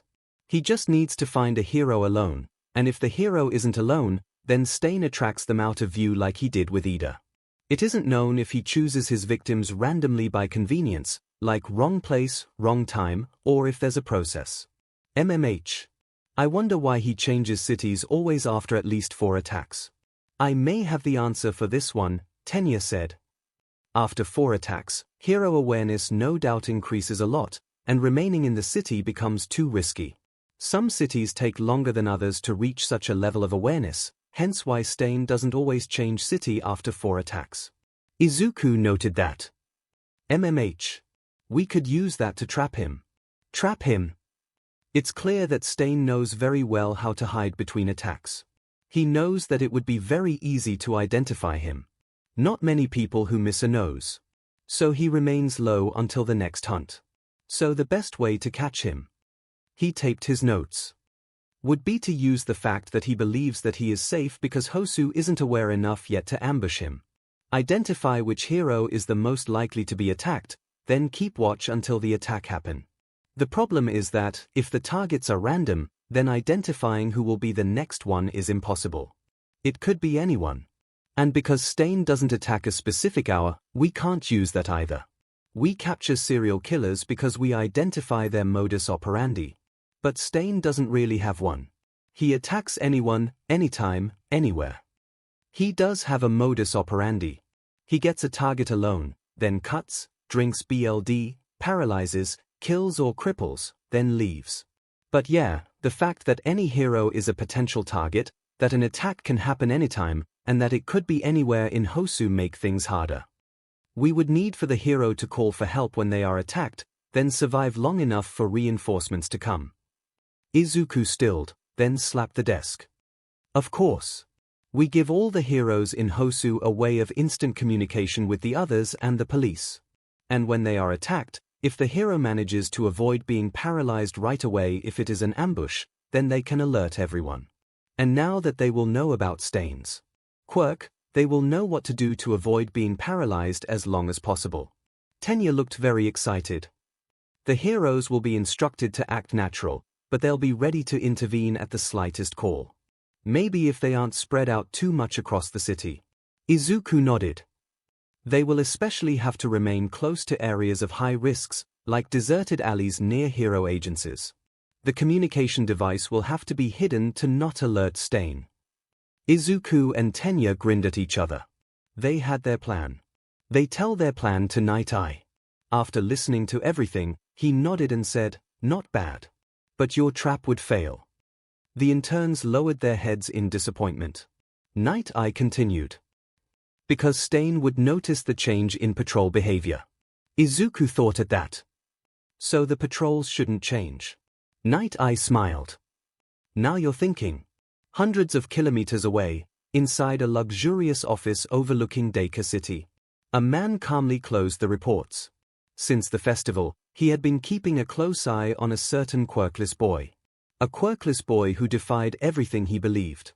A boy who was currently interning at Night Eye Agency, apparently working on the Stain case. A secretary inside the agency informed him of the boy's progression in the case. He was advancing well. He was able to help in finding out Stain's identity and quirk. A report from a policeman told him how Night Eye requested every surviving Stain victim to be re-interviewed, and how the request originated from the intern Izuku Midoriya. And now, a trap. Izuku Midoriya was preparing a trap to capture Stain. In just 3 days of internship. It really was no wonder that Nezu took him. The man looked at a document on the boy. Izuku Midoriya. Quirkless. U.S. Sports Festival Champion. Currently interning under Sir Night Eye. Then, another document. Public opinion analysis. Approval among quirkless citizens had increased by 37%. Approval among support equipment manufacturers had skyrocketed. Opposition from several quirk supremacist groups continued to grow. The man smiled. How fascinating. One of his assistants tilted his head. Should we start to consider him a threat? The man, Rikiya Yotsubashi, president and CEO of the Detonarat Company, rested his fingers together. Not yet. He looked again at Midoriya's picture. He's doing exactly what Destro believed every individual should do. Using the abilities he was born with to pursue freedom. The assistant frowned. Even if he has no meta ability. Rikiya chuckled. Especially because he has no meta ability. A pause. We will continue to observe him. Should he survive, he may one day reshape this country, and we will see if it will be beneficial to us or not. Make sure to spread the word so our more hot-headed friends don't jump ahead. The Hosu police station, a briefing room. Gathered around the table were several police inspectors, representatives from the city's heroic agencies, and a few heroes who had come as reinforcements. Among them was Endeavor, arms crossed, accompanied by a silent Shoto. All eyes turned to Sir Night Eye as he placed a file on the table. Behind him were his sidekicks, his trainee, and his interns. Izuku, in his hero costume, felt a bit intimidated being in this room with so many important people. Thankfully, he wasn't the one talking. We have identified the quirk used by Stain, Night Eye said. The murmur that immediately swept through the room died down when he continued. His quirk is called Blood Curdle. He must ingest his victim's BLD to induce paralysis. Several police officers exchanged glances, and one of them raised his hand. Are we certain about this information? The testimonies now concur, Night Eye confirmed before he placed several sheets of paper on the table. Several survivors recall seeing him like his katana just before the paralysis set in. Previous interrogations simply never touched upon that detail. Silence returned. Then another inspector asked, "Very well. But that still doesn't tell us how to find him." Night Eye nodded. Exactly. He then took out a map of Hosu and unfolded it. That is precisely the problem. We know how he kills. We know where he prefers to strike. We even know how he disappears. He looked up. But we still don't know who his next target will be. Endeavor furrowed his brows slightly. What do you propose? Night Eye took a second. Not to look for him. Silence greeted this statement. Even Endeavor seemed surprised. Night Eye continued. Instead of that, we're going to let him come to us. He slid a small metal box to the center of the table. Inside were several miniature communicators. Every hero currently on duty in Hosu will receive one of these devices. They can be activated with a simple press. An inspector observed them. An emergency beacon. Exactly, Night Eye said. From now on, no hero will patrol without this communicator. A policewoman asked, should we step up patrols? No. Should we evacuate deserted areas? Another asked. No. Should we publicly announce that we know his quirk? A third one followed. Absolutely not. They all looked at one another. Night Eye calmly continued. If the hero's behavior changes, Stain will immediately realize that something is different. He pointed to the map. The routes remain the same. The schedules remain the same. The patrols remain the same. The heroes will carry on exactly as they have these past few days. An inspector understood. So that he thinks he's still safe. Yes. The only difference will be invisible. Night Eye placed a finger on a communicator. At the slightest contact with Stain. A simple click. He then pointed to several circles drawn on the map. Nearby heroes, the police, and our command post will be alerted immediately. A police officer asked, and what if the hero is paralyzed before he has time to press it? That is why every agency will also receive information regarding how blood curdle works. Night Eye looked out at the assembled group. From now on, every hero will know they must prevent Stain from obtaining their BLD, or, if that proves impossible, by a few seconds before paralysis sets in. A few seconds are enough to raise the alarm. A hero nodded slowly. That greatly increases the chances of survival. Exactly. Endeavor finally spoke. And your agency? Night Eye pointed to a building in the center of the map. We'll set up a temporary command post here. You won't be patrolling. No. A few surprised glances were raised. Our role isn't to become another target. Our role is to coordinate responses and immediately dispatch the nearest units. If Stain shows up, we will only move in once we know his exact location. An inspector asked, and what if that isn't enough? Night Eye answered without hesitation. That is why I requested that several experienced heroes from other cities currently in Hosu be included in the operation, as well as more to come. His gaze naturally fell upon Endeavor. Their presence won't seem unusual. After all, many have already come here precisely because Stain is believed to be in the city. Endeavor crossed his arms. 𝐻𝐻, a faint smile appeared on Night Eye's face. The more Stain thinks this day is just like any other, the more likely he is to make the one mistake we're waiting for. The chief of police, Kenji Tsuragami, studied the map one last time. Then he breathed, it's not a trap. Woof. Night Eye immediately corrected him. It is. Silence. The difference is that he must never know he's inside it until the very last moment. Izuku helped preparing the command post, moving in the necessary stuff and placing them where needed. While working, he said, so, I guess that Ida and I are a no-go once Stain's found, Yes, Night Eye confirmed. You two are just interns and don't even have your hero license yet. You will remain safe in the command post while everyone else will go to fight Stain. Tenya sighed. I wish that I could at least punch him once for what he did to Tensai. I will punch him for you. Mirio exclaimed. Thank you. Eventually, the command post was finished, and from there, it was simply a matter of waiting. Izuku had his eyes on the feeds from the cameras all over the city, trying to spot anything suspicious. In the end, he spotted a few crimes happening and helped guide heroes and police to stop them, but nothing that suspected Stain. No hero disappearing between two cameras. The sun was setting, but nobody dropped their guard. Then, night came. And suddenly, the city was attacked by 3 monsters that looked like Nomu from the USJ incident. Izuku spotted them on the feeds first and immediately alerted Night Eye. Tenya gritted his teeth. Of all the time for the League of Villains to attack. And why here in Hosu? This can't be a coincidence, right? 𝐶 asked. It's too big to be a coincidence, Night Eye agreed. This attack is related to Stain one way or another. Did Stain ally with the League? Bubble Girl asked. I don't see Stain wanting to attack the city, he's only after the heroes, Izuku said. Maybe it's an attack to force him out. Or to make diversion for something. I don't know. Well, if it's to make diversion, it works. All the heroes present in the city are now forced to fight them and protect the civilians, Mirio said. Too busy to go after Stain if he shows up. Suddenly, they received an alert they had been waiting for. A hero activated their beacon. It's native. Bubble Girl shouted. 𝐶 revealed the position of the beacon, an alley not far from the normal hero agency. It wasn't far from the command post. And of course he shows up now. What do we do? Mirio asked.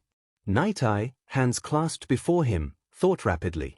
𝐶, Bubble Girl, you go help against the Nomus.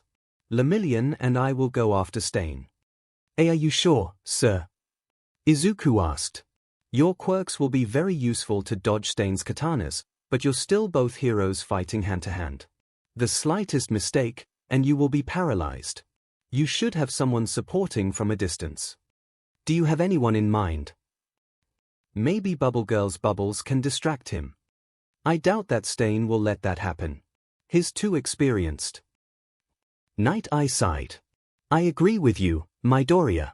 We would need more heroes, but there is nobody else because of the Nomu. And you are not included. Now, I have to go. Each minute spent here talking, Native is more likely to be killed. Izuku could only watch as everyone but him and Tenya left the building.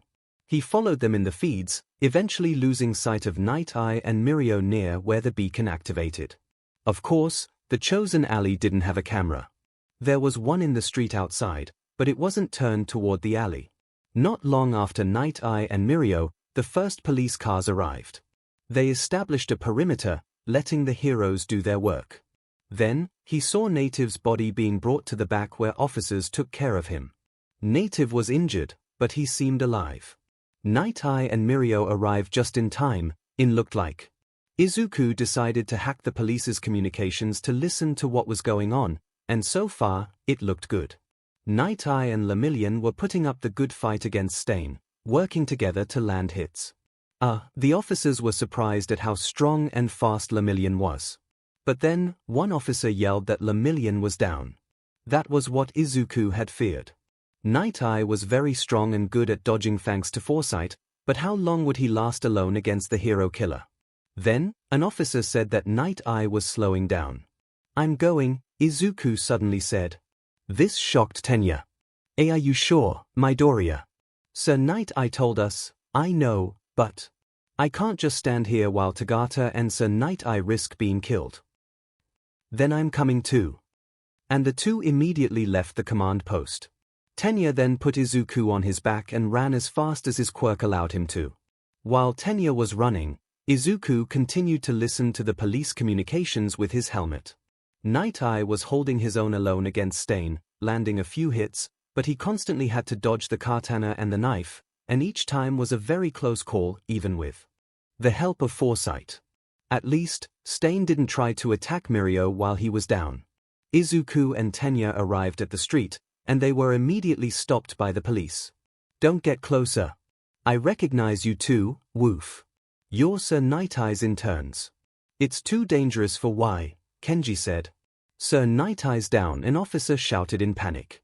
Tenya immediately used his speed to get past the police and move just before the alley's entrance, ignoring the calls of the chief, and seeing both Night Eye and Mirio down on the ground, Night Eye just before Stain while Mirio was to the side. Stain himself was in bad shape, but he could still fight, and he was about to stab Night Eye. Izuku secretly gave Tenya something, then jumped down from his back. Ida! Go! Tenya ran. And he punched Stain in the face. Then he immediately jumped back to avoid his retaliatory slash from his katana. 𝐶 glared at the new arrival. Another one. Your costume is familiar. I am the new 𝐒𝐴𝐽𝐽𝑚. The previous 𝐒𝐴𝐽𝐽𝑚's little brother. Tenya exclaimed. And tonight, you will be stopped for your crimes. On the ground, Night Eye looked surprised. Ida! What are you doing here? Ida! Izuku shouted as he ran into the alley, holding something in his hand. Take Sir Night Eye and Lemillion out of there. We must save them in priority. I will distract him. He then threw what he had, and Tenya immediately closed his eyes. 𝐶 saw too late what Izuku threw, and he found himself blinded by the flashbang.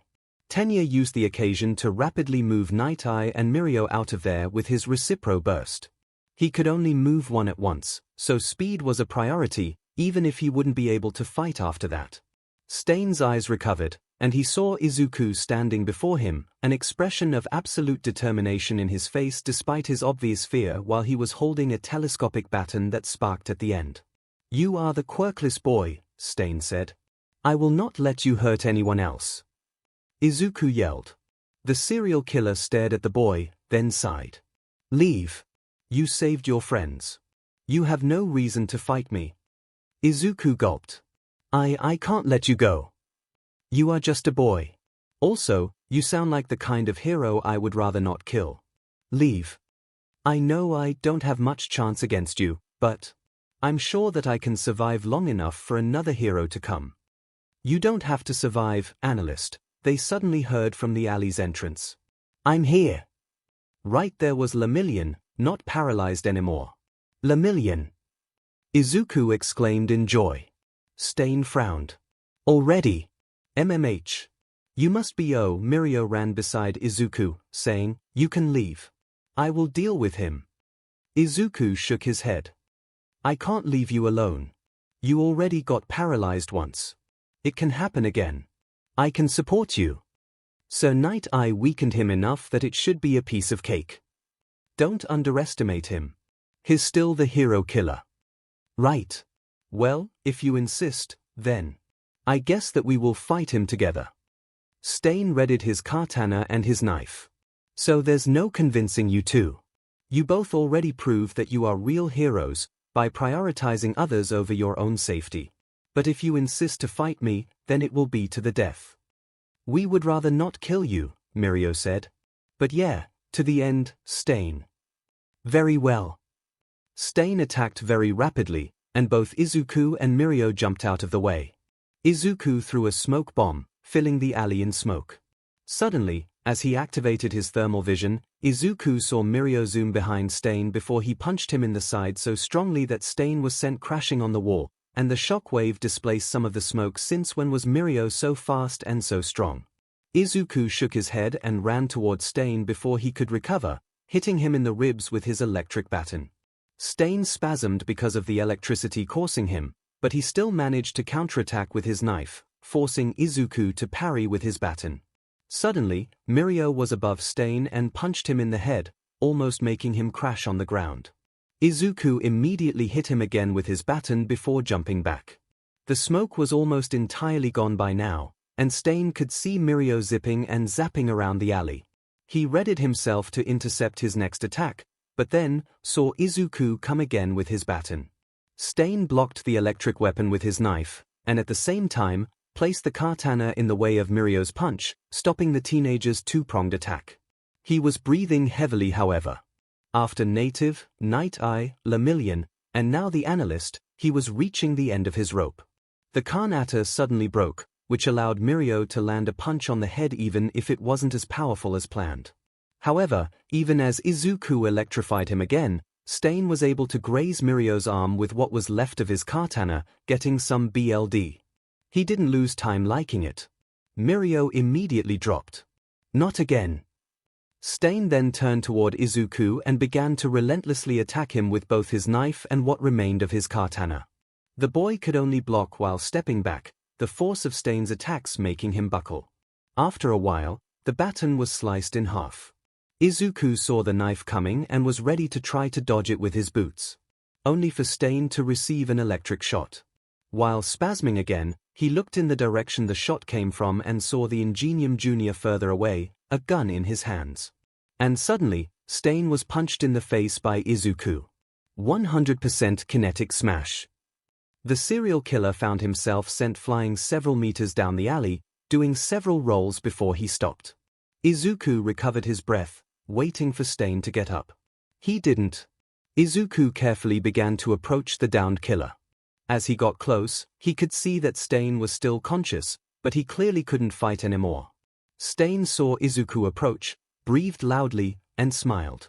I'm glad that the next generation will have such wonderful heroes. And I'm glad that you were the one stopping me. I'm not even upset that it wasn't All Might. He continued to look at Izuku before, finally, he closed his eyes, losing consciousness with some last words. All Might isn't alone anymore. Izuku stared at the unconscious killer, then proceeded to disarm him. At the entrance of the alley, Night Eye observed, his left shoulder bandaged. He slowly lowered his glasses, and he smiled.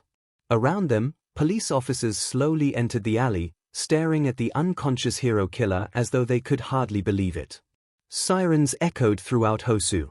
After years of bloodshed, Stain had finally fallen. When Izuku left the alley, Tenya and Mirio beside him, he saw countless police officers, but also journalists, and even heroes starting to arrive. He heard confirmation that all three Nomes had been defeated, Night Eye's reinforcements planned for Stain having played a big role in supporting the local heroes. Already, journalists were approaching Izuku and the others, wanting to interview the ones who defeated the infamous hero killer. But then, Kenji approached them, not looking very overjoyed. Actually, he looked pained. We can't thank you enough for stopping the hero killer, woof. However, I'm sorry to say that I must arrest Tenya Ida for vigilantism. The three boys were immediately filled with horror, and Izuku immediately exclaimed, that was just one punch to stop Stain from killing Sir Night Eye. Then Ida rescued Night Eye and Lemillion. The electric gun can't count because he didn't use his quirk then, and I gave it to him. The dogman sighed. I'm sorry, but the law is the law. Using a quirk without authorization to harm Stain, even to save a pro-hero, counts as vigilantism, woof. It was also seen that he used his quirk to run here. That, too, is forbidden without authorization. He then approached the Whisper. I would have loved to sweep it under the rug for what you did, but there are too many witnesses including journalists. This is beyond me, woof. If anything, what has happened? He looked at the journalists who were filming everything. Will certainly come back to bite me and a lot of other people too in the next several days. Izuku frowned. Then take me too. I fought Stain without a hero license or permission. That's vigilantism. Kenji talked out loud again. You know very well that, no. You never used a quirk, so it doesn't count. You could, however, woof, be prosecuted for assault and battery and use of a weapon, but it can count as defense of another person, and then, self-defense. It will depend on the prosecutor's decision. I'm the one who sent Ida to punch Stain. Incitement to vigilantism. But you did it to save 2 lives. Again, the prosecutor will decide if they want to charge you for that. Izuku couldn't believe what he was hearing. So, I can be excused of using violence because it was to save lives, but Ida can't because he used his quirk even if it was to save those same lives. Kenji winced, then looked again toward the journalists. Well, there went the reputation of the police and, possibly, of the government. The next several days, and possibly weeks, were going to hurt. Tenya placed a hand on Izuku's shoulder. It's okay, Midoriya. As he said, the law is the law. It can't be helped. He then walked toward the chief of the police. Izuku tried to stop him, but Mirio placed a hand in turn on his shoulder, gaining his attention. When Izuku looked at him, he shook his head. Izuku still tried and looked toward Night Eye, but the man also shook his head. He even said, since Ida is my intern, then I will have some responsibility too. Kenji nodded at that. This left Izuku gritting his teeth as Tenya was taken away, and then, Night Eye too. He also had to follow to give his testimony, along with Mirio and Native. And it didn't miss. Immediately the following morning, pretty much every television channels were talking of the incident. Stain's capture. The Nomu attack. But also, and especially, 𝐻𝐻𝐸𝐸's arrestation for having saved his mentor, simply because he used his quirk while, at the same time, Izuku Midoriya was left alone despite having done the same thing simply because he never used a quirk. They all showed the same thing. Stain unconscious and being taken away. Tenya punching him, then being handcuffed. Izuku's outburst. Kenji wincing, knowing perfectly well that what he was doing was wrong. In a channel. The hero killer has finally been captured after years of murders. However, the victory has already become the center of a national controversy. A video then showed Izuku yelling, "So, I can be excused of using violence because it was to save lives, but Ida can't because he used his quirk even if it was to save those same lives." The presenter continued. The law clearly forbids the public use of quirks without authorization. Yet many citizens question whether that law should apply in life or death situations. Another channel. A huge title appeared. Hero or criminal? Below it, a picture of Tenya, still saluting the police while being arrested. 𝐒𝐻𝐸𝐸's younger brother stopped the hero killer. Minutes later, he was arrested. Another channel. Police enforce the law regardless of circumstances. The use of a quirk in combat without authorization constitutes vigilantism under Japanese law. The police insist they had no legal alternative. Another. Should the law change? 3 people sat around a table. A lawyer, a retired hero, and a political commentator. The lawyer spoke first. The law is XPLCT. The retired hero immediately answered. And if he hadn't intervened? He still broke the law. He saved Sir Night Eye. And I always thought this law was horrible. You see a person in mortal danger, you run to save them, quirk or not. That's common decency. Another. People were interviewed in the streets. I think the police did the right thing. It's sad, but laws exist for everyone. What? He saved heroes. If that's illegal, then maybe the law is stupid. My son says he wants to become like Ida. Should I tell him not to save people? I don't know. It's complicated. Another. 𝐻𝐸𝐸 first. If we allow exceptions today, tomorrow everyone will claim they were saving someone. The law cannot function through emotion. Newspapers. National Hero News. The hero killer's capture leaves a bitter taste. The hero killer that terrified all of Japan, Stain, has finally been captured last night at Hosu. We owe it to the Night Eye agency which fought and defeated the killer. But then, one of the interns, 𝐻𝐻𝐸𝐸, the new 𝐒𝐻𝐸𝐸𝐸, has been handcuffed because he punched Stain with the help of his quirk despite not having gotten the permission. He did it to save Sir Night Eye and Lemillion, but using your quirk this way remains against the law. Meanwhile, the other intern who also participated in the fight, the sports festival's champion Izuku Midoriya, was left alone by the police. Sir Night Eye, as Ida's mentor, was given responsibility for his actions and was also taken away. They saved many lives, and they pay the price for that. Japan daily. Should someone be punished for saving lives? Anybody would think that it's normal to save someone's life when you can, and yet, as 𝐻𝐻𝐸𝐸's arrestation proves, law forbids it, unless you are quirkless. Is it really what modern society is, arresting people for doing the right thing simply because they use a quirk? Sunrise News. Discrimination against quirked people. Izuku Midoriya and 𝐻𝐻𝐸𝐸, interns at the Night Eye agency, fought the hero killer despite not having their license yet. They should both get arrested for it, right? Wrong. Only Ida faces consequences because he used his quirk. Midoriya is free to go, having never used a quirk because he's quirkless. So, a quirkless person can be a hero even without license, but a quirked person can't and should leave people to die unless they don't use the obvious advantage they have.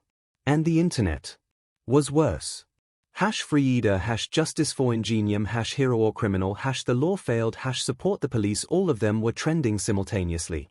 And the clip of Midoriya's outburst and Kenji's reaction already reached millions. Comments: the kid has a point. This law makes no sense. He's right. No, he's emotional. The police are just doing their job. Change the law. If Midoriya says it's wrong, maybe we should listen. This is exactly why quirk regulations are outdated. The police was being insulted. Not just Hosu's police. All of Japan's police. People were ordering the government to remove this law, to let Tenya Ida go. A tired Izuku watched all that from his office in the agency, and couldn't help but be torn. On one hand, he thought that the government was getting what it deserved for arresting Tenya and Sir Night-Eye. On the other, he feared of being at the origin of a future civil war. Because of him being part of Stain's arrestation, he gained an even bigger fanbase, so his outburst against Kenji. Many people were taking that personally in his defense. He almost expected reading or watching about the Hosu police station being put on fire. He even saw medias from other countries like the USA talking about the incident. Izuku didn't know if they had the same law, but the situation wasn't making Japan look good. How did things go so wrong? He had just wanted to help his friend. And now, Tenya had been arrested and would probably be expelled from U at best, and Japan was divided. Well, more divided than after his victory at the festival. Rikia was reading the reports, honestly feeling like he was in heaven. He couldn't have asked for a better opportunity. He really did well to not have the Midoriya boy killed. Now, his men were having a field day, turning this scandal into a way to bring more people into their side and gain an influence. Chaitos was especially having the time of her life, and only Rikia's words made her stop from going to interview the quirkless wonder. Honestly, managing to have Stain captured. Midoriya's potential seemed infinite.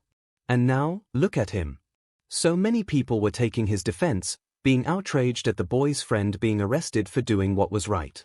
As for the boy himself, no doubt he was feeling contempt at the quirk regulation law now. Maybe it was time to pay him a visit. Izuku continued to watch the news. This way, he found out that Night-Eye revealed everything about the operation that took place, and he also said about Izuku and Tenya, "I had told them to wait at the command post, but they disobeyed, and I'm glad they did, or I wouldn't be here anymore, and the hero killer would have escaped." Other heroes were also talking. All Might, the kid broke the law, but if I had to choose between following the law or saving a life, I wouldn't hesitate to save the life. He did good. Endeavor, the kid saved a hero while we were all busy elsewhere. End of discussion. Mr. Principal, the school board will force me to expel Ida if he's judged guilty, but I don't endorse punishing a kid for doing the right thing. And so many others. It made Izuku smile. Then, Centipede entered his office, looking bemused. "A visitor wants to see you. He's not a reporter." Izuku looked at him in wonder. "Who?" Centipede moved out of the way, revealing a man Izuku immediately recognized, and he couldn't believe that he was meeting him. Rikia Yotsubashi, president and CEO of the Detnerat company himself. One of the richest men of Japan. Why was someone so important wanting to see him? Izuku immediately got up from his chair and bowed lowly. "It's an honor to meet you, sir."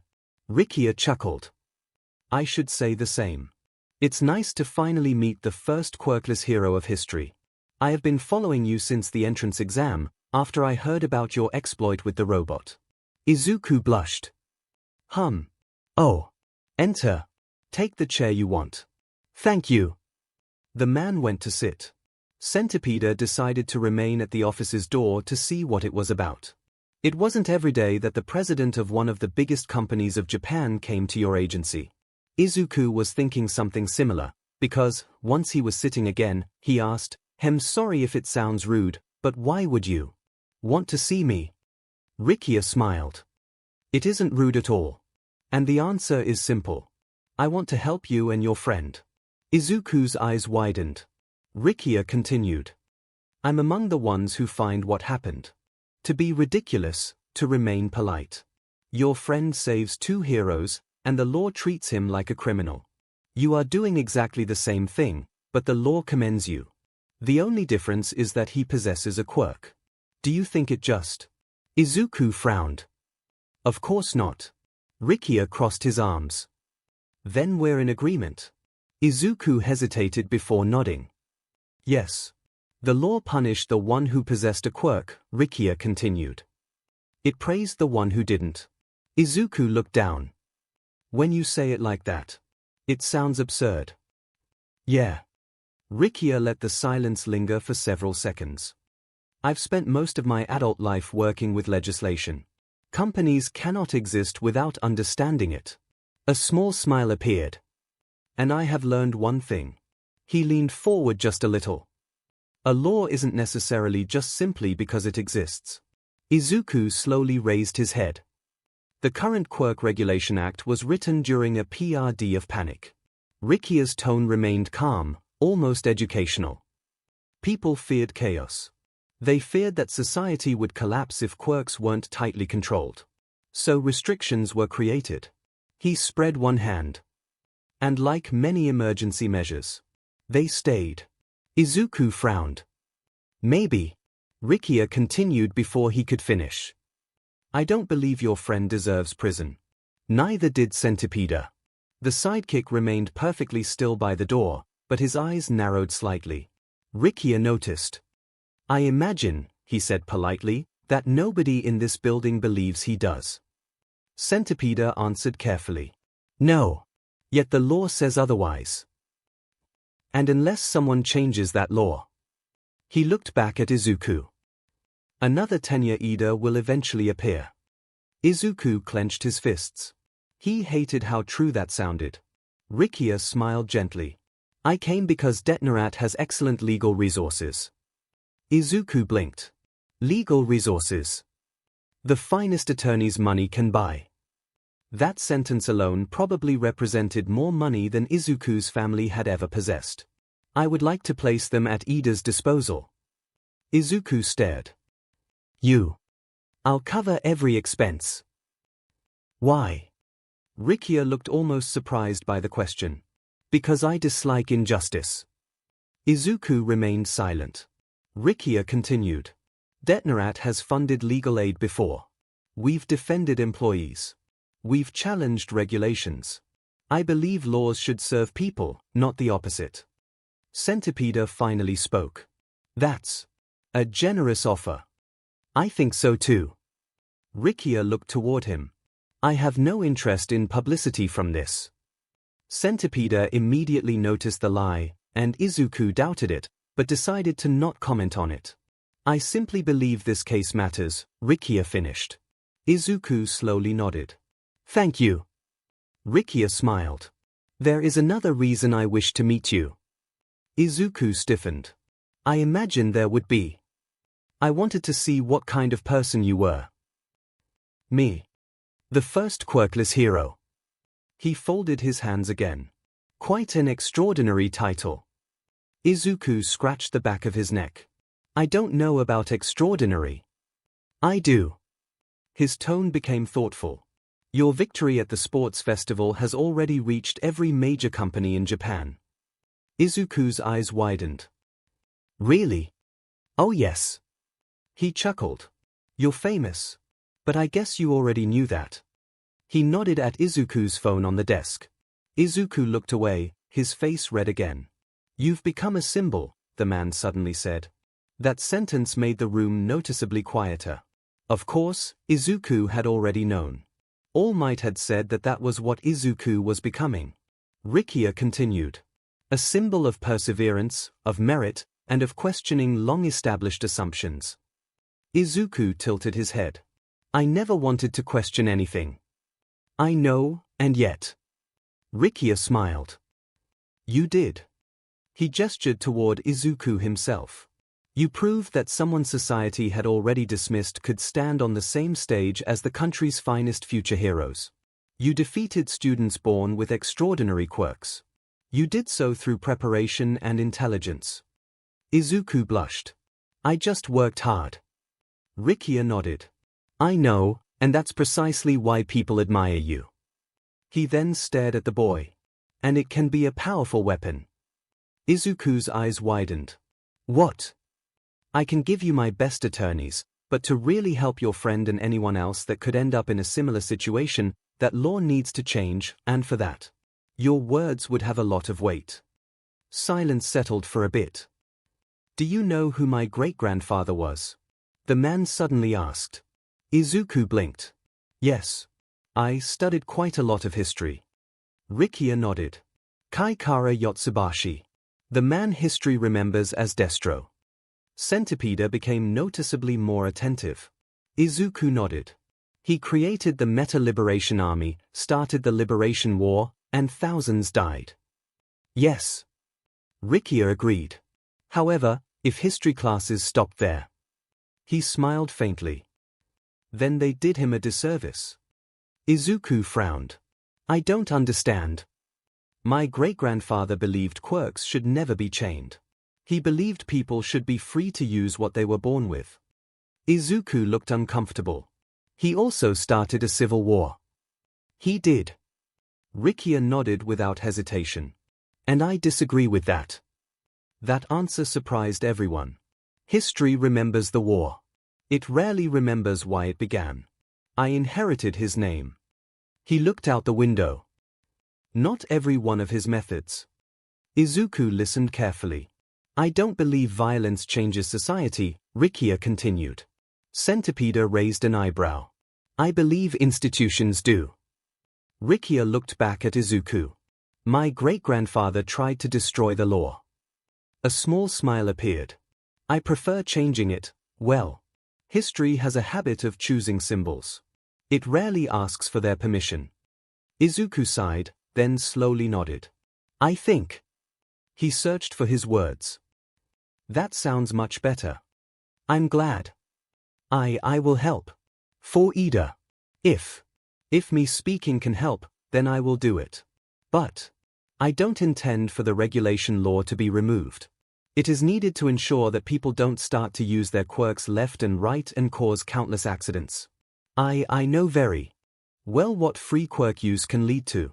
But, for special occasions like what happened with Stain, it needs to change. Rikiya frowned a bit. It quickly disappeared before he nodded and stood up. I understand. He adjusted his suit, then took a business card from his pocket and placed it on Izuku's desk. If Ida's family agrees. He smiled warmly. My legal department is at their disposal. Izuku immediately stood as well. Thank you. No. Rikiya extended his hand. Thank you. Izuku shook it. For reminding people that heroes aren't defined by the powers they possess. Rikiya released the handshake. I hope we meet again, Midoriya. Me too. Rikiya walked toward the door. As he passed 𝐶, he politely inclined his head. The sidekick returned the gesture. The office door closed. Silence. Izuku looked at the business card. He was nicer than I expected. 𝐶 didn't answer immediately. Instead, he watched the closed door for several seconds. Maybe. Izuku looked up. Maybe. 𝐶 crossed his arms. I've met enough executives to know one thing. What? The very best of them never try to convince you of anything. Izuku frowned. They don't. They convince you to convince yourself. The best manipulators never ask you to change your mind. They simply arrange the conversation so that you think the new idea was yours. Izuku looked back at the card. Do you think he was manipulating me? 𝐶 thought for a long moment. I think everything he said was true. And that is exactly why I'd be careful. The door opened, and a familiar voice said, I agree. Izuku gasped when he saw who opened the door. Sir Night Eye. They released you. I didn't do anything that asked for me to remain in a cell. The worst I will have is a fine and a few years of interdiction of having interns. I'm so sorry, sir. We just... Night Eye raised a hand to silence him. I know, and I don't hold it against you. You and Ida both saved our lives. Even if you disobeyed, you did nothing wrong. 𝐶 asked, since when were you listening? When he proposed his lawyers to help, Night Eye answered before he looked toward Izuku. So, you intend to fight to change the law? Izuku hesitated, then nodded. Good. Even if I don't trust Mr. Yotsubashi, he was right about one thing. However, that doesn't mean he came here for the right reasons. If you speak publicly, choose your own words. Never let anyone write them for you. Izuku gulped, but then smiled. Thank you, sir. 𝐒𝐿 decided to simply spend the rest of the day resting by taking a nap, after spending the previous night giving his testimony and worrying about Tenya and Night-Eye, then constantly looking at the medias to see how things were going to SHT all of morning and the start of the afternoon. He needed it if he wanted to give a press conference. He would talk next day with Night-Eye on how they would proceed. Possibly have Nezu here too. The principal remained his real mentor after all. 𝐒𝐿 wasn't sure if he should bring his mother, however. All of this was so beyond her. Man, she must be dying of worry after finding out that 𝐒𝐿 fought the hero killer. He couldn't wait to see her again tonight. After leaving the police station the previous night, or early morning depending of how you saw it, he had returned straight to the agency with 𝐼𝐼𝐼 and the sidekicks, the latter's needing to take care of the aftermath of everything that happened in Night-Eye's absence. 𝐒𝐿 had wanted to help, but then, he got curious and saw the medias, and from there, he couldn't stop watching until Ricky's arrival. 𝐼𝐼𝐼 woke him up a few hours later because it was the end of the day at the agency. 𝐼𝐼𝐼 then told him that Night-Eye had gone to visit Tenya's family, taking Ricky's card, to see with them what they decided to do. He had also called Nezu, guessing that the rodent would want to help as representative of you who didn't want Tenya expelled. The Ida parents had accepted without hesitation. How could they refuse the help of 𝐿? And with the Night-Eye agency and you also in, they would face the prosecutor altogether, and 𝐒𝐿 almost pitied the poor soul. At the police station, Tenya had initially refused to let 𝐿 pay for his defense, insisting he alone should bear the consequences. His parents had overruled him within minutes. 𝐒𝐿 wanted to ask 𝐼𝐼𝐼 about the power he used against Stain, but he decided that this could wait. He was hungry and still tired. So he returned home. I'm home. My baby. He was welcomed by his mother hugging him very tightly. Very tightly. 𝐒𝐿 immediately loosened her hug, but didn't let him go. I told you to not worry me that much. How could you fight the hero killer? You're just a first year. I thought that the internship was safe. Sorry, Mom. Me fighting Stain wasn't planned. But things went out of control because of these nomas appearing out of nowhere. And I couldn't leave Sir Night-Eye and Tagata to die. 𝐒𝐿 sighed and finally released her son. First the USJ, now this. I will have to get used to it. 𝐒𝐿 rubbed the back of his neck, sheepish. It looks like it. Sorry. I really tried to avoid the action this time, but I was left with no choice. If you want someone to blame, blame the League of Villains. They seem to love ruining my day. Seriously, why send nomas to attack Hosu just when we were about to trap Stain? There's no way this is a coincidence. But I don't think that Stain was working with them. 𝐼𝐿 became thoughtful. Maybe they wanted to recruit him. It'd be just my luck for them to do such a move at that moment. 𝐼𝐿 then hugged her son again. At least, you saved lives. I'm so proud. And I'm so sorry for your friend. I wish I could do something. 𝐒𝐿 smiled. Just do like everyone else who's speaking on TV and the internet. Show your support. Nezu-sensei and Sir Night-Eye-sensei will help.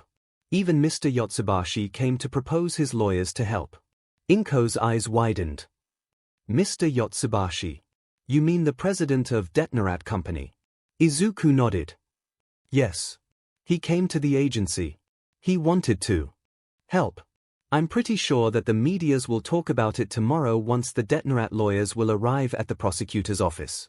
What? Why would? 𝐒𝐿 laughed. How about I explain everything around dinner? I'm famished. Oh. Of course. I was preparing it when I heard you arrive. It shouldn't be long.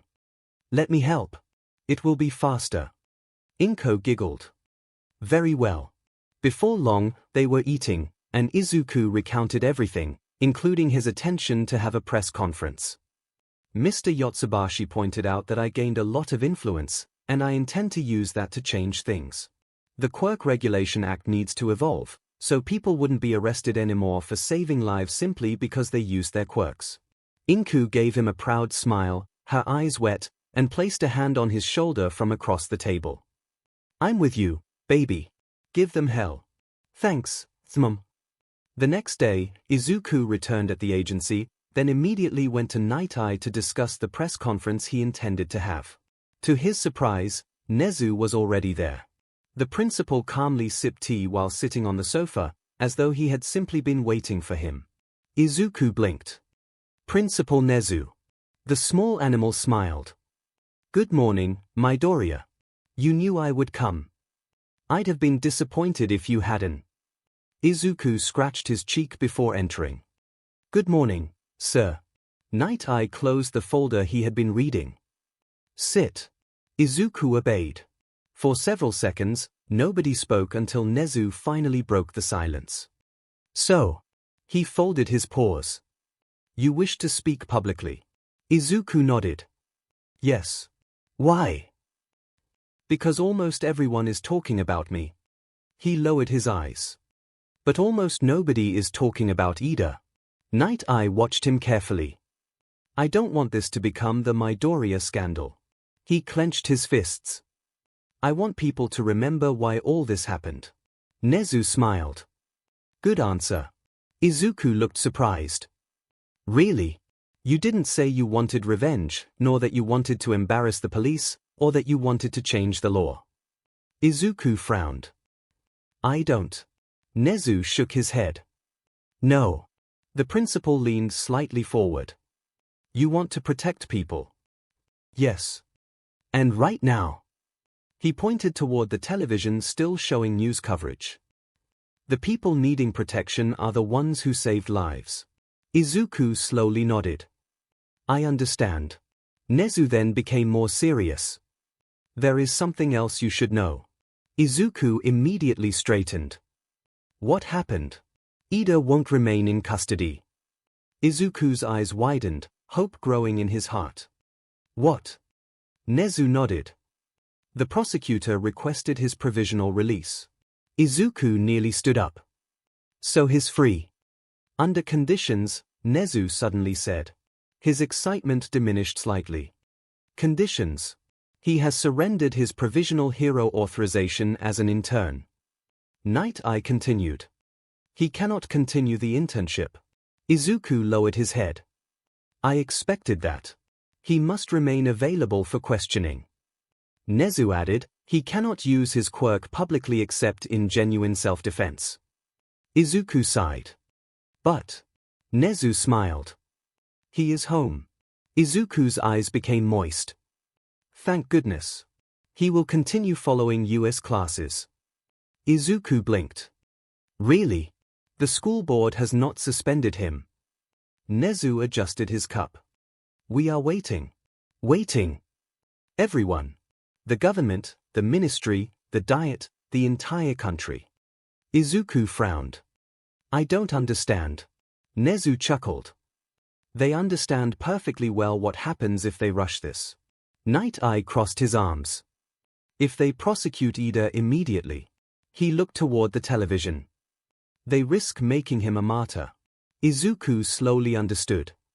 So they are delaying everything. Exactly. Nezu nodded. The investigation remains open. No trial date has been scheduled. No disciplinary hearing. No expulsion. They are buying time. Izuku let out a long breath. Then we still have a chance. A very real one. Night Eye then pushed a notepad toward him. Now. He looked directly into Izuku's eyes. About your press conference. Izuku took the notebook. I was thinking, no. No. You are not thinking. Izuku blinked. What? You are preparing. Nezu laughed softly. I like that. Night Eye continued. The media will attempt to make you angry. I know. They will ask whether the police are incompetent. Izuku thought. I won't answer. They will ask whether the government is corrupt. I won't answer either. They will ask whether heroes should ignore the law. Same. Night Eye nodded once. Good. Izuku looked confused. Then what should I answer? Night Eye looked at him for several seconds. The only sentence you truly need. Which is? Night Eye spoke slowly. I'm not asking that heroes be above the law. He raised one finger. I'm asking that saving a life never become a crime. Silence. Nezu smiled. Elegant. Night Eye continued. Everything else. He pointed at the notebook. Must support that single idea. Izuku immediately began writing. Nezu stood up. And one final piece of advice. Izuku looked up. Yes. The principal smiled mischievously. Do not try to win the argument. What? Win the audience. Izuku frowned, tilting his head. Isn't that the same thing? Nezu shook his head. No. He walked toward the window. If you defeat your opponents. He looked back over his shoulder.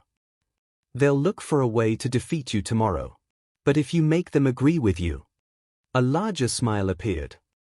They'll defend your idea themselves. Izuku stared at him. That's manipulation. Nezu laughed. No, it's persuasion.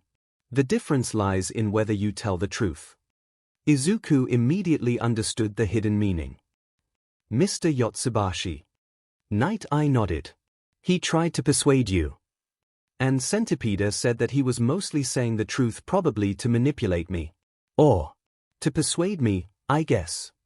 Night Eye replied calmly, the most dangerous manipulators are the ones who never need to lie. The room fell silent. Izuku looked down at his notebook, then nodded. Izuku decided that he needed to take his mind away from everything, and the best ways to do it for him was analyzing quirks or training. He chose training, so he went to the gym. He forgot, however, that he wasn't supposed to enter the gym during a specific part of the morning. So when he opened the door, he found Mirio training. By zipping into a wall, disappearing into it, then coming out of another wall at the same extreme speed, punching a very tough punching bag, sending it flying in the air. Mirio then zipped around a few more and caught the punching bag in the air with another powerful punch that sent it crashing into a wall. It continued like that for several seconds, Mirio zipping around, disappearing into surfaces, and juggling with the punching bag. Izuku, slack-jawed, could only watch. Seeing Mirio train like that, with such speed and strength. It reminded him of All Might. Finally, Mirio spotted him. Midori. Because of his surprise, he apparently forgot to use his permeability, because he crashed right through a wall, leaving a hole and making Izuku wince. A long silence followed, broken only by the bag finally hitting the floor. Finally, Mirio came through the same wall he crashed through, this time using his quirk. He looked panicked. Midoriya. Since when are you here? About 1 minute, I think. Izuku then finally remembered Night Eye's words from days ago and bowed. Sorry for interrupting your training. Sir, Night Eye told me to not come here at this time because that's when you train and you prefer to train alone, but I forgot. Mirio sighed as he approached Izuku. I guess it can't be helped, after all the SHT from the last few days. Sorry. Mirio waved away his apology. It's okay. You already saw me using this power against Stain anyway. Izuku looked up at his friend. So the reason why nobody could come is because you wanted to keep this power secret. Well, it's more like I have to keep it secret, or trust me, I would have told you about it long ago. Still can't tell you what exactly it is without permission. It isn't just a quirk mutation, Mirio grinned. Can't tell. Izuku crossed his arms, put a thumb on his lips, and began to mumble. This power clearly is a strength enhancer. A powerful one. A mutation of permeation. A strength enhancer has nothing to do with permeability. But then, what else could it be? Could it be a second quirk? But nobody ever got 2 quirks. Potentially already the next stage of evolution, but it has barely been 200 years since the first quirks. An artificial quirk. Have quirk sciences really advanced that much? Right, the Nomu. Yes, science advanced that much, apparently. This new power looks a lot like All Might's. Could it be a copy of his quirk?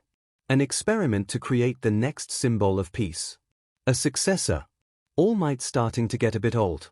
And Tagata has a philosophy very close to his. Mirio listened to everything, and the more he listened, the more his expression morphed into horror. Hey, Midoriya, you came here to train, right? Then go on, I have to see Sir Night Eye.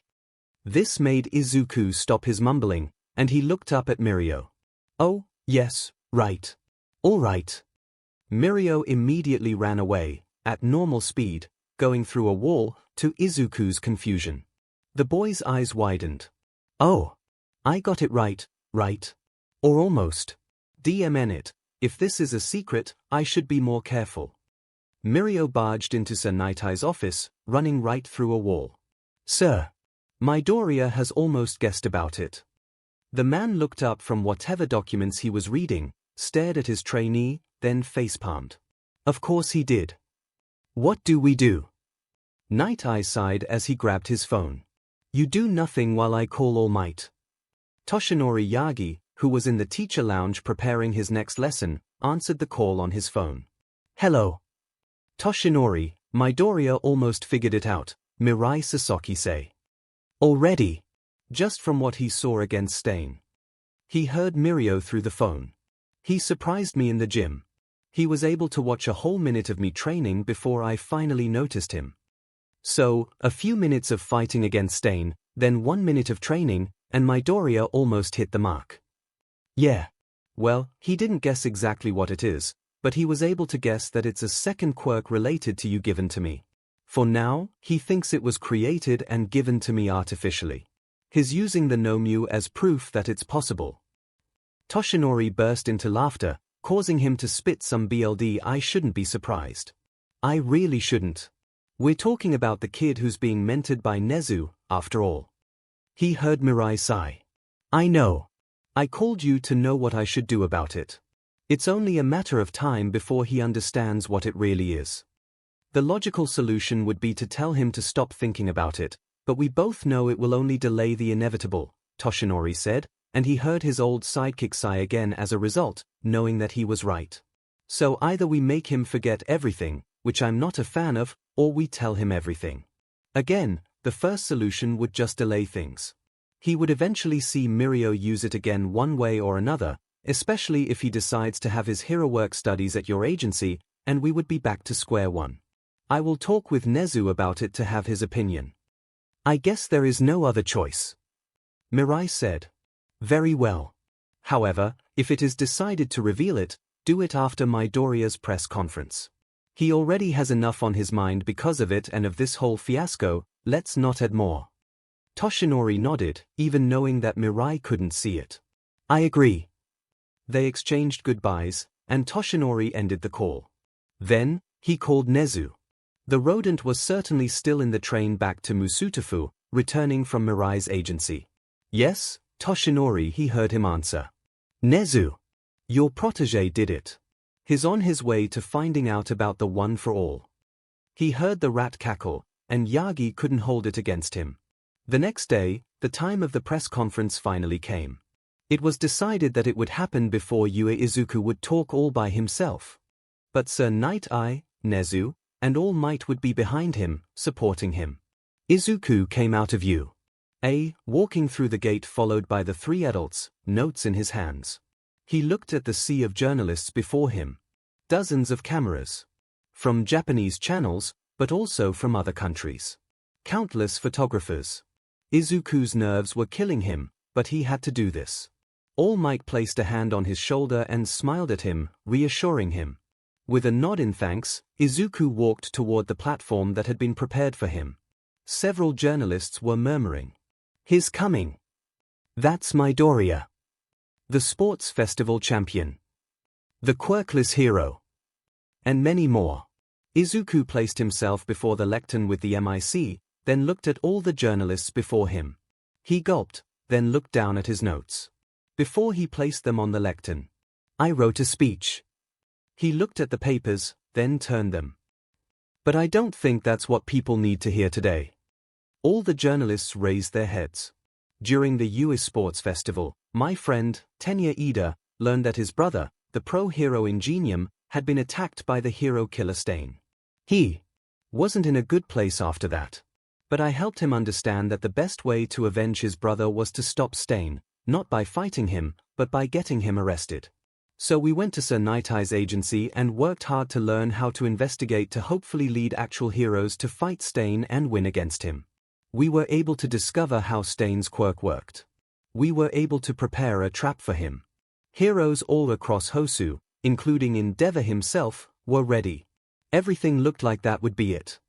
But then, the League of Villains, the same ones who attacked the USJ, sent 3 monsters to attack Hosu, and suddenly, no heroes were available to go after Stain when he revealed himself and attacked Native.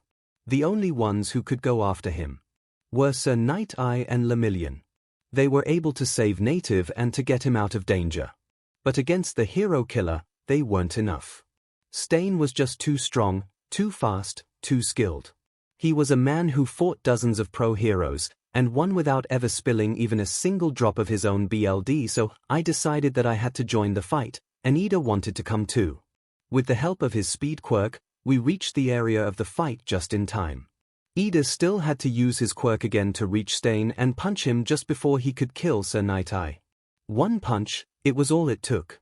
Then I told Ida to take Sir Night-Eye and Lemillion out of danger while I would remain to face the killer. And for saving everyone's lives. Tenya Ida got arrested simply because he used his quirk without authorization, especially to harm someone, making it be considered as vigilantism. But if he had obeyed the law, then Sir Night-Eye and Lemillion wouldn't be here anymore. I don't know much about politics. I don't know much about laws. But I know heroes. Heroes save people. And anybody can become a hero the time of one courageous decision, but they can't. Today, when people see someone be assaulted, they are left with a choice: intervene without using their quirk, or leave the victim to be killed. The problem is that, where the person wanting to help can't use their quirk, the criminal or villain assaulting the victim won't hesitate to use theirs, leaving the potential savior to a serious disadvantage most of the time. So, most of the time, the potential savior chooses to give up and walk away, hoping that a hero would miraculously appear to save the day. The problem is that heroes aren't everywhere. They aren't omniscient or omnipresent. Even All Might. While he's busy brawling with a titan, an innocent is getting mugged in an alley a few streets over, and there's no way for him to know. But a passerby seeing it happen could intervene if they were given the possibility to use their quirk, but they can't, because of a law made at a time of panic. Or imagine a building on fire, people stuck inside, some certainly unconscious because of the smoke. One of the people around could use their quirk to put out the fire before it could get too bad, or at least slow it down while waiting for the firefighters and the fire specialist heroes, or even just to enter the building and save its inhabitants on time, but again, they can't. How many lives are lost every day because of that? I'm not angry at Chief Kenji. He enforced the law. I'm asking that the law no longer force good people into impossible choices. I'm not asking for heroes to stand above the law. I'm asking that saving a life never become a crime. I don't want people to become heroes. I want them to be allowed to save someone. Heroes save people. Sometimes they're wearing costumes. And sometimes they're just ordinary people who happen to be there. The law should protect both. Chitose Kazuki had been taking lots of notes during Izuku's speech, getting very excited. The boy was making history right before her eyes. Of course, he wasn't doing exactly like Rikia wanted, but hopefully, it would be enough to get a footstep in the right direction. Maybe Chitose could do something to help. Once it was clear that Izuku had ended his speech, she raised her hand before all the others, gaining the boy's attention. Yes. Chitose Kazuki from Shueisha Publishing. Do you wish for the Quirk Regulation Act to be entirely abolished? Izuku immediately answered. No. The law ensures that quirks aren't abused. So much could go wrong if people were left to do what they wanted without limit. It's just that, right now, the limit is too much. But wouldn't it be nice if people could use their quirks in their everyday lives? Just to do simple things like transporting heavy charges, moving rapidly from one place to another, or playing. Izuku thought for a few seconds before answering. I think there's a difference between freedom and responsibility. The crowd became quiet. If someone wants to use their quirk to carry groceries because they are stronger than normal, I don't see who that hurts. If someone wants to use a speed quirk instead of riding a bicycle, I don't automatically see a problem.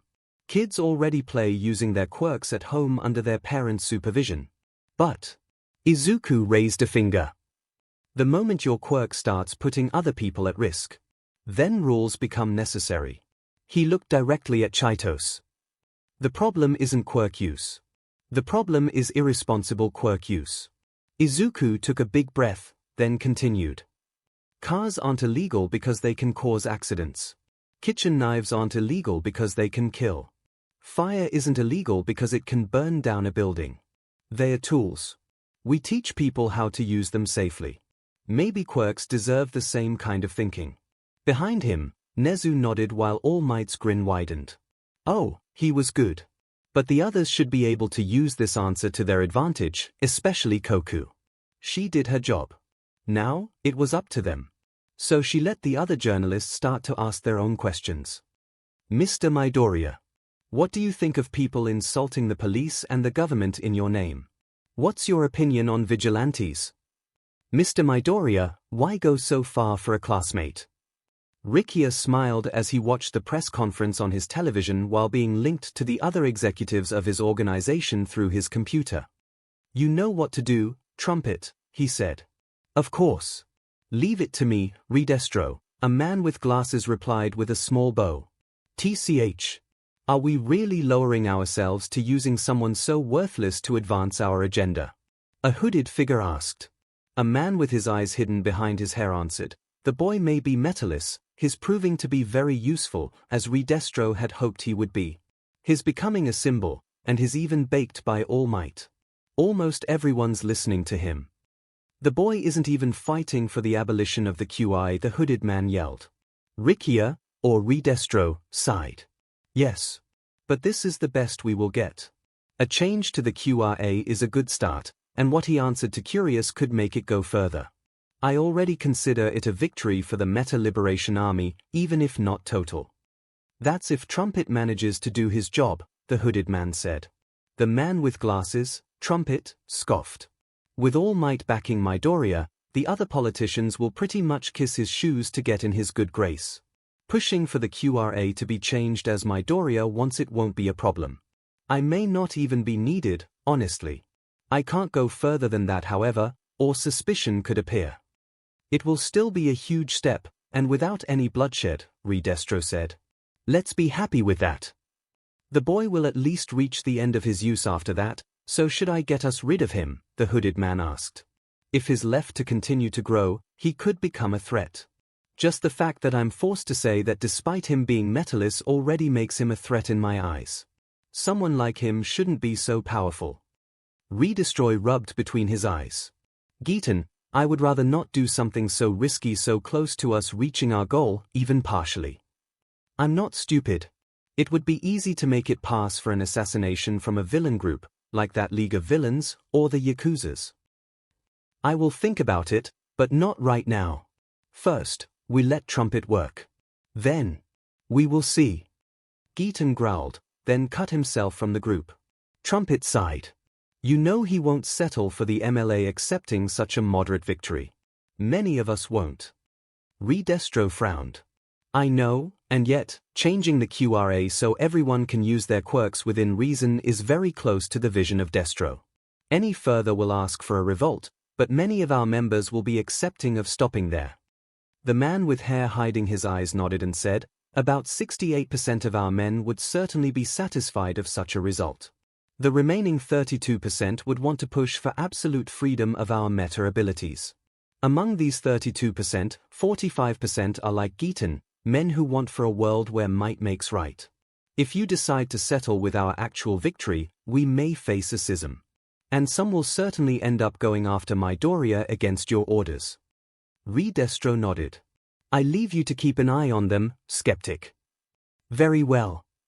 In Best Jeanist Agency, Katsuki was watching the press conference with Best Jeanist himself and several sidekicks. He watched as Izuku answered question after question. First, Izuku captured Fing's stain, and now, he was making history before the whole world. All of that just during their week of internship. Katsuki blew air in exasperation. You DMN nerd, slow down a bit. I'm supposed to be your equal. Because you want to talk before a crowd of journalists from the whole world? Best Jeanist asked. Katsuki scoffed. No way. I would just blow up in their faces. I'll leave that to him. I would rather kick some buttes. But doing better than the hero killer will be hard. Midoriya wasn't alone when he fought a weakened Stain, so, lucky for you, it barely counts. These bird brains from the press don't see it that way. True. Tomura, Kurogiri, and the man known as Sensei also watched the press conference, Tomura scratching his neck. Sensei chuckled. That Nomyu attack on Hosu ended up having unexpected consequences. His becoming powerful, Kurogiri said. RNGH. I just wanted to give Stain a lesson, not give that brat more power. Be happy knowing that you ended up causing indirectly a lot of chaos across all of Japan, and potentially the world, Sensei said. Now, everyone knows about the League of Villains. This may make recruiting easier for you. Tomura stopped his scratching. You're right, Sensei. Maybe it was worth it, finally. Still, I hate that brat. Of course. Still no killing him yet. Tomura groaned. Tenya watched from his home, surrounded by his parents. He was trying to hold his tears, but he was failing, so he lowered his head. Midoriya. I'm forever in your debt. Tensai, at the Hosu hospital, was smiling. Maybe things will be alright in the end. Inko was crying all the water in her body, again. She was so proud of her baby. All of Izuku's classmates were watching from their agencies where they interned. Some were crying, others were grinning, or encouraging Izuku. In Shoto's case, he simply gave a rare small smile. Beside him, Endeavor remained expressionless, arms crossed. TCH. I shouldn't have expected less from the rat's brat. About time someone does it. I always found this law was CRP. But many weren't as supporting. If everyone starts using quirks, society will become chaos. Midoriya is too young to understand. He's emotional because his friend was arrested. Heroes train for years. Ordinary civilians shouldn't interfere. Finally, the press conference ended, and Izuku was led back into U by Nezu, All Might, and Sir Night Eye. The boy was feeling like he was about to drop. Nezu smiled at the boy. You did good, Izuku. I'm very proud. Izuku's face turned red. Thanks, Nezu-sensei. I imagine that you want to rest after all that, but first, there's one last thing we want to say, in my office. Izuku groaned. All right. Nezu chuckled. It won't be long, I promise. Before long, they reached Nezu's office where, to Izuku's surprise, Mirio was present. The older boy waved at him, giving a grin worthy of All Might. Hey, Midoriya. I saw everything. You were awesome. Izuku flushed again at the praise. Thanks. Why are you? Wait. He looked at Mirio, then at All Might, then at Sir Night Eye. Oh. Is this about Tagata's power? All Might nodded. You got it right, young Midoriya. We determined that since you were so close to the truth, we should as well tell you about it. You would find out sooner or later by yourself with that big brain of yours. Izuku rubbed his neck sheepishly. Sorry. I really couldn't help myself. This power is so fascinating. Obviously, what you're about to learn must remain secret, the symbol of peace said, and Izuku nodded. Everyone went to sit around Nezu's desk. As All Might got close to his chair, his body suddenly puff-fed into a smaller version of himself, without muscles, looking very emaciated. Izuku almost fell from his chair in shock. All Might. What happened to you? That's my real appearance when I'm not using my quirk, result of a terrible fight years ago. He removed some of his costume, revealing the scars of a terrible injury on his left side. Lost my stomach and part of my respiratory system. I have been slowly weakening year after year. I can't hold my empowered form more than a few hours nowadays, and that time is rapidly diminishing. Izuku stared at the scars in horror. Who could hurt you so much, All Might? A very powerful villain that, thankfully, you don't have to worry about. By the way, my name is Toshinori Yagi. Izuku's eyes widened. Wait. The USJ. The reason why you couldn't be here. Toshinori nodded. I had reached my limit. Actually, when I fought that Nomyu, I was forced to go beyond my limit, which caused me to lose a few minutes, just like that. So, eventually, you will. Yes. One day, I will not be able to transform anymore, and I will have to retire, my quirk lost forever. And Tagata is my successor. So my theory was right. He really got a copy of your quirk so he can be the next symbol of peace. That's almost it, Izuku, Nezu suddenly said. What Tagata got isn't a copy of Toshinori's quirk. It really is Toshinori's quirk, transmitted to him. That left Izuku speechless for a while. A quirk transmitted to another person. Toshinori nodded. That's a specificity of my quirk, the one for all. It goes from holder to holder, accumulating power. I got it from Nana Shimura, who got it from En Tayutai, and so on. All it took for the young Tagata to get it was to get my DNA, simply by eating a hair. Since I gave it to him a few weeks before the entrance exam, I have been losing power more rapidly. The original plan was for me to become a teacher so I could observe the students and choose my successor, but then, Mirai presented young Tagata to me. He was perfect, and I didn't want to wait longer as I was continuing to lose power little by little, so I chose him. Silence followed. Until Izuku began to mutter. A quirk that accumulates power as it's passed down. No wonder All Might was so powerful. Depending of how long ago this quirk was born, who knows how many holders it must have had. And it means that Tagata will be even more powerful once he MSTIs it. But wait. If all of All Might's power came from this quirk, then what was his original power? The one for all doesn't erase the current user's original quirk, or Tagata wouldn't be able to use permeation anymore. I was quirkless, Toshinori simply said at that, which shut up Izuku as his eyes widened at the news. All Might was quirkless. Like me. Toshinori smiled. That's right, young Midoriya. Then, he sighed. I was like you. I wanted to prove myself to the world, and the world was fighting back. So when Nana Shimura proposed to give me the one for all, I accepted right away, giving up trying to do what you are actually doing. Just for that, you are much stronger than I will ever be. Izuku stared at an empty space for a moment. Admittedly, there was a time where, if I had encountered you and you had proposed to me to get the one for all, I certainly would have accepted. Nezu gave him a sad look. Before I visited you the first time, right? Izuku silently nodded. Toshinori gave another smile. And now, you would refuse if given the opportunity. Yes. I thought so. Izuku then frowned. Wait. Were all the previous holders quirkless? Toshinori tilted his head. No. Nana had a quirk that allowed her to levitate. En could create clouds of smoke from his body. I don't know about the previous holders. And you said that one for all was transmitted by ingesting DNA, right? Yes. That same DNA containing the quirk factor. Several eyebrows raised around the desk, but Nezu's eyes then widened when he understood where Izuku was going, and he grinned widely. Toshinori answered.